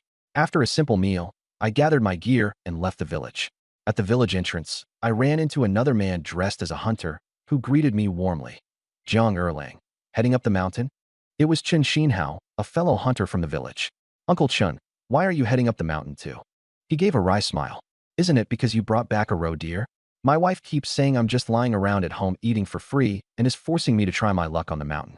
But in this dead of winter, where can I find any game?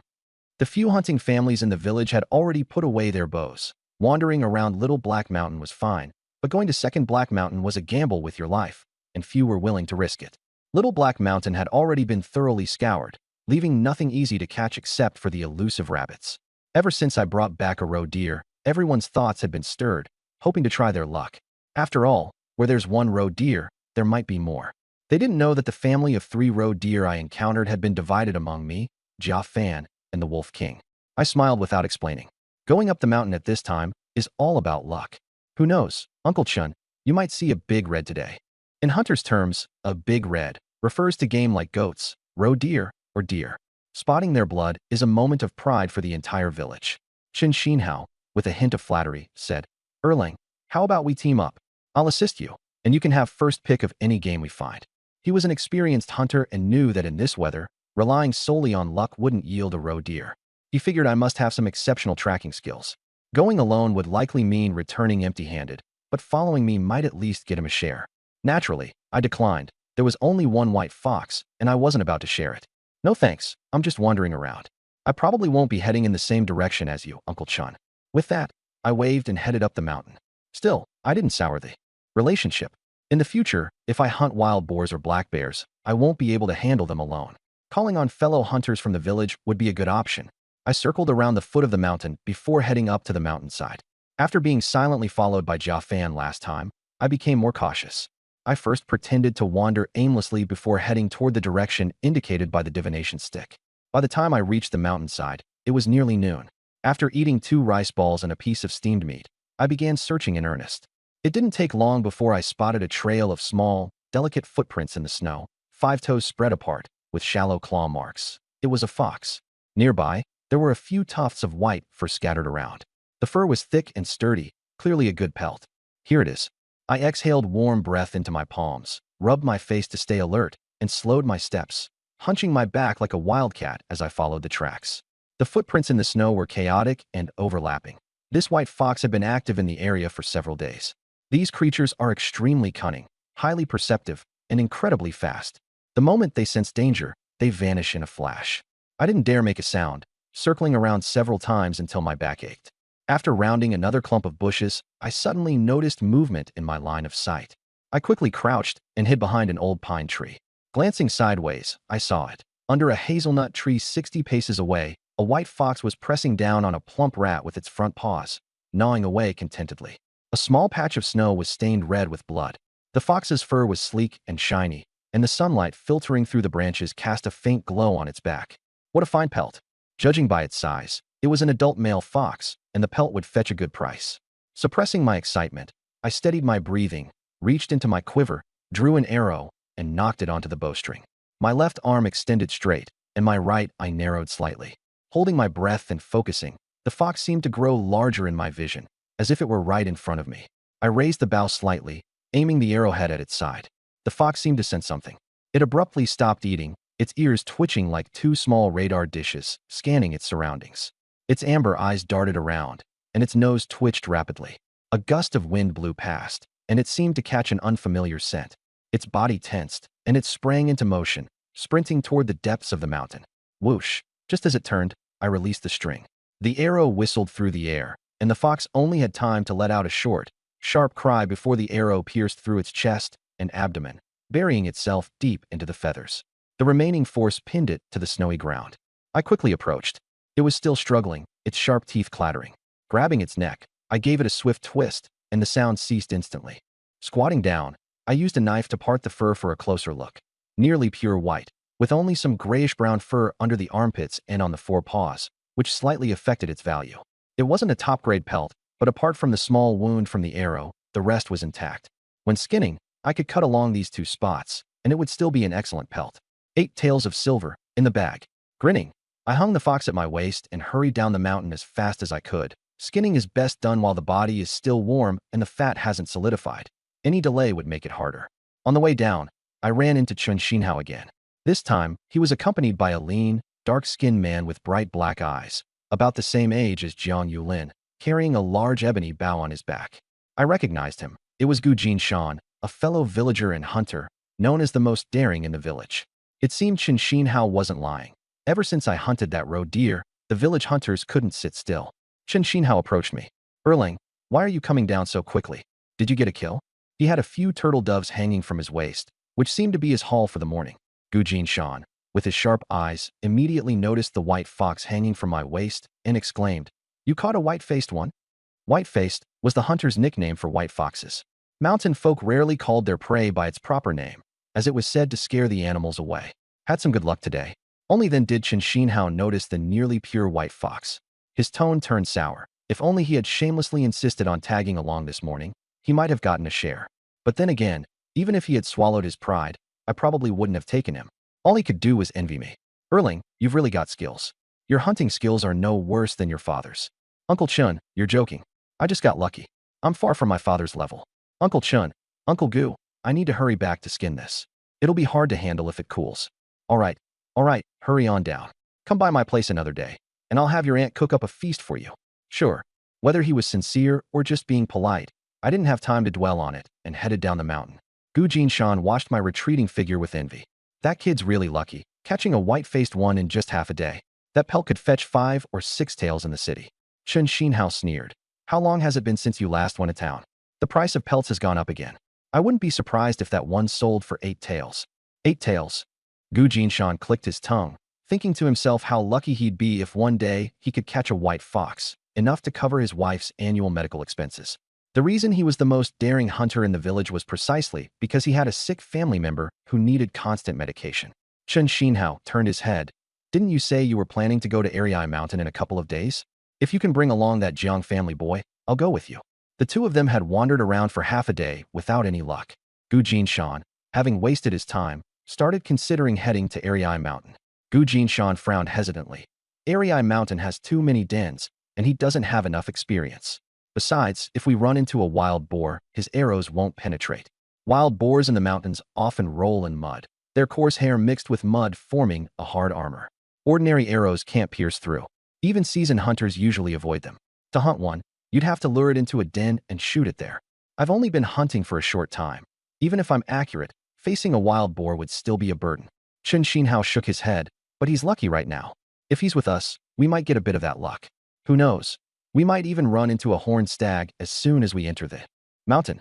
A horned stag, an old deer with antlers, was worth a fortune. Its hide, bones, and especially the valuable antlers could fetch over 20 taels. Even split among 3 people, each could get 7 taels, and it was easier to hunt than a wild boar. Gu Jinshan, who initially didn't want to bring me along, wavered at this vague and uncertain idea. Let's wait and see. I'll go back and ask Gu Chang and Sun Dachang if they want to go. If we can gather 3 people, there's no need to bring him along. He believed in luck too, but he thought I was too young. All right, I'll wait for your news. There were only 5 hunting households in the village. If all 5 families went together, even one wild boar wouldn't be enough to divide. Father, come quickly and skin it. I shouted loudly before even stepping through the door. Jiang Yulin came out leisurely, calling out like you're summoning spirits in broad daylight. I'm not deaf. Skin what? What did you catch? I untied the fox from my waist, a white-faced one. Whoa, his eyes lit up. What kind of luck did you have to catch a white-faced fox in such a short time? Surviving a disaster brings blessings. Mainly, I have sharp eyes. I spotted the footprints from afar, tracked it all the way, and nearly broke my back. Jiang Yulin's face wrinkled with laughter. Not bad. But don't get too cocky. Plenty of seasoned hunters have been caught off guard, let alone you, who aren't one yet. Then he called out, Xiaotsue, heat up a basin of water. Chen Xiaotsue came out and gasped at the sight. What a big white-faced fox, and this fur. It's gorgeous. Women, after all, can't resist natural fur. Jiang Yulin went back to the room and brought out a blackened bamboo knife. Skinning such precious fur requires a bamboo or bone knife. An iron knife is too sharp and could tear the skin, drastically reducing its value. When the water was hot, he laid the white fox flat on the stone slab, first wiping away the bloodstains, then clicked his tongue. This fur is flawless. He felt along the fox's bone seams before using the bamboo knife to make a small incision at the gap between the hind toes. The blade pressed against the leg bone and moved upward as he explained. Skinning must follow the tendons. Rushing will damage the fur, and damaged fur isn't worth much. His hands moved continuously, cutting from the inner side of the hind leg to the groin, then along the midline of the abdomen to the chest. The blade never went deeper than half an inch, only severing the connections between the skin and flesh. Watch carefully. This step requires the most caution.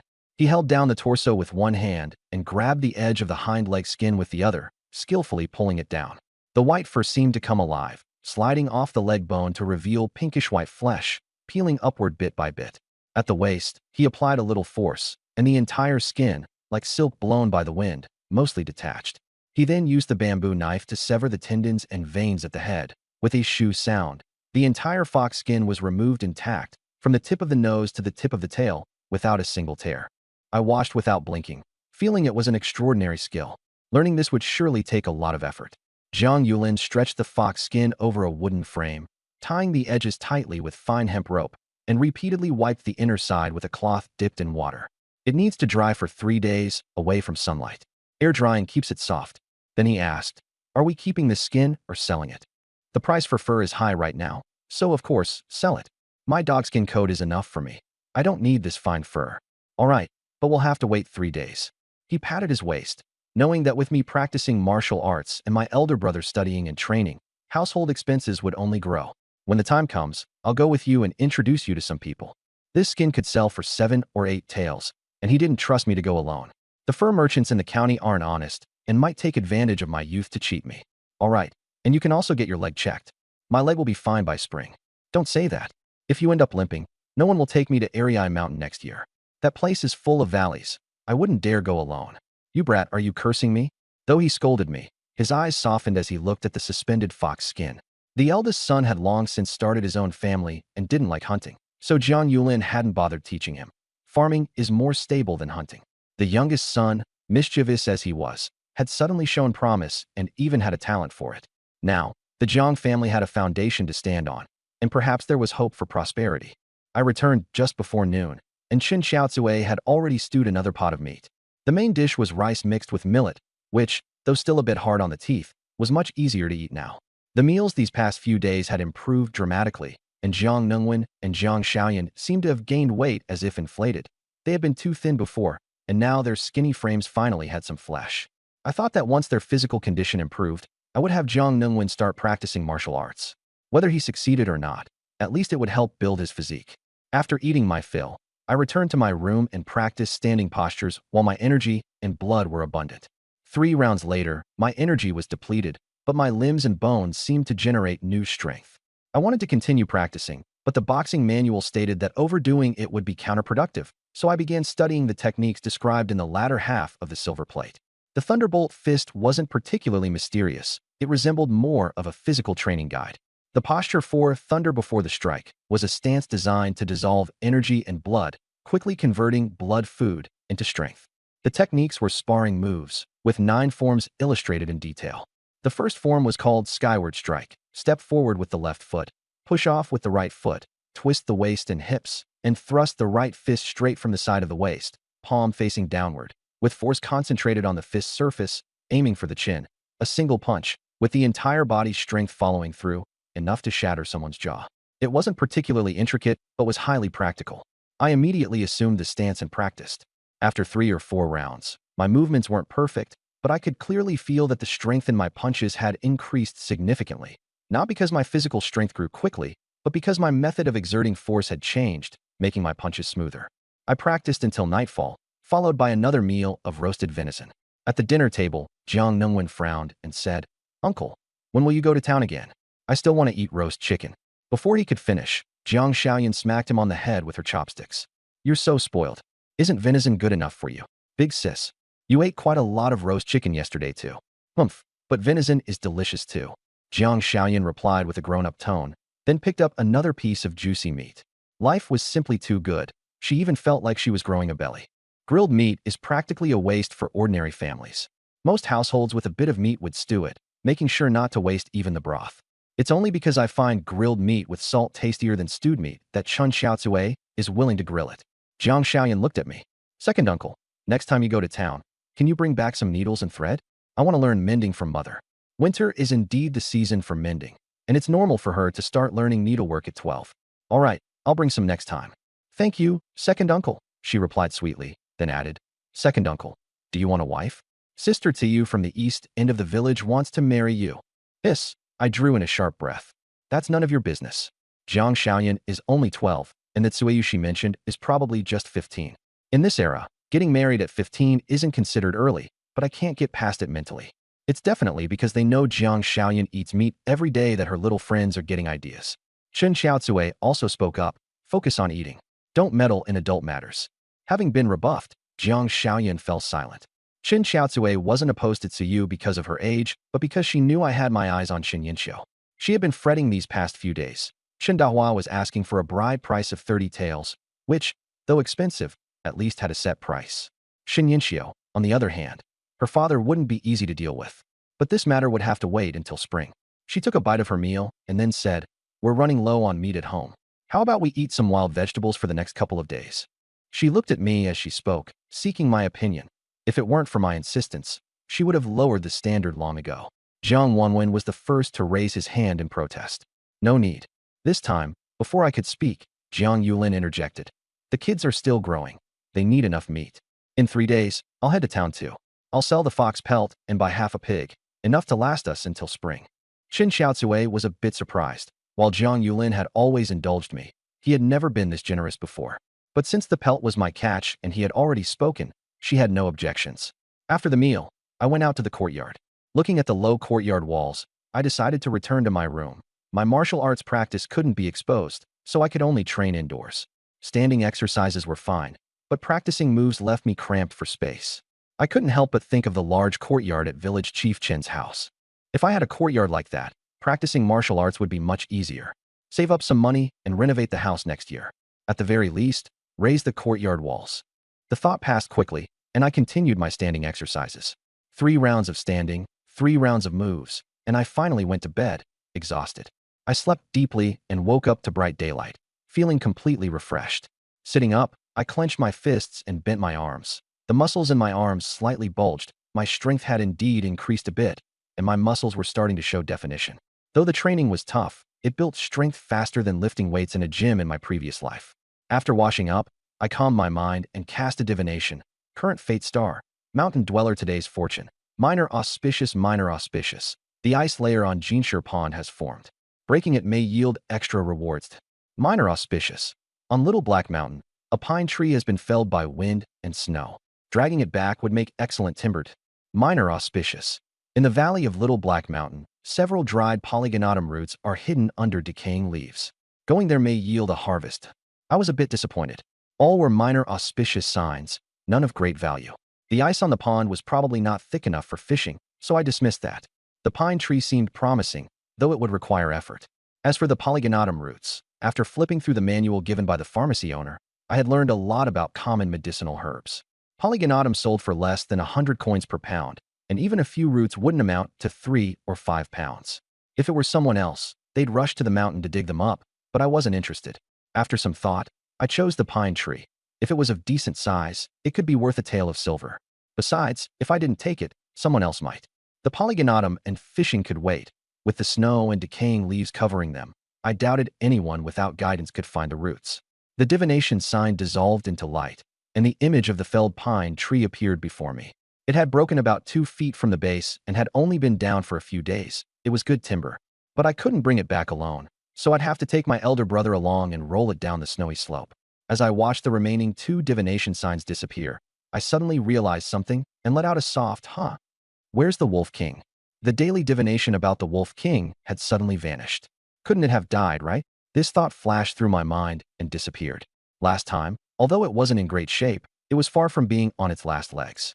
Plus, it had recovered and grown fiercer after eating the roe deer meat. It shouldn't have died in just a couple of days. Besides, if it really had died, the divination should have shown a great fortune, signaling me to collect the wolf pelt. Could it have left Little Black Mountain? Thinking of this, I felt a bit regretful. I had already added the Wolf King to my hunting list, and that pelt would be worth at least 20 or 30 taels. If it just disappeared without a trace, it would be a huge loss. But even if I had known earlier, I wouldn't have risked so much for 20 or 30 taels with my current strength. Hopefully, it will come back. There are only 3 big mountains nearby. If it left Little Black Mountain, it most likely went to Second Black Mountain. The 2 mountains are connected, so there's a chance it might return. After putting away the tortoiseshell and finishing breakfast, I told Zhang Tian about going up the mountain together. He naturally didn't refuse. There's less work in winter, so it's good to gather more firewood while we can. Even if we don't catch any game, we can at least collect more firewood together. By noon, the 2 brothers were still on Little Black Mountain, each carrying a small bundle of firewood on their backs. Zhang Tian glanced at the mountain. That should be enough. Up ahead, it's all pine trees, and the branches are too high to reach. The easily accessible branches had already been taken by others. Today, they had climbed trees more than once, and their energy was nearly spent. Half a day's worth of firewood wouldn't sell for even 20 coins, but they weren't planning to sell it. They'd save it for winter heating. I looked in the direction of the divination stick. Let's walk a bit further. I'll see if there's any game. Jiang Tian thought it was a waste of effort but didn't want to discourage me. All right, let's go. We climbed further up with difficulty, and I deliberately lagged behind. Before long, I heard Jiang Tian exclaim, "Xiao Chun, come quickly." I walked over to find a pine tree fallen in front of us. It wasn't more than half a foot thick, but it was pine, knocked down by the snow. "Can we take it back?" I asked on purpose. "Of course we can. Give me a hand." Jiang Tian was thrilled. This one tree was worth a tale of silver. "Take it back, and when you get married, you can make a bed out of it. It'll last for decades." The fatigue of both of us dissipated significantly.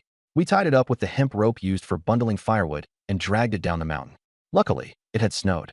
Otherwise, there was no way we could have brought this 100-plus-pound pine tree down the mountain. Even with the help of the snow, it nearly drained all our energy. When we reached the long river outside the village, we had to stop. Looking at the narrow bridge over the river, I hesitated.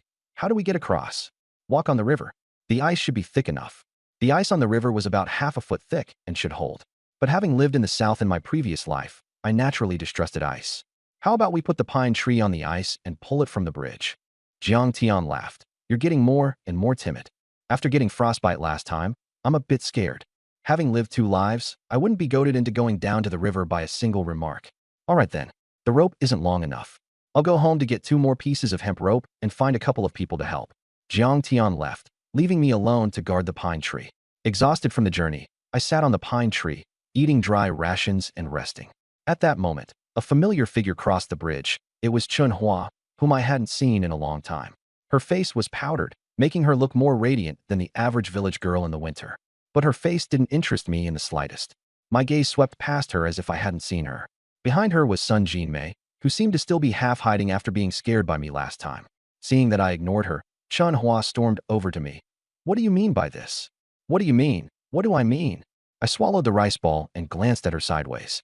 "Humph, don't play dumb. I know you're feeling pretty smug now, thinking that catching some game will get my attention." Huh. I was utterly baffled. What kind of twisted logic was this? It left me stunned. "Fine, I'll admit you're more capable now than before." Chunhua put her hands on her hips. "I heard you caught a white fox yesterday. Give me the pelt, and I'll pretend the past never happened. As for the betrothal gift, my mother said 40 taels would do." I broke out in a cold sweat. Damn, self-absorbed women like this exist everywhere. Seeing Jiang Tian approaching in the distance, I stood up. "Move aside. I have things to do." "What did you say?" I said move aside. I don't have time to deal with you. With people like her, you have to slap the word move in their face. Otherwise, they'll think you're interested and cling to you, which would be a real headache. Jiang Tian was returning with the hemp rope, accompanied by 2 villagers. Seeing Chunhua, he forced a smile. "Aunt's son, Chunhua, what brings you here?" He didn't want me to revert to my old self, stealing from the family to give to Chunhua. Chunhua raised her chin. "Jiang Chun said he'd give me the fox pelt from yesterday. I'm still deciding whether to accept it." Jiang Tian's smile froze, and he turned to look at me, his eyes questioning. The 2 villagers beside him were also surprised, whispering, "Isn't that fox pelt worth 7 or 8 taels?" Jiang Chun gave it away. "Just like that?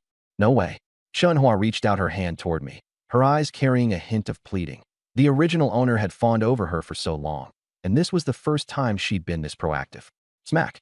I slapped her hand away, leaving a red mark. "Brother, she's delusional, daydreaming in broad daylight." Chunhua's proud face suddenly turned red. "Ha ha ha." The 2 onlookers burst into laughter. "I told you that fox fur was worth 8 taels. How could it be given away just like that?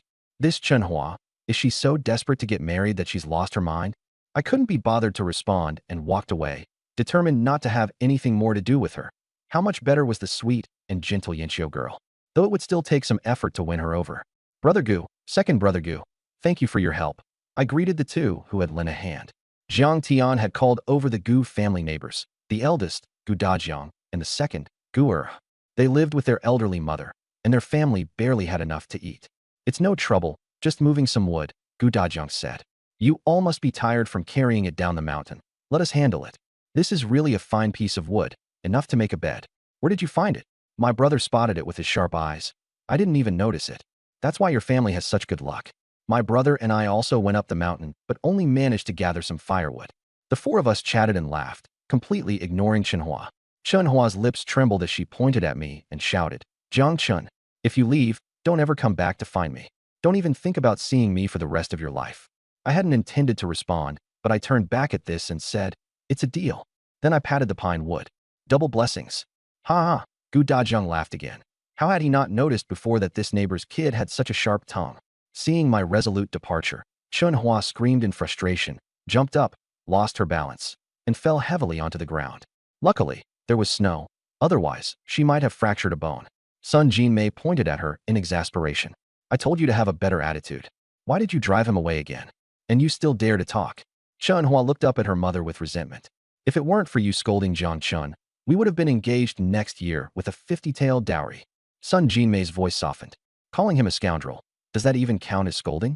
He really is. You still dare to say it. I'll tear your mouth off. You're crazy. I'm your mother. Jiang Tian couldn't hide the joy on his face. He had been genuinely worried earlier.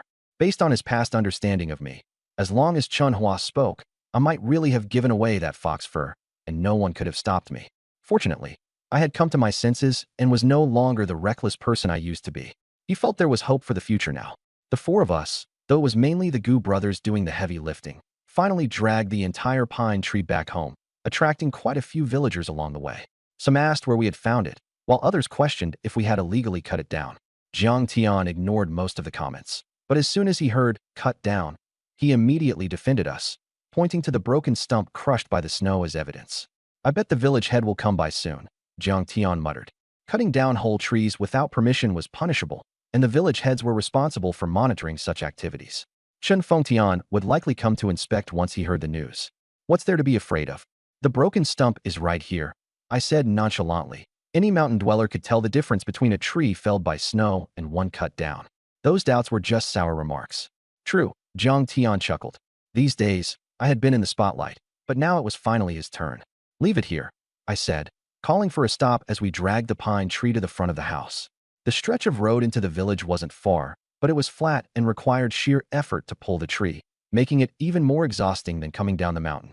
We'll head back now, the Gu brothers said, letting go and rubbing their reddened hands. Wait a moment, I stopped them. Take 3 pounds of millet with you. No need, no need. It was just a short distance. Gu Dajang quickly waved his hand. But Jiang Tian had already gone inside and brought out a cloth bag. Unable to refuse, they accepted it. Call us next time you need help. We brothers don't have much, but we do have strength. All right, I said with a smile, seeing them off. Just then, Jiang Tian said, Uncle Zhang is here. Who? Zhang Chongqing. He even held you when you were little. I rolled my eyes. Why did everyone have to bring that up? But I did remember that he was of the same generation as my father, and our families used to be close. What's he here for? Jiang Tian hesitated. You'd better go in and see for yourself. As soon as I entered, I saw a man with a weathered face. My memory told me Zhang Chongqing was younger than Jiang Yulin, but now he looked like he'd aged over 10 years. Uncle Zhang. I greeted him. I just came down the mountain and need to soak my feet. If you have business, you can talk to my father. Walking into my dad's room, Chen Xiaotsui had already prepared hot water. Jiang Tian and I soaked our feet, and I asked, what's the matter? The news about you beating Zhang Pizzi has spread. Uncle Zhang came to borrow money. Borrow money. I finally understood why he was so polite to me, a junior. Chen Xiaotsui further explained. At first, he wanted to borrow from village chief Chen. 9 for 13 return, borrowing 1 silver tael would only get 900 coins. Next year he'd have to repay 1 tael and 3 coins, using land deeds as collateral. But he would need to buy seeds come spring, and with even slightly poor yields, he wouldn't manage to repay, so he came to our house instead. I clicked my tongue. On paper, the interest seemed 30%, but in essence, it was nearly 50%. You borrowed silver written in the contract, but received copper coins, and when repaying, you needed silver. Jiang Tian sighed. We almost had to borrow grain ourselves. If we couldn't repay next year, we'd have to sell our land. Outside, more voices came through. Jiang Tian couldn't hear clearly, but with my sharp senses, I caught the gist. Brother Jiang, I won't ask for any advantage. Still 9 for 13 return using land deeds as collateral, but grant me 1 year grace. I'll repay the principal and interest the year after. My wife isn't in good health. I fear we can't settle within a year. Lending money isn't difficult, but Jiang Yulin sighed, seeming hesitant. Brother Jiang, you know how the village chief made his wealth. If you don't help, my family won't see through next year. Jiang Yulin drew a long breath. All right then, I'll sell the animal hide and lend you 1 silver tael. Also prepare seeds for spring planting. But don't share this around. I don't want to profit from this. All right, it's settled then. Zhang Chongqing's tone brightened. As they were talking, a cheerful voice sounded. What a fine pine log. Must have been a lot of effort dragging it back. It was Chen Fengtian. After brief exchanges among the three, Chen said, I just came to check the pine log. As long as you didn't cut it yourself, it's fine. It's late. I'll head back now. Zhang Chongqing lingered on in idle chatter before finally leaving. Jiang Tian and I stepped out. Jiang Yulin sat back, heaving a deep sigh. Jiang Tian drank a sip of water. Dad, Uncle Zhang helped our family before. It's just one silver tael. Why are you sighing? You don't understand. Jiang Yulin shot him a glance. I spoke up. I fear Uncle Zhang's few acres of land have long been targeted by Qin Fengtian. Now that we've intervened, they won't be pleased. Huh? We're all from the same village. It wouldn't go that far, would it? Jiang Tian looked stunned. The tone of Qin Fengtian moments ago didn't suggest any displeasure. Not go that far. Do you know where Qin's 100+ acres of land came from? Jiang Yulin sneered. There's no good heart in landlords. Forget it. We'll lend this once and keep low-key from now on. Neither he nor Jiang Tian wished to offend Qin Fengtian, who was both landlord and village chief. I didn't say more, but felt it wouldn't be so simple. Meanwhile, returning home, Qin Fengtian immediately called for Qin Yutong. Is Zhang Sampo dead? If not, have him come see me. Qin Fengtian temporarily made no other moves, so I could only respond as needed. After hauling wood for a day, I ate a big meal, but still felt sore all over. It took 3 rounds of standing meditation before I could fall asleep. A northern wind blew all night, and when I woke up, the temperature had dropped significantly. Shivering, I washed up and took out the tortoise shell. Fate star, mountain dweller today's fortune. Minor luck, minor luck. The ice layer at Jinshi Pond is thickening. Breaking through it might yield a good catch of fish. Minor luck. In the Xiaohe Valley, several polygonatum plants are hidden under decaying leaves. Going there might bring rewards. Moderate misfortune. The Wolf King went hunting in the Arii Mountain during the snowstorm, but failed, worsening its injuries. Bringing a hunting bow might yield wolf pelts, but beware of counterattacks. It's back. My eyes lit up. The Wolf King that left yesterday had returned to Xiaohe Mountain. It seemed to want to hunt in Arii Mountain while it still had strength, but it failed. While I thought it was a pity, the corners of my mouth involuntarily lifted. Strike while the iron is hot. But seeing the bright red, moderate misfortune, I quickly calmed down. Given my current strength, going there would still be risky, with at most a 30% chance of success. I can avoid misfortune and seek fortune. Why risk my life? I'll wait. Since it returned to Xiaohe Mountain, it proved it couldn't escape the 3 mountains here. I wasn't in a hurry. I'd wait at least until the divination changed to neutral or minor luck before going. I skipped over the Wolf King and looked at the other 2 signs. Jinshi Pond was still temporarily set aside, and I chose the polygonatum sign, confirming its location. After breakfast, I donned my dogskin coat, grabbed Chun Xiaotsui's wild vegetable digging spade, and headed up the mountain alone. The weather was getting colder, and Jiang Nungwen and Jiang Shaoyan didn't dare clamor to go up the mountain anymore. Jiang Tian, who had picked up a pine log yesterday, was eager to join me today, but was refused with the excuse of hunting today. He wasn't skilled in hunting and might scare off the prey, so he didn't come along. I first circled Xiaohe Mountain and then went to Jinshi Pond.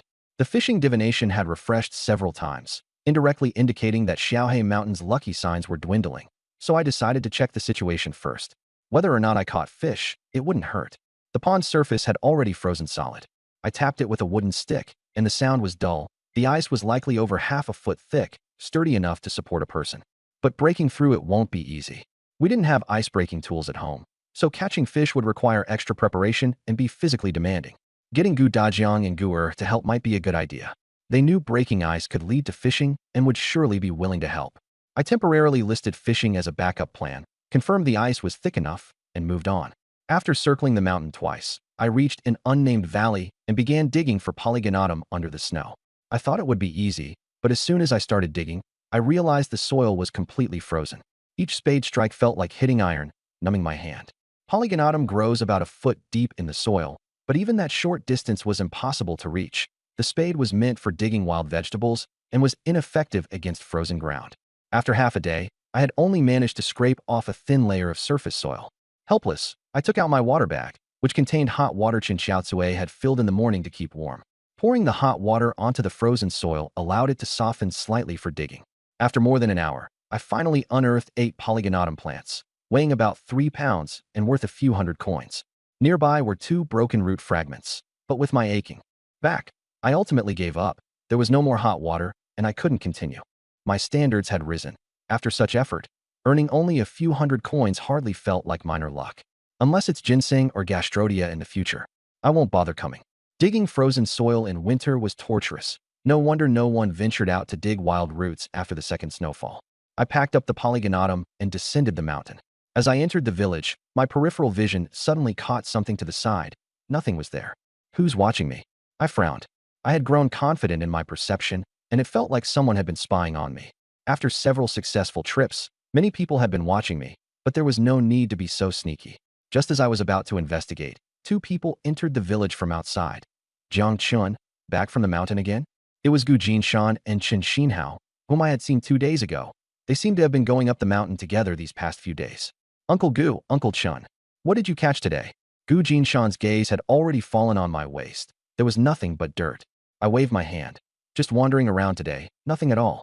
We're the same. There's really nothing in this little black mountain during winter. I silently thought to myself, it's not like there's nothing. There's still a wolf king here. Out loud, I agreed. Yeah, the prey is getting scarcer. The two exchanged a glance, and Shin Xinhao spoke. That's right. We're planning to head into Second Black Mountain in a couple of days. Want to join us? Once the next snowfall comes, it'll be hard to get into the mountain. Second Black Mountain? I had long heard of its reputation. After a brief hesitation, I still shook my head. Forget it, Uncle Chun. I've never been to Arii Mountain. If I go, I'll just hold you back. I'll wait until spring when it's safer to explore. The danger level of Arii Mountain in winter is not the same as usual. I lack experience and am not too keen on going. There's also an important reason. The divination has never mentioned Arii Mountain. If it showed a small fortune with the tortoise shell guiding the way, I wouldn't be afraid. Gu Jinshan said, it's fine. Just follow behind us. It'll be a good chance for you to learn the way. I was a bit surprised. They really wanted me to go. But even though I managed to hunt a fox, it wasn't much of a feat in front of these seasoned hunters, was it? Seeing my hesitation, Chen Xinhao smiled wryly. Don't laugh at us. The reason we want you to come is to borrow some of your recent luck. You don't need to do anything. Just follow us. And if we encounter prey, we'll split it evenly. I couldn't help but laugh, so it wasn't my skills they valued, but my luck. People who often go into the mountains really believe in this sort of thing. It's no wonder. Hunting is half about luck. To them, it seems like my luck is currently strong. But I know myself best. It's not luck I'm relying on. Without a divination slip, I'd be completely in the dark on Arii Mountain. I shook my head again. My luck hasn't been that great lately. Look, I came back empty-handed again. Better not. Chen Xinhao looked a bit disappointed, but didn't press further. As we walked, I suddenly remembered something. Oh, Uncle Gu, when I was hunting roe deer earlier, I saw a wolf king in a mountain hollow to the south. Be careful if you head that way. A wolf king? Really? The two were startled. I nodded. That roe deer was part of a family of 3. I hunted the male. Jia Fan from Changhe village hunted the female, and the wolf king killed the fawn that escaped. No wonder, Chen Xinhao said, suddenly understanding. They had thought there were other roe deer in the mountains and had been wandering around for the past 2 days. They hadn't realized it was a 3-way split, and the whole family was gone. Gu Jinshan cupped his hands in thanks. Thanks for the reminder, Erlang. We'll avoid that area when we go to Xiaohe Mountain. I've been avoiding that area myself lately, I said with a wry smile. I wasn't worried they'd get the idea to hunt the wolf king. Jia Fan's reaction had already shown that seasoned hunters avoid such cunning wolf kings. Not only are they treacherous, but they might also have a pack of vicious wolves following them. They don't have divination to know that the wolf king has already been replaced by a new one and is now wandering Xiaohe Mountain alone. My warning was both to prevent them from becoming the wolf king's prey and to avoid them being forced to kill it, which would ruin my plans. Chen Xinhao hesitated and said, actually, there's a nameless valley to the north that's sheltered from the wind. We hunted 2 pheasants there today, but we startled the nest. If you didn't have any luck today, you could check it out. Only then did I notice that their bags were bulging. They hadn't come back empty-handed as they claimed. It seemed my casual mention had earned me a favor in return. Thanks, Uncle Chen. I'll check it out tomorrow. They were heading to Arii Mountain and wouldn't linger in Xiaohe Mountain, which was why they shared this information with me. At the fork in the village, the 3 of us parted ways. Before leaving, I glanced back again. The feeling of being watched was gone, but it still made me uneasy. Could it have been some girl? Sueyu, the one Xian mentioned? Unable to figure it out, I stopped dwelling on it and went home. No one at home was surprised that I came back empty-handed. This was the norm for hunting. As usual, I didn't mention finding medicinal herbs. It was hard to explain how I managed to find polygonatum in frozen soil, so I simply kept quiet. After dinner, I practiced standing, postures and boxing. These days, I've been training 3 times a day, and with the nourishment from meat, my physical condition has indeed improved. I can now fully draw a 3-stone horn bow, and arrows still have sufficient power at 80 paces. I estimate my fists now have a force of about 200 pounds, enough to qualify as an archer in the army. But according to the boxing manual, I'm still not considered a martial artist. I'm merely using external boxing techniques to temper my body and enhance my vitality. Only when my fists can exert 400 pounds of force will I be considered a beginner in body-strengthening boxing.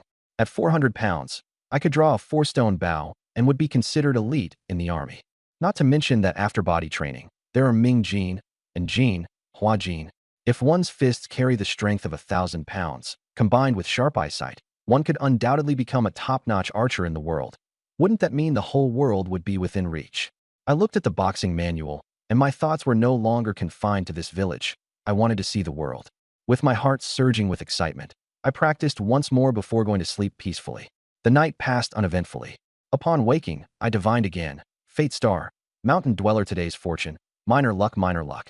The ice layer on Jinshire Pond is thickening. Breaking it might yield a good catch of fish. Minor luck. In the unnamed valley north of Little Black Mountain, 2 long-tailed pheasants are active. Capturing them could forge high-quality arrow shafts. Moderate misfortune. The Wolf King's injuries are worsening, and its food supply is depleted. Bringing a hunting bow might yield wolf pelts, but beware of counterattacks. The Wolf King's injuries have worsened again. I was initially a bit excited, but after seeing moderate misfortune, I muttered, still moderate misfortune, the danger level hasn't changed for me at all. I decisively gave up and looked at the second one. The unnamed valley to the north, long-tailed pheasants. My eyes lit up. Wasn't that the place they mentioned yesterday?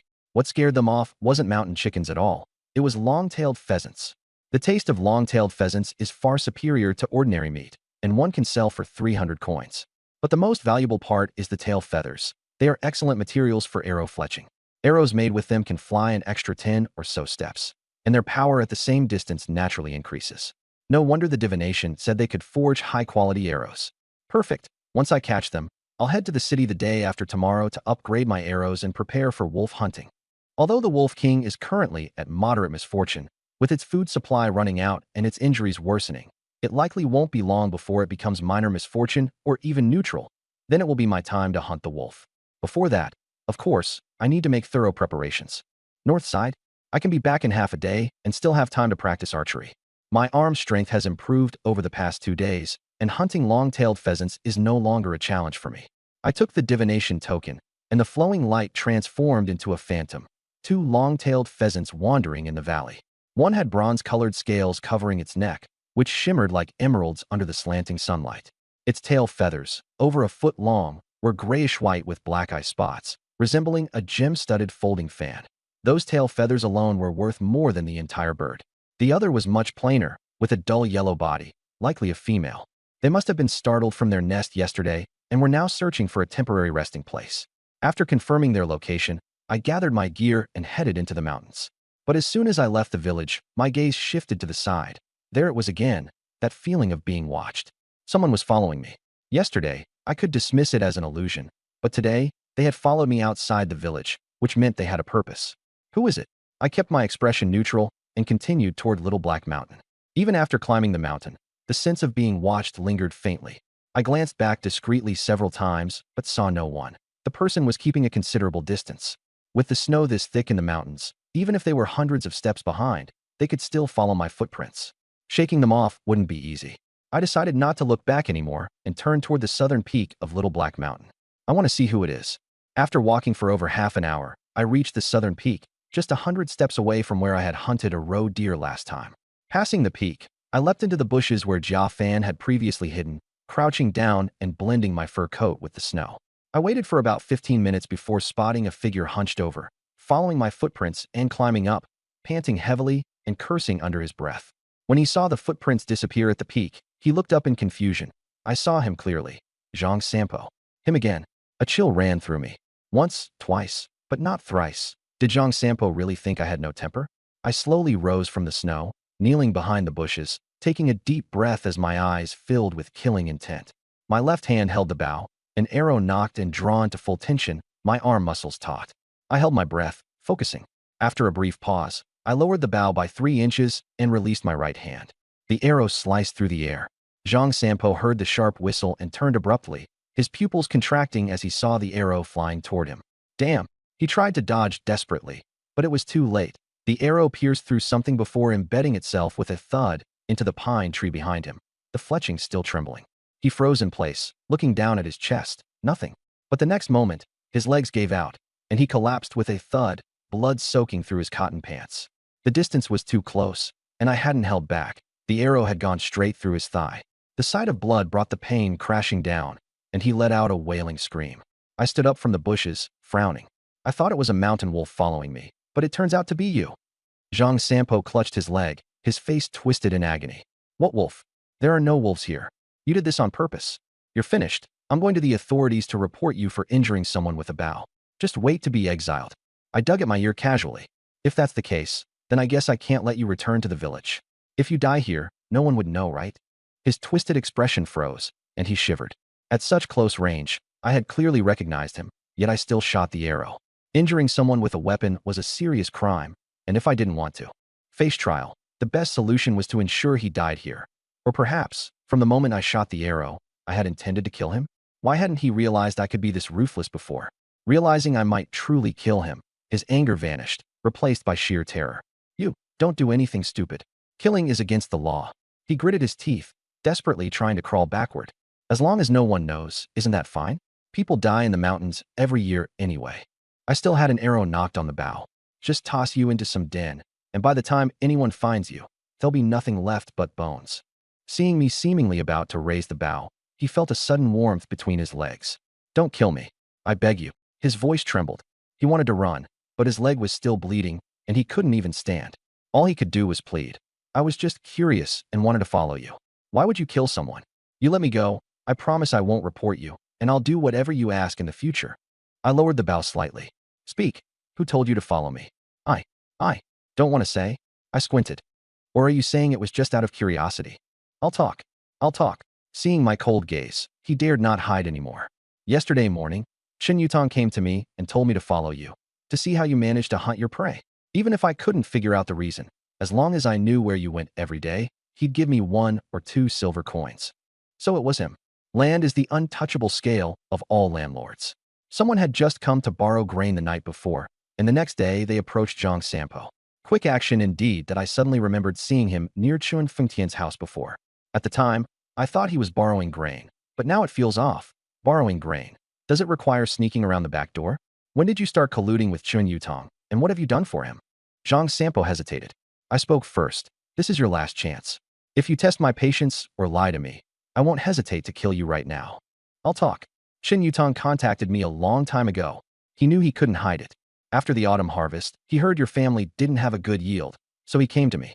He said if I could trick you into squandering your resources and make sure your family couldn't survive the winter, he'd reward me with 1 or 2 taels of silver. Originally, I would have gotten the money as soon as you sold your grain to me, but who could have expected your luck to suddenly turn around? As he said this, he gritted his teeth, secretly resenting that I hadn't frozen to death that night. He dared not show this emotion openly now. He spilled everything like beans from a bamboo tube, still gasping for breath. His face grew paler, and the blood from his thigh had already stained the snow beneath him red. That's it. That's really all of it. Take me back to the village quickly, or I'm really going to die. I sneered inwardly. So that's how it was. Chen Fengtian had been scheming behind the scenes all along. The Chen family would stop at nothing to annex land. If I hadn't transmigrated here, the Zhang family would have run out of food, and the original owner of this body would have died, requiring money for burial. They would almost certainly have had to borrow grain from the Chen family. If they couldn't repay it next year, the Chen family would have easily taken over the 2 acres of prime paddy fields. But what if they did repay it? With Chun Fengtian's determination, he surely had countless other ways to ensure the Jiang family couldn't pay it back. Indeed, those who continuously annex land are never clean. After hearing the whole story, I mentally added the entire Chen family to my little black book. A blood feud. This debt would be settled. Save me. Please save me. Seeing no reaction from me, Zhang Sampo looked at the blood spreading beneath him and felt he couldn't hold on much longer. He desperately pressed on his wound and kowtowed. I beg you to save me. If we return to the village, I can testify and send Chen Fengtian to prison. Prison? I scoffed. Chen Fengtian was the village head and already had connections with the authorities. Besides, Chen Yutong had only instigated him. Even if Zhang Sampo testified, it wouldn't be enough to convict them. As he grabbed at my pant leg, I kicked him away. Already weak, he fell backward, rolling down the slope uncontrollably. He rolled over 100 steps before coming to a stop. He wasn't dead yet and struggled to crawl out of the snow, glaring at me in fury. You said you'd let me go if I told you everything. I didn't kill you, but whether you can make it back alive depends on you. I turned and pulled the arrow from the pine tree. When I looked back, he was indeed desperately trying to climb back up. On the brink of life and death, it was as if he'd tapped into some hidden potential. The bleeding from his thigh seemed to slow, and at this rate, he might actually make it. But as my gaze shifted to the distance, a gray shadow was slowly approaching. It was the injured wolf king, drawn by the scent of blood. Seeing Zhang Sampo writhing in the snow, it quickened its pace, its forelegs kicking up snow that nearly buried its body. Zhang Sampo cursed as he climbed, but suddenly he heard the heavy breathing of a beast behind him. Turning his head, he came face to face with a giant beast lunging at him with its blood-stained maw wide open. His pupils dilated in shock, and his throat emitted a strange ho-ho sound as he flailed desperately upward. But there was only loose snow around him, and no matter how he struggled, he remained stuck in place. Just a dozen steps away, the Wolf King leaped forward with its powerful front paws, its massive body hurtling through the air like a thrown boulder. It clamped its jaws around his head mid-air. When its forepaws hit the ground, it rolled twice, and Zhang Sampo's body flipped through the air like a rag doll. By the time the Wolf King stood up, he was silent. He had fainted from fear the moment its jaws closed around him. The Wolf King's jaws tightened, and his head burst like a crushed watermelon, splattering the ground with gore. From the mountaintop, I watched coldly, casually wiping the blood off the arrow shaft with snow. I murmured, "Next time we meet, I'll kill you." The Wolf King either heard me or sensed my killing intent. It raised its head to look at me, baring its yellowed fangs and nearly dried gums. I returned the arrow to my quiver and turned to leave. I had given the Wolf King a hearty meal and conveniently disposed of the body. Though I had spoken lightly to Zhang Sampo, a death in the village was no small matter. He wasn't a loner. His family would likely send people up the mountain to search for him. If they found the arrow wounds on his body, it would be troublesome. So I headed straight for the South Peak from the start. Now the man has been eaten by the Wolf King, leaving no remains, and there's no evidence of his death. Taking this opportunity, I also confirmed the Wolf King's condition, a tear wound on its front leg extending all the way to its abdomen, likely caused by a horned animal, and it hasn't healed yet. If not for this injury, it wouldn't have been so clumsy when it landed after the attack earlier. Fortunately, it's winter, so the wound hasn't become infected. Otherwise, it would have died already. But such a severe injury won't heal on its own, especially in a state of food scarcity. Let's give you a couple more days to live. I thought as I descended the mountain. Judging by its condition, even if I don't intervene, it likely won't survive this winter. However, if I wait until the heavy snow seals the mountain and it dies, retrieving the wolf's skin might be tricky. It could be devoured by wild animals, ruining the pelt. Having indirectly caused someone's death just now, I felt no emotional turmoil. He had tried to harm me multiple times, even successfully killing me once. The fact that I only killed him now could be considered merciful. Halfway down the mountain, I turned north. Killing someone doesn't interfere with hunting long-tailed pheasants. The sight of those tail feathers alone made my mouth water. I just needed to craft 2 high-quality arrows to finish off the Wolf King. Hunting long-tailed pheasants wasn't difficult for me, but I only brought back the male one from the mountain. Neither of them was in the nest, and after startling one into flight, I didn't pursue it aggressively. When I returned to the village, I deliberately walked around a few times to ensure people saw that I had caught a long-tailed pheasant before heading home. Upon hearing about it, Gu Jinshan and Chen Xinhao were a bit envious. This kid still dares to say he's unlucky? We hunt regular pheasants, and he catches long-tailed ones. One of his is worth 5 of ours. If we'd known, we wouldn't have shared the location. Chen Xinhao turned to him. Do you even know what luck is? Believe it or not, even if we went there, we wouldn't find anything. Gu Jinshan thought about it and agreed. Yesterday, they had spent half a day in that valley without seeing a single bird, so chances were slim today as well. Hunting really does depend on luck. He stopped dwelling on it. When are we heading to Ariai Mountain? The day after tomorrow. With the date set, they each went home. Tomorrow would be a day of rest, and the day after tomorrow, they'd set out. This would likely be their last trip into the mountains this winter, so they needed to prepare thoroughly. Night fell, and Qin Yutong hurried home, saying to Chun Fengtian, who was resting with his eyes closed, "Dad, Zhang Sampo's wife has come looking for us." Qin Fengtian slowly opened his eyes. What for? Zhang Sampo followed Jiang Qin up the mountain during the day, and it's already dark, but he hasn't come down yet. His wife is worried and came looking for us. He added, she knows Zhang Sampo is working for us. Qin Fengtian frowned. Still not down at this hour? The snow hadn't melted, and the night was pitch black. Coming down the mountain was especially dangerous, and one misstep could be fatal. Let's wait a bit longer. Maybe he followed too far behind. He hadn't expected Zhang Sampo to accomplish much, merely using him as a pawn to keep an eye on the Jiang family borrowing grain and cloth. Now that the man was missing on the mountain, it gave him an uneasy feeling, and he somewhat regretted it. What about Jiang Chen? When did he come back? An hour before nightfall. He even brought back a long-tailed pheasant. I don't know what method he's using, but he manages to catch something every day he goes up the mountain. Qin Yutong hesitated and said, could it be that Zhang Sampo was discovered while following him, and then, by Jiang Chen? He made a throat-slitting gesture. Chen Fengtian sneered. If that's the case, it would actually be better. Murder is a serious crime. Even if the Jiang family went bankrupt, they couldn't afford to pay for it, and he wouldn't have to go through the trouble of taking those few acres of fertile land. Outside, a woman's sharp voice rang out. Qin Yutong, come out here. You sent my husband to do something, and he hasn't come back this late. You have to take responsibility. Her voice grew even shriller. Fine, if you won't take care of it, I'll tell everyone what you've been up to. Then you can forget about staying in Sanshan village. Chen Fengtian's expression changed. That Zhang Sampo, does he have to blab about everything? Qin Yutong was also furious.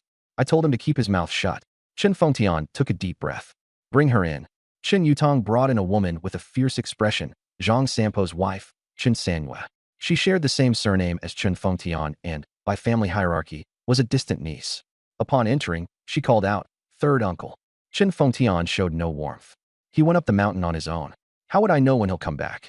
Don't come here making a scene. Chen Sanyue grew even angrier and put her hands on her hips. Don't think I don't know what you had him do. Didn't you send him to follow Jiang Chen? Now Jiang Chen is back, but he isn't. Something must have happened. Hearing that she really knew, Chen Fengtian's breathing grew heavy, and he slammed the table. Shut your mouth. Why should I? If my husband dies on that mountain, I'll stick to your family and never leave. Chen Fengtian's face twitched with anger. If he'd known Zhang Sampo's family was this shameless, he would never have involved them. But now that things had come to this, he could only try to placate her. Sit down first. He might be on his way down the mountain. Besides, it's completely dark now. Even if he hasn't come down, there's no way to search for him. Here's the plan. If he doesn't return tonight, I'll organize some hunters to search the mountain first thing tomorrow morning. Dead or alive, we'll find him. Chen Sanyue plopped down on the ground. Fine, then I won't leave today. I'll wait here until you find him. Chen Fengtian, unwilling to argue further, waved at Qin Yutong. Find a side room to settle her in. Tomorrow morning, gather a few hunters to go up the mountain and see if Zhang Sampo is alive or dead. All right. At the same time, in the Jiang family house, I sat across from my father and elder brother. I paced back and forth as I explained the situation, only sitting down to take a sip of water after finishing. While I was speaking, Jiang Tian's face was already filled with anger, and he had been holding it in. As soon as I finished, he slapped his thigh and cursed furiously. I thought that old dog was a kind and decent man, but it turns out he's a wolf in sheep's clothing. To think he'd do something like this just to seize land. Zhang Yulin's expression didn't change much, but his gaze turned icy. When I lowered my head, I noticed the veins bulging on his hands. Clearly, his anger had already flared, though he was suppressing it. Nearly causing my death, this was now a life-and-death feud. Trying to starve our family over 2 acres of land, even nearly taking your life, and still refusing to give up. This Qin Fengtian, I truly underestimated him. Father, what do you think we should do? I didn't hide this matter from my father and brother. Zhang Yulin had more experience than I did, and discussing it together would surely lead to a more thorough plan. Zhang Yulin raised his head. What about Zhang Sampo? I had only recounted the events and hadn't mentioned where he went. Zhang Yulin already had his suspicions, but still directed the question to Jiang Tian. If things weren't handled cleanly, there would be no point in further discussion. The whole family would have to flee for their lives. I spoke. An old wolf came to Little Black Mountain. I lured it to the southern peak and bled it, attracting the Wolf King. Zhang Sampo should now be nothing but bones. Little Black Mountain has wolves. Jiang Yulin was startled. Yes, I've encountered them twice. An old Wolf King, very cunning, hides its tracks extremely well. After a moment of silence, Jiang Yulin nodded. Well done. The Wolf King helped dispose of the body, leaving no evidence behind. He let out a breath of relief. If you hadn't handled it cleanly, we would have had to kill Chen Fengtian's entire family under the cover of night and flee for our lives. Jiang Yulin had killed countless people on the battlefield. Killing someone was no different to him than slaughtering a chicken. Killing one was killing, killing two was still killing. If they had to flee, they might as well take revenge first. Jiang Tian had been angrily cursing Chen Fengtian, but after hearing about Zhang Sampo being bled and fed to the Wolf King, and his father talking about wiping out the Chen family, his body trembled, and his momentum weakened. Xiao Chun, Dad. Killing people leads to execution. Jiang Yulin stared coldly at him. Your second brother was almost killed, and all you do is curse a few times. Jiang Tian shrank his neck and dared not argue. I hadn't expected my father's thoughts to be so violent. But thinking about it, if the murder were discovered, it would mean either punishment or fleeing. I couldn't willingly accept punishment, and fleeing would implicate the family. To escape guilt, the entire family would have to go on the run, and before that, wiping out the Chen family was indeed justified. My father, having fought for years, had a stronger sense of judgment. Jiang Yulin glanced at me discreetly, seeing my calm expression, and thought to himself, Jiang Tian, usually steady, lost his composure in such a situation, lacking calmness. Today's matter shouldn't have been told to him.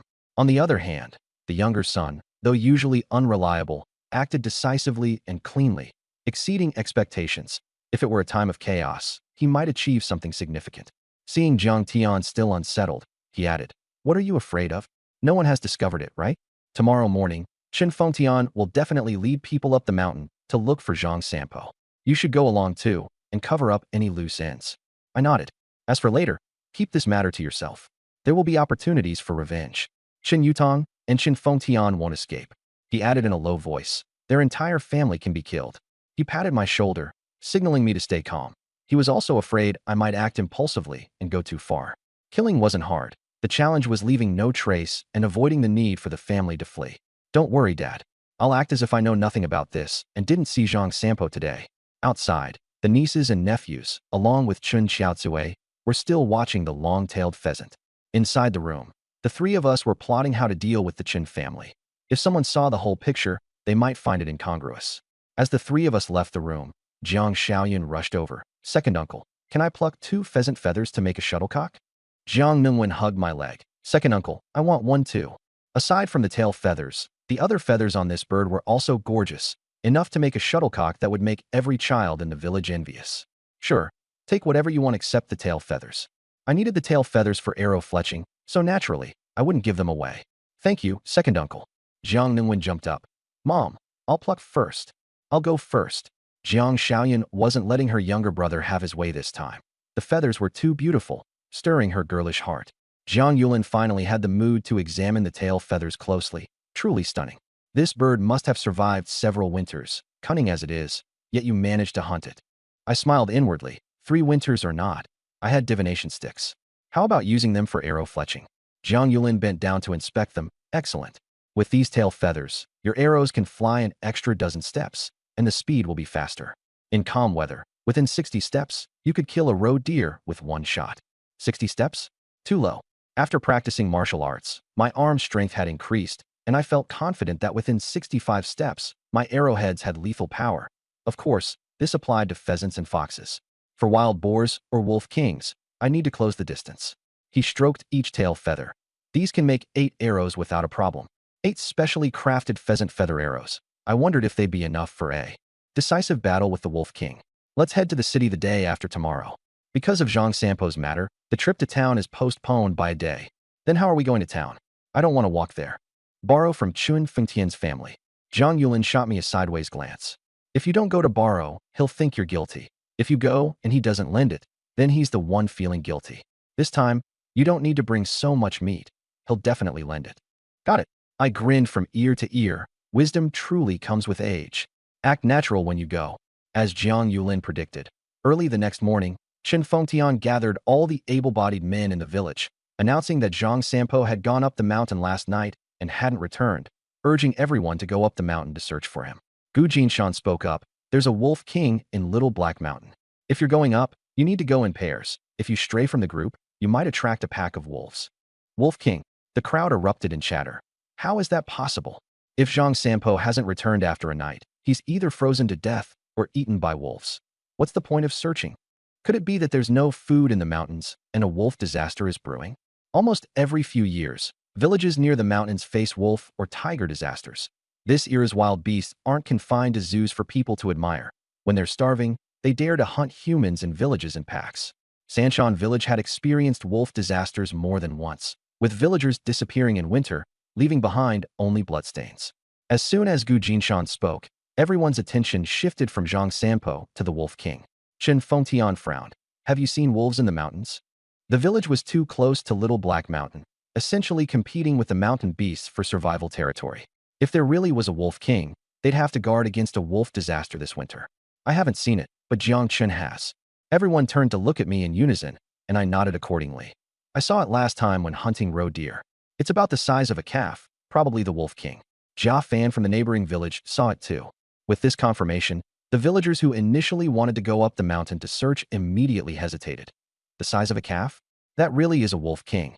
Could it have gained spiritual powers? A wolf disaster. Village head, let's dig trenches. Chun Fengtian glared over. How can we dig trenches in this cold weather? Just bring out the chevaux de frise from the village.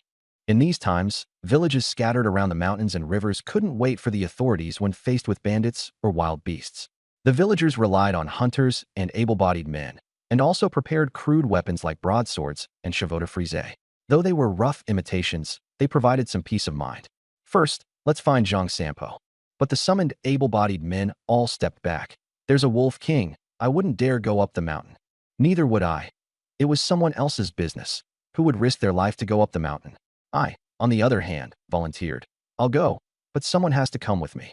Chen Fengtian squinted his eyes. He hadn't expected me to volunteer, especially knowing the animosity between Zhang Sampo and me.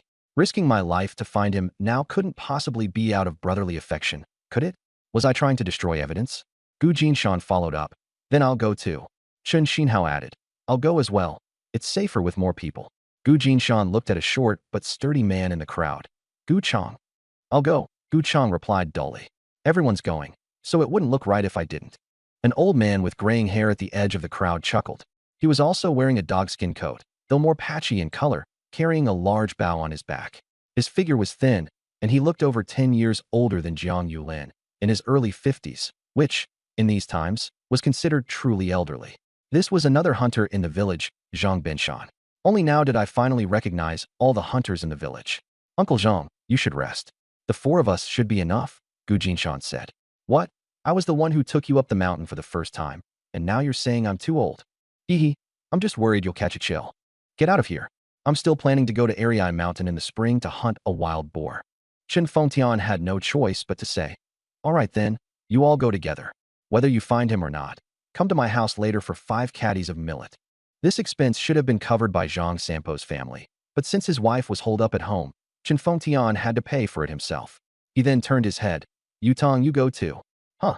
Chen Yutong was startled. Why should I go? I don't even know how to hunt. Just go when you're told. Take a broadsword and follow along. Chen Yutong's lips moved, but in the end, he didn't dare refuse. Make sure to come down the mountain before dark, Chen Fengtian instructed. With 6 of you, even if you encounter a wolf pack, they usually wouldn't dare take the risk. The rest of you, come with me to move the chevaux de frise and set them up outside the village. After more than an hour, we climbed up Little Black Mountain. Most of the group wore animal skin robes, carried hunting bows on their backs, and had short knives or hatchets at their waists. Only Chen Yutong clutched a wooden-handled broadsword, huddling in the middle of the group. Jiang Chun, did you really see the Wolf King? Chen Yutong, who had never hunted before, looked at the snow-covered mountain and felt as if a pack of wolves could charge out at any moment. His legs were trembling. Why would I lie to you? It was bigger than a calf. That big? Wouldn't it have turned into a spirit by now? He grew even more frightened. How about we head back down the mountain? Zhang Sampo didn't return all night. He's either been eaten or frozen to death. What's the point of looking? Zhang Benshan said. If it's really as big as a calf, it would be called the Mountain Lord. The Mountain Lord was what villagers called the king of beasts in the mountains, usually referring to the strongest tiger. But if the Wolf King was here, it could also be considered the Mountain Lord of Little Black Mountain. Chen Yutong nervously clasped his hands together. Mountain Lord, please don't blame us. Gu Jinshan gave him a disdainful glance. Chen Yutong often threw his weight around in the village, and because of Chun Fengtian's status, no one dared to call him a scoundrel. Who would have thought he'd be so timid on the mountain? Far worse than Jiang Chun. Gu Jinshan turned his head. Erling, where did you see the Wolf King? Let's go there first. If Zhang Sampo's been eaten, at least we won't have to search the whole mountain. Huh? You're still going to look for the Wolf King? Are you all out of your minds? Chen Yutong objected. If you don't want to go, stay here, Gu Jinshan said dismissively. Chen Yutong quickly waved his hands. I'd better stick with you all. He knew mountain wolves loved to attack people who were alone. South Peak, I replied. Even if the Wolf King had dragged the body away, the bloodstains there would prove that Zhang Sampo had been killed by the Wolf King. Let's go. Gu Jinshan took the lead, and the group followed. Chen Yutong, who had fallen behind, hurriedly squeezed back into the middle. Before we reached the top of South Peak, Gu Jinshan's eyes narrowed. Looks like blood. Be careful. In the vast whiteness, The red stood out starkly. The group exchanged glances, growing tense. They gripped their longbows tightly, crouched low, and slowly approached. The snow beneath our feet, crusted with ice, creaked loudly with each step. No one spoke, and even our breathing was held. When we reached the patch of red, Gu Dajiang, who was at the front, gave a low shout, "Down there." Everyone looked down. On the leeward side of a mountain hollow, the snow was churned into a chaotic mess, as if something heavy had repeatedly rolled over it, forming a crust of dark brown ice. The most striking sight was a pool of dark red frozen into a solid mass, its edges rimmed with ice crystals. A winding trail led downhill, as if something had been dragged away. "Is this blood?" Chen Yutong's voice tightened, and his knuckles turned white as he gripped his knife. The wolves ate someone. They really ate someone. No one paid him any attention.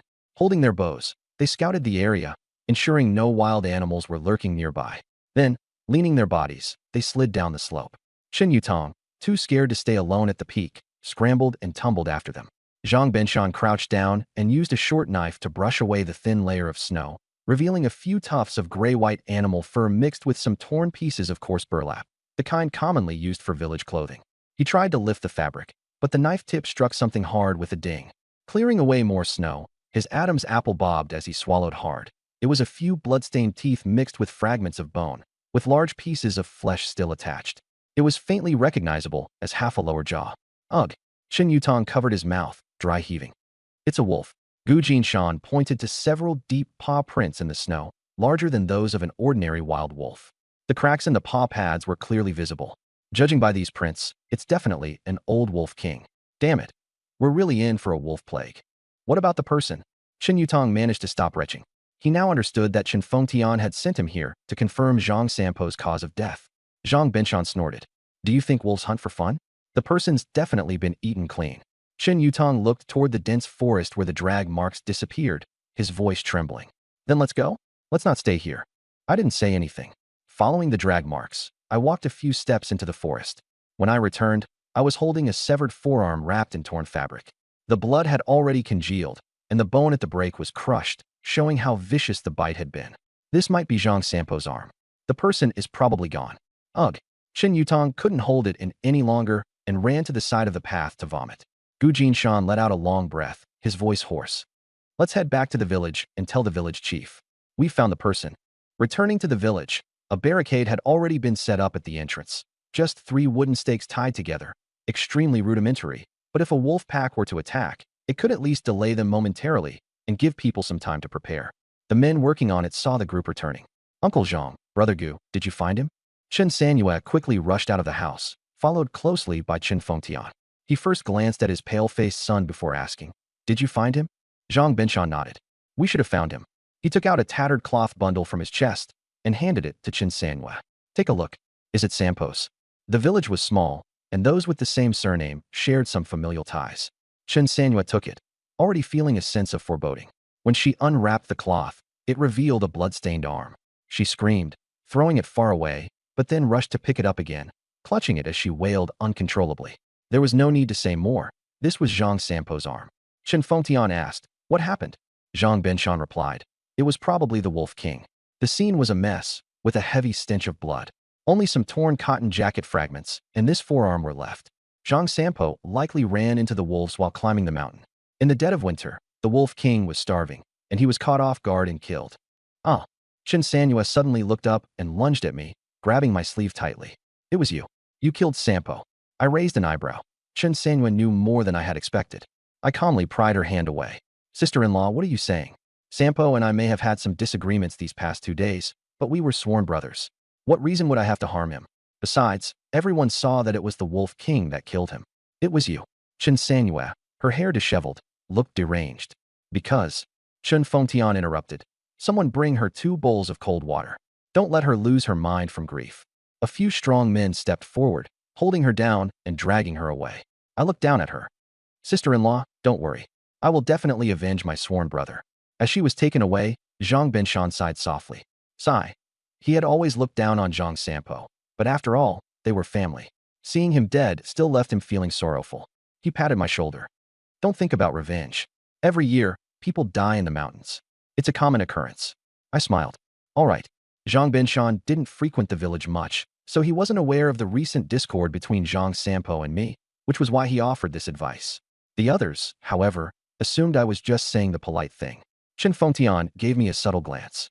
You all go rest for now. The rest of you, reinforce the barricade. Once the men got busy, Chen Fengtian pulled Chen Yutong into the house. Well, what do you mean, well?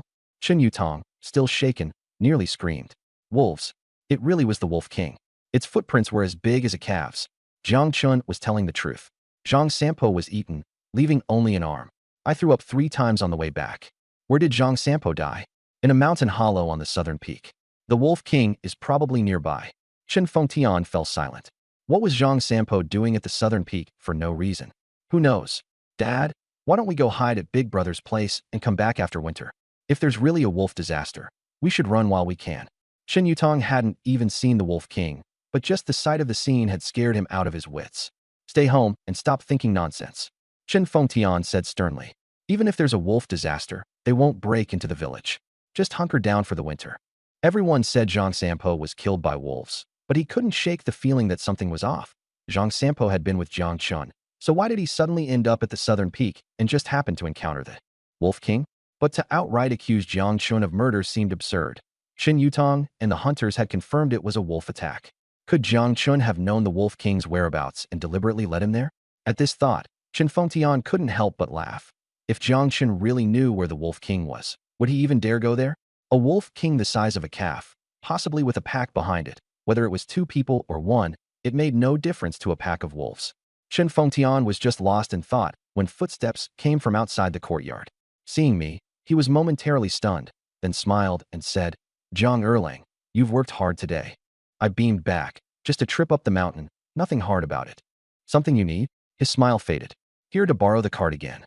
No problem. Just as my father predicted, Chen Fengtian agreed without hesitation. He didn't even glance at the 2 pounds of meat I brought, instead thanking me for being the first to go up the mountain, saving him from losing face. He also reminded me not to go up the mountain again anytime soon.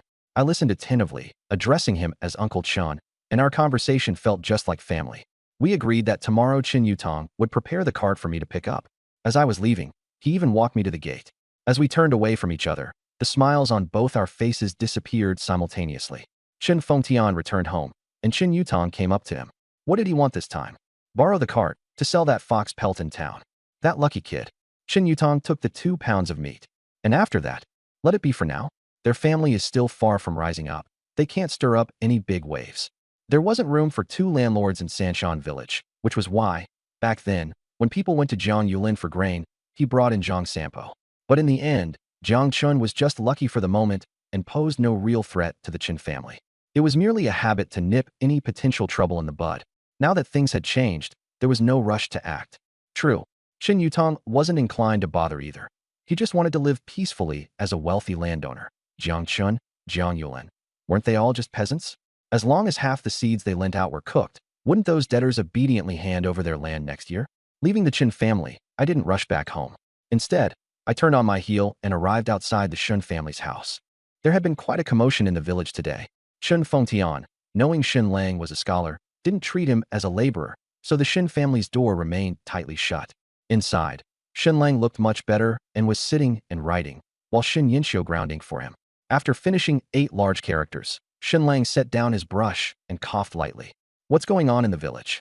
Why is there so much noise today? I heard a Wolf King appeared on Little Black Mountain. There might be a wolf plague this winter, so the village head is calling for the Chevaux de Frise to be brought out as a precaution. A wolf plague? Shin Lang looked out the window.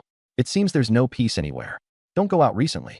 After winter, we'll rent a house in the county town. The government's inspections shouldn't be as strict by now. For some reason, Shin Yinxiu instinctively resisted and murmured, it's quite nice living here. Besides, there might still be people in the city who remember the past. Humph, those useless officials probably tossed the arrest warrants aside long ago. It's settled. Shin Lang made the decision without waiting for her to argue. Shin Yinxiu could only lower her head and bite her lip. At that moment, there was a knock at the door. She got up to open it and saw me standing there. Instinctively, she stepped back. What are you doing here? Wait for me here tomorrow at dawn. I'll take you to Yongnian County to watch a play. From inside, Shin Lang's voice called out, Yinxiu, who is it? I looked at her small face. At dawn. I'm not. Before she could finish, I had already run off. Shin Lang opened the door, but there was no one outside. Where is everyone? Shin Yinxiu turned back, her face flushed. Just some village kids playing pranks. They ran off as soon as I opened the door. Hurry back inside. It's windy out. She closed the door and returned to the house. But her mind was elsewhere. Going to the county town with Jiangchen again. Her father would definitely disapprove. But I should at least explain it to him. Otherwise, he'll wait outside for nothing. She decided not to go, but her heart felt empty. That night, she didn't sleep well. The next morning, as the first light of dawn broke, she was already waiting outside before the appointed time. Footsteps echoed in the distance, and when she looked up, she saw me approaching, dressed in a fur coat, a bow slung diagonally across my back, and a quiver swaying lightly at my waist. The morning light gilded the tips of my hair with a golden glow, and even my sword-like brows seemed to catch fragments of starlight, as if I had stepped out of the rising sun. Shin Yinxiu's gaze lingered on my face. My features weren't particularly refined, even carrying a hint of ruggedness, but the morning light outlined them sharply. A straight nose, a clean jawline, and a pair of strikingly bright eyes that were fixed on her as I walked closer. Her face reddened slightly, and she lowered her head, thinking, I hadn't noticed before, but this rascal's looks don't lose out to those elegant young men in the capital. He even has an added touch of valor. I stopped in front of her, radiating warmth. Let's go. She snapped back to her senses and, realizing how close I was, took a step back. I'm not going. I came to make things clear. My father doesn't like you, so don't come looking for me anymore. As for before, thank you. Her voice grew softer and softer. Though she had made up her mind, she still lacked confidence when rejecting me outright. What are you mumbling about? Come with me. I stepped forward again, grabbed her cold little hand, and started running. She was completely stunned. Hadn't she made herself clear? Or had Jiangchen not heard her? No, that couldn't be. He was definitely pretending. This scoundrel. Both embarrassed and angry, she tried to pull her hand back, but I held on tightly, leaving her no choice but to be dragged along. By the time she came to her senses, we had already run quite far. Watching her home grow more distant, a thought suddenly crossed her mind. If her family hadn't fallen into misfortune, she would probably have been married off to a stranger arranged by her grandfather. But if she didn't like that person, would anyone have taken her hand and led her away? Jiang Yulin, who was hitching a donkey to a cart, saw me leading Shin Yinxiu over and broke into a wide grin. This must be the Shin family girl. Come on, get in the cart. Only then did Shin Yinxiu snap out of it. Realizing her hand was still in mine, she struggled free and whispered like a mosquito, "Let go." I released her hand and turned to my father. Dad, your leg hasn't fully healed yet. Shouldn't we let Big Brother come instead? His leg could technically bear weight now, but I was worried about lingering effects, so I had been keeping an eye on him to make sure he used a crutch. Nothing's not fully healed, it's all fine. Driving the cart doesn't require me to walk. Hurry up and get on. Unable to argue, I had no choice but to let Shin Yinxiu get on the cart. There wasn't much to do today, and we set off late, so by the time we reached the county town, it was already close to noon. After parking the cart, Jiang Yulin led me through the streets and stopped in front of a small shop with a faded signboard. The sign read, Lee's Fur Goods, and a tan sheepskin was hanging beside it. The shopkeeper was wiping the counter, and when he heard the commotion, he looked up. Seeing Jiang Yulin, he immediately smiled. Old Jiang, what good stuff have you brought this time? Jiang Yulin didn't say much. He pulled out a fox pelt from under his arm and gave it a shake. The white fur spread out, its thick, plush texture rippling like waves. The shopkeeper's eyes lit up, and the rag in his hand fell onto the counter with a plop. He quickly stepped forward, running his fingers over the fur, flipping it over to inspect the skin for any signs of damage. He praised it repeatedly. Winter white face, not a single scratch. Rare. It has to be you. Then, noticing Jiang Yulin's leg supported by a crutch, he added, I heard you hurt your leg. You still went up the mountain. Jiang Yulin stepped aside, revealing me. My son caught it, not me. The shopkeeper looked at me with some doubt. I've seen your boy before, but he doesn't look like this. He had brought Jiang Tian here before, but this was the first time he brought me. This is my second son. Only then did the shopkeeper remember that Jiang Yulin had two sons. He had heard that the second son was no good, but now it seemed those were just rumors. To be able to hunt a fox and skin it so perfectly, he must be quite skilled. What's your name? Jiang Chun. I stepped forward and cupped my hands. Hello, Uncle Lee. The shopkeeper sized me up, pinched my arm, and smiled. Not bad. You look like a good archer. In the future, if you catch anything, bring it to me first. I'll make sure to give you a fair price. Thank you, Uncle Lee. I'll definitely come next time. My father had specifically brought me here to get acquainted, so it seemed this shopkeeper was trustworthy. Forget about next time. Let's settle on a fair price for this pelt first, Jiang Yulin urged. The shopkeeper spread the pelt out on his palm and examined it closely. With this skinning craftsmanship, you'd be second to none in Yongnian County. After confirming there were no issues with the pelt, he said, "The market price has gone up today. This one is worth 9 taels at the standard rate, and if you find a generous buyer, it could go for 10. Zhang Yulin gave him a sidelong glance. "So, are you generous or not?" The shopkeeper rolled up the pelt, glanced at me, and said, "You come by so rarely. How could I shortchange you? 10 taels and 5 coins. Fair enough, right?" He added, "I still have to wait for a big buyer to come along. Otherwise, I can't turn the silver around." I clicked my tongue in amazement. A single deer pelt was worth less than half a tael, but this fox pelt could sell for over 10 taels. They really weren't in the same league. Deal at that price. Zhang Yulin's tense face instantly relaxed. Over 10 taels for a fox pelt was considered a high price anywhere in Yongnian County. The shopkeeper's eyes crinkled with a smile as he carefully put the pelt away. "All right, I'll go get the silver." He counted out a handful of broken silver pieces from a wooden box, weighed them, and pushed them in front of Zhang Yulin.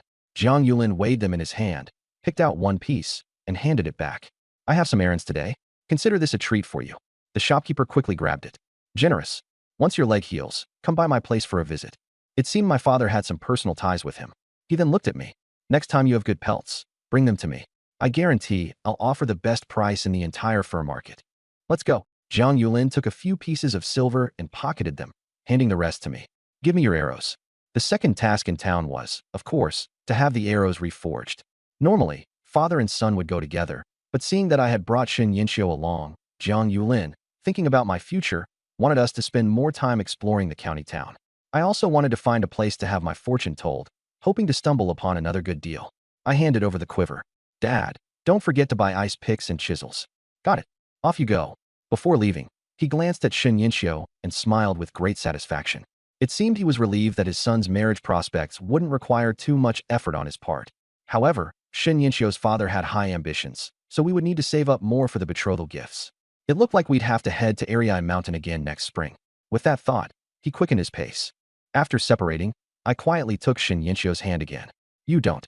I pretended not to hear. "Let's eat first. Maybe there will be a good performance at the theater today." Holding her hand, I led her into a small eatery, ordered some dishes, and then took out the tortoiseshell. Yesterday, I went up the mountain to search for someone and didn't have time to divine. First, there was no time, and second, I wanted to see if the energy accumulated in the tortoiseshell could be preserved. As my fingertips touched it, the divination appeared. Fate star, mountain villager, today's fortune, average. On East Market Street, someone is selling a formula for beast-attracting incense. Purchasing it might aid in hunting da. Minor luck, the daughter of martial arts hall owner Hong Hatai, Hong Qingyan, has gone missing in Yongnian County. They are currently entrusting Jewel Tower to search for her. If you find clues, you can exchange them for a reward at Jewel Tower. Moderate misfortune, a wealthy young lady has fallen into a life of hardship at Huaxiang Tower. Rescuing her would yield a generous reward, but beware of potential retaliation. Looking at the tortoise shell, which quickly dimmed after the divination, I felt a bit disappointed. Divination attempts couldn't be stored. Skipping yesterday's divination meant I could still only divine once today. I examined the divination slips closely. The first one, the beast-attracting incense, was a common ointment used by hunters. While it could be purchased on the market, the formula was rarely sold. This could be a sustainable source of income. However, the seller wouldn't be foolish, and the price would likely be high. It wasn't exactly a bargain, which was probably why it was only rated as average. The second one made me frown. The martial arts hall owner's daughter was missing, and providing clues could earn a reward at Jewel Tower? Why would a missing person case be entrusted to a theater? Could it be that Jewel Tower was involved in more than just performances? Unfortunately, the divination didn't provide more details. The third one was similar to last time. It seemed that the wealthy young lady who had fallen into hardship still hadn't been rescued. Unfortunately, it was marked as moderate misfortune, so I ignored it outright. After a brief hesitation, I chose the second slip. The slip dissolved into light, and a vision of a two-story building appeared before me. The eaves were adorned with red lanterns, and upstairs, women in thin, revealing clothing swayed their hips to attract customers. Huaxiang Tower. I was taken aback. Could it be that the martial arts hall owner's daughter had been abducted to Huaxiang Tower? I then looked at the third slip. Rescue the wealthy young lady from hardship. Could it also be referring to Hong Qingyan? It couldn't be such a coincidence that Huaxiang Tower had abducted two wealthy young ladies at once. The two divination slips seemed to point to the same matter. It seemed that Yongnian County wasn't a place where opportunities came easily. I weighed my options. Providing clues could earn a reward at Jewel Tower, but if I rescue her myself, I could claim Hong Hatai's bounty directly. cutting out the middleman and potentially earning several times more. But on second thought, I decided against it. It was marked as moderate misfortune. I could divine every day, and even 10 times the reward wasn't worth the risk. With the tortoise shell in hand, playing it safe was the way to go. Just as I was about to put the tortoise shell away, I suddenly froze. After taking the Hong Qingyan slip, the other two hadn't disappeared. Normally, taking one slip would cause the others to return to the tortoise shell. Could it be that while the tortoise shell's energy can't be stored, the number of draws can? My eyes lit up. This was an unexpected discovery. In the future, I wouldn't necessarily have to draw every day. If I wasn't satisfied with the divination, I could simply wait until the next day to draw again. Not bad, this wasn't a wasted attempt. Across from me, Shin Yinxiu suddenly spoke. What are you thinking about? I snapped back to reality and looked at her. Her plate of food had been stirred into a mess, clearly showing she was distracted. I smiled faintly. What's wrong? Don't like today's dishes. She looked up, her tone anxious. My father, he would never allow it. You shouldn't think about this anymore. The words, marry me, ultimately went unsaid, but her fingers gripping the chopsticks had turned pale from the pressure. Old dang, I said nonchalantly. What does it matter if he disagrees? As long as you agree, isn't that enough? Old dang. She was momentarily stunned, but she didn't have the mind to dwell on the nickname. She hurriedly argued, marriage is decided by parental orders and matchmakers' words. How could it be up to us? I reached out and gently brushed aside the strands of hair hanging over her cheek with my index finger, revealing her delicate, pitifully charming face. So, does this mean you agree to marry me? Her cheeks flushed red, the color spreading all the way to the tips of her ears, and there were signs of steam rising from her head again. I never said that, she stammered, though a hint of panic stirred in her heart. Just now, she hadn't even thought of refuting him. She vaguely felt that if her father agreed, it might not be impossible. But then, a wave of annoyance surged within her, parading her around town hand in hand, and now asking such a question. Truly a scoundrel. Seeing her shy and annoyed expression, with the corners of her eyes tinged red, the smile on my lips grew even wider. Eating, sleeping, and teasing girls, truly the joys of life. I hadn't expected things to progress this quickly, but then again, this wasn't the modern era. Holding hands seemed enough to seal a lifelong commitment. I stopped teasing her and gently held the hand she had placed on the table. Her fingertips were slightly cool and trembled for a moment, but she didn't pull away. Don't worry, I said, my voice deep and resolute. I'll handle old dang. You just wait. She lowered her head, her long hair covering half her face, letting me hold her hand. She gave a soft hum in response, but said nothing. Noticing she had lost interest in eating, I pulled her to her feet. Come on, let's take a stroll through the market. The East Market wasn't crowded today, and it didn't take me much effort to find the stall selling the recipe for beast lure incense. A large cloth spread out on the street, with Zhang family beast lure incense written on it. On the ground, 3 crooked characters were carved, selling recipes. Simple and straightforward. I had seen this stall the last time I came, but back then, they only sold incense. This time, they were selling the recipe. Behind the stall sat an old man with a ruddy, weathered face, wearing a fur coat, looking like he had once been a hunter. You're selling the recipe for beast lure incense too? The old man sized me up and, seeing I was dressed like a hunter, replied, 5 taels of silver, and the recipe is yours. That expensive? 5 taels could buy 4 or 5 pigs weighing 100 pounds each. The old man grew impatient. Haven't you heard of the Zhang family beast lure incense? Once the scent spreads, your traps will have at least a 20 to 30% higher chance of catching something. Only 20 to 30%, I muttered. Thinking about my rabbit traps, which only caught something once every few days, a 20 to 30% increase might not even be noticeable. Only, the old man looked at me suspiciously. Have you ever hunted in the mountains? I smiled without answering and instead asked, does it work on tigers or wolves? The old man sneered. Kid, did you steal your old man's bow to show off? Who goes into the mountains to hunt tigers or wolves? So it doesn't work? If it worked on the Wolf King, 5 taels might be worth it. Of course not. Carnivorous beasts don't respond to beast lure incense. If you really want to hunt tigers or wolves, just bring some fresh meat. Why bother with all this trouble? I changed my mind and thought it made sense. That old Wolf King couldn't get into Ariai Mountain and was starving in Xiaohe Mountain. Bringing some fresh meat over should make it easy to lure him out. But that didn't stop me from haggling. If that's the case, this price is too high. Cut it in half. 2 taels and 5 chien, and I'll take it. The old man's eyes widened, almost blowing his beard in anger. I'm only selling this once in Yongnian County. Once you buy the recipe, you can sell it under the Zhang family's Beast Lure Incense brand, and I guarantee you won't have to worry about sales. And you think this price is high? No wonder it was so expensive.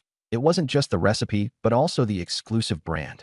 But I wasn't going to give in so easily. Still too expensive. I don't have that much money. No money. If you don't have money, stop wasting my time and get lost. The old man waved me off. I finally understood why everyone knew the recipe was good, but it hadn't sold. Besides the high price, his temper was terrible. He'd chase people off after just a few words. My interest waned. After all, I had the tortoise shell and didn't have much need for beast lure incense. Its biggest use would just be to bring in some extra income for the family. Just as I was about to leave, a man hurried over. "Dad, why are you still here? Everything's packed up. We're just waiting on you." "Don't rush me. The recipe hasn't sold yet," the old man grumbled. "Forget it if it doesn't sell. We're not short of a few tails." I sized up the man, dressed in a deep blue cotton robe, the fabric much finer than usual. His family seemed well off. His face bore a 6-point resemblance to the old man, likely his son. "Bah, what do you mean we're not short? Once we get to the county capital, there'll be plenty of places to spend money." "Enough. Delaying the caravan isn't just about a few tails. Let's go." The man tugged at him to leave. The old man hesitated, then suddenly looked at me as I was about to turn away. He quickly waved me over. "Hey, kid, come here. For tails, and the recipe is yours." I understood then. The old man, after years of business, was suddenly selling his recipe because he was leaving and wanted to make one last profit. But knowing this, how could I let him have his way? I spoke slowly. "You're leaving soon. What if I can't make beast lure incense with this recipe? I, Zhang Dafu, have been in business for years. Do you think I'd cheat you out of 4 tails before leaving? Take it or leave it." "Enough. Let's go." The man tugged at him again, clearly thinking I didn't look like someone who could produce 4 tails. I stood there smiling, unmoving. 3 tails and 5 chien, take it." I remained unfazed. 3 tails. The old man stomped his foot in anger and pulled out an oiled paper from his sleeve. "I'll throw in all the ready-made beast lure incense at the stall. If you can't make it, come find me, Zhang Dafu, in the county capital, and I'll chop my head off for you. This is the lowest price. Any lower, and I'll tear it up and not sell it." All right. Seeing he was about to tear it up, I reluctantly agreed. With his temper, pushing further might really make him destroy it. The old man immediately shook off his son's hand. "Don't move. Not until I get the silver." I took out 3 small silver ingots, exchanging money for goods. Once he had the silver, the old man didn't even bother packing up his stall before being dragged away. I unfolded the oiled paper. It listed various ingredients, none of which were rare herbs, easy to gather. Shen Yinxiu hadn't said a word the whole time, but she wasn't an inexperienced village girl. Naturally, she knew the recipe was worth far more than 3 tails. Once again, I'd scored a bargain. "How do you always run into things like this?" she couldn't help but ask. "Because I can read fortunes," I said, putting the recipe away, feeling pleased. It seemed even an ordinary fortune could yield unexpected rewards. Bah, just some con artist nonsense. She clearly didn't believe I could read fortunes, thinking I was just teasing her. Now that we were more familiar, she no longer blushed at every little thing I said, but only when no one else was around. When I casually took her hand, she nervously glanced around, her cheeks turning a rosy red. "Let's go to the theater and see what's playing today." Back at Jewel Tower, I couldn't shake the feeling that something was off. How could such a small county like Yongyan sustain such a large theater? It had to be involved in other businesses, like helping people find someone. The waiter came out to greet us. "Please come in, you two. Today, we're performing The Legend of the Crimson Phoenix, and it's just at the part where the Azure Cloud Temple is set ablaze." Saying this, he led us toward the general seating area. I waved my hand. "Find us a spot closer to the front." The waiter was momentarily stunned. Seeing Shun Yinxiu's delicate beauty, he seemed to understand something and grinned. "Got it, right this way. I'll bring you tea and some fruit." The front row seats cost a bit more, but now that I had some confidence in my finances, I didn't mind spending a little extra. Besides, sitting up front gave a clearer view, and I wanted to see what made this jewel tower so special. Shin Yinxiu whispered. "Actually, the back seats are just as good." She knew I hadn't paid much attention the last time we watched a play and thought my choice of front row seats this time was mostly for her. Though she said this, her face couldn't hide a trace of excitement. A young girl's heart is always moved by such thoughtful gestures. This has been true throughout history. "It's fine. I want to take a closer look too." I didn't explain further and led her to our seats. The waiter brought over tea and fruit just as the performance began. The gongs and drums sounded, the curtain was flung open, and out stepped a woman dressed in a crimson and gold embroidered phoenix robe, adorned with a pearl and jade phoenix crown. Her face was painted with heavy makeup, a red duck graced her forehead, and she was as stunning as a painting. The moment she appeared, the previously noisy stage fell silent. This must be the lead, Crimson Phoenix. Crimson Phoenix took 7 graceful steps forward, raised her flowing sleeves, and spun half a circle. Her fiery red palace robe billowed like a waterfall, and the golden bells on her wrists chimed with a crisp ding, resembling a fire phoenix spreading its wings and crying out in sorrow. Her almond-shaped eyes, like peach blossoms, glanced sideways at the audience below, her gaze rippling like dew-laden pear blossoms, carrying a hint of coy anger. As soon as she established her presence, the audience erupted into thunderous applause. The crowd today was at least twice as large as before, likely drawn by this crimson phoenix. So beautiful. Shen Yinxiu was instantly captivated the moment she appeared, completely immersed in the performance. I, too, was momentarily entranced upon first seeing her. Her waist swayed like a willow in the wind.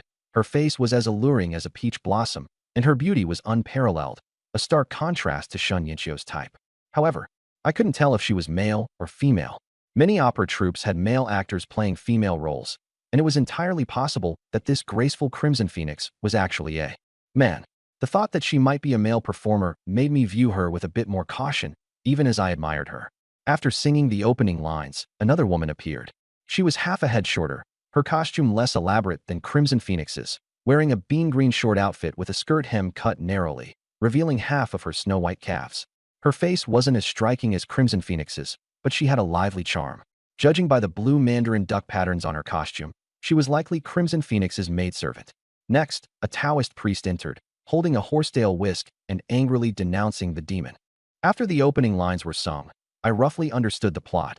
It was essentially a phoenix version of the legend of the White Snake. The Phoenix Maiden and her maidservant Jin Yuan descend to the mortal world and fall in love with a mortal scholar. The Azure Cloud Taoist comes to capture the demons, and this scene depicts the Taoist ruining Crimson Phoenix's romance, prompting her to set the Azure Cloud Temple ablaze. It seems that no matter the world, scholars' fantasies are quite similar. After the singing came the fight scenes. Crimson Phoenix, in her palace robe, moved with agility, her movements as fiery and graceful as a phoenix in flight. Her sleeves cracked sharply in the air like phoenix cries, forcing the Azure Cloud Taoist to retreat repeatedly, struggling to defend himself. The audience's cheers rose and fell, as most had never seen such an exciting fight scene. Shen Yinxiu was so engrossed that her palms were sweating, her face flushed, and she occasionally joined in the loud cheers. My expression, however, was a bit peculiar. After practicing Thunderbolt Fist, my eyesight had improved, and I could tell these performers truly had martial skills. Crimson Phoenix's punches could make the air crackle, at least at the level of Ming Jin, visible strength. These three were entirely different from the ordinary actors I'd seen before. Could they be the ones who came to Yongnian County looking for Hong Qingyan? Jewel Tower hasn't performed these kinds of plays before, right? Combining this with the divination, I felt I had pieced together most of the puzzle. Next, I just needed to find Crimson Phoenix to complete the task. The play ended with Crimson Phoenix setting the Azure Cloud Temple ablaze. The Taoists suddenly used a magical artifact to suppress her under the demon-suppressing pagoda, while Jin Yuan fled in panic. The three parties exited the stage, concluding this act. The next performance was the same anti-traitor play as last time. To see the continuation of the legend of the Crimson Phoenix, we would have to return tomorrow. The audience, thoroughly entertained, was unwilling to leave. Many stood up, shouting for an encore, and the commotion grew louder and louder. The shopkeeper could only come on stage to apologize, saying that Lady Danfeng was delicate and frail and could only perform one show a day. With a beauty as a shield, the commotion temporarily subsided, though some left dissatisfied, planning to return tomorrow to watch again. Shen Yinxiu took a long time to recover, murmuring, "If only I could meet Fairy Danfeng." The next time she entered the city was uncertain, and by then, the play would likely be over, and Danfeng would no longer be in Yongnian County. I stood up and took her hand. "Come, I'll take you to meet Danfeng." She didn't react immediately, first letting out an "ah," then quickly coming to her senses. "What are you thinking? How could Fairy Danfeng possibly meet us?" I was just saying it. Given the fervent crowd just now, if it were possible to meet her privately, it wouldn't be our turn. I smiled faintly. "Don't worry, I have my ways." Before she could say more, I was already pulling her toward the backstage of the theater, where we ran into the shopkeeper wiping his sweat. Without beating around the bush, I said, "Shopkeeper, hold on.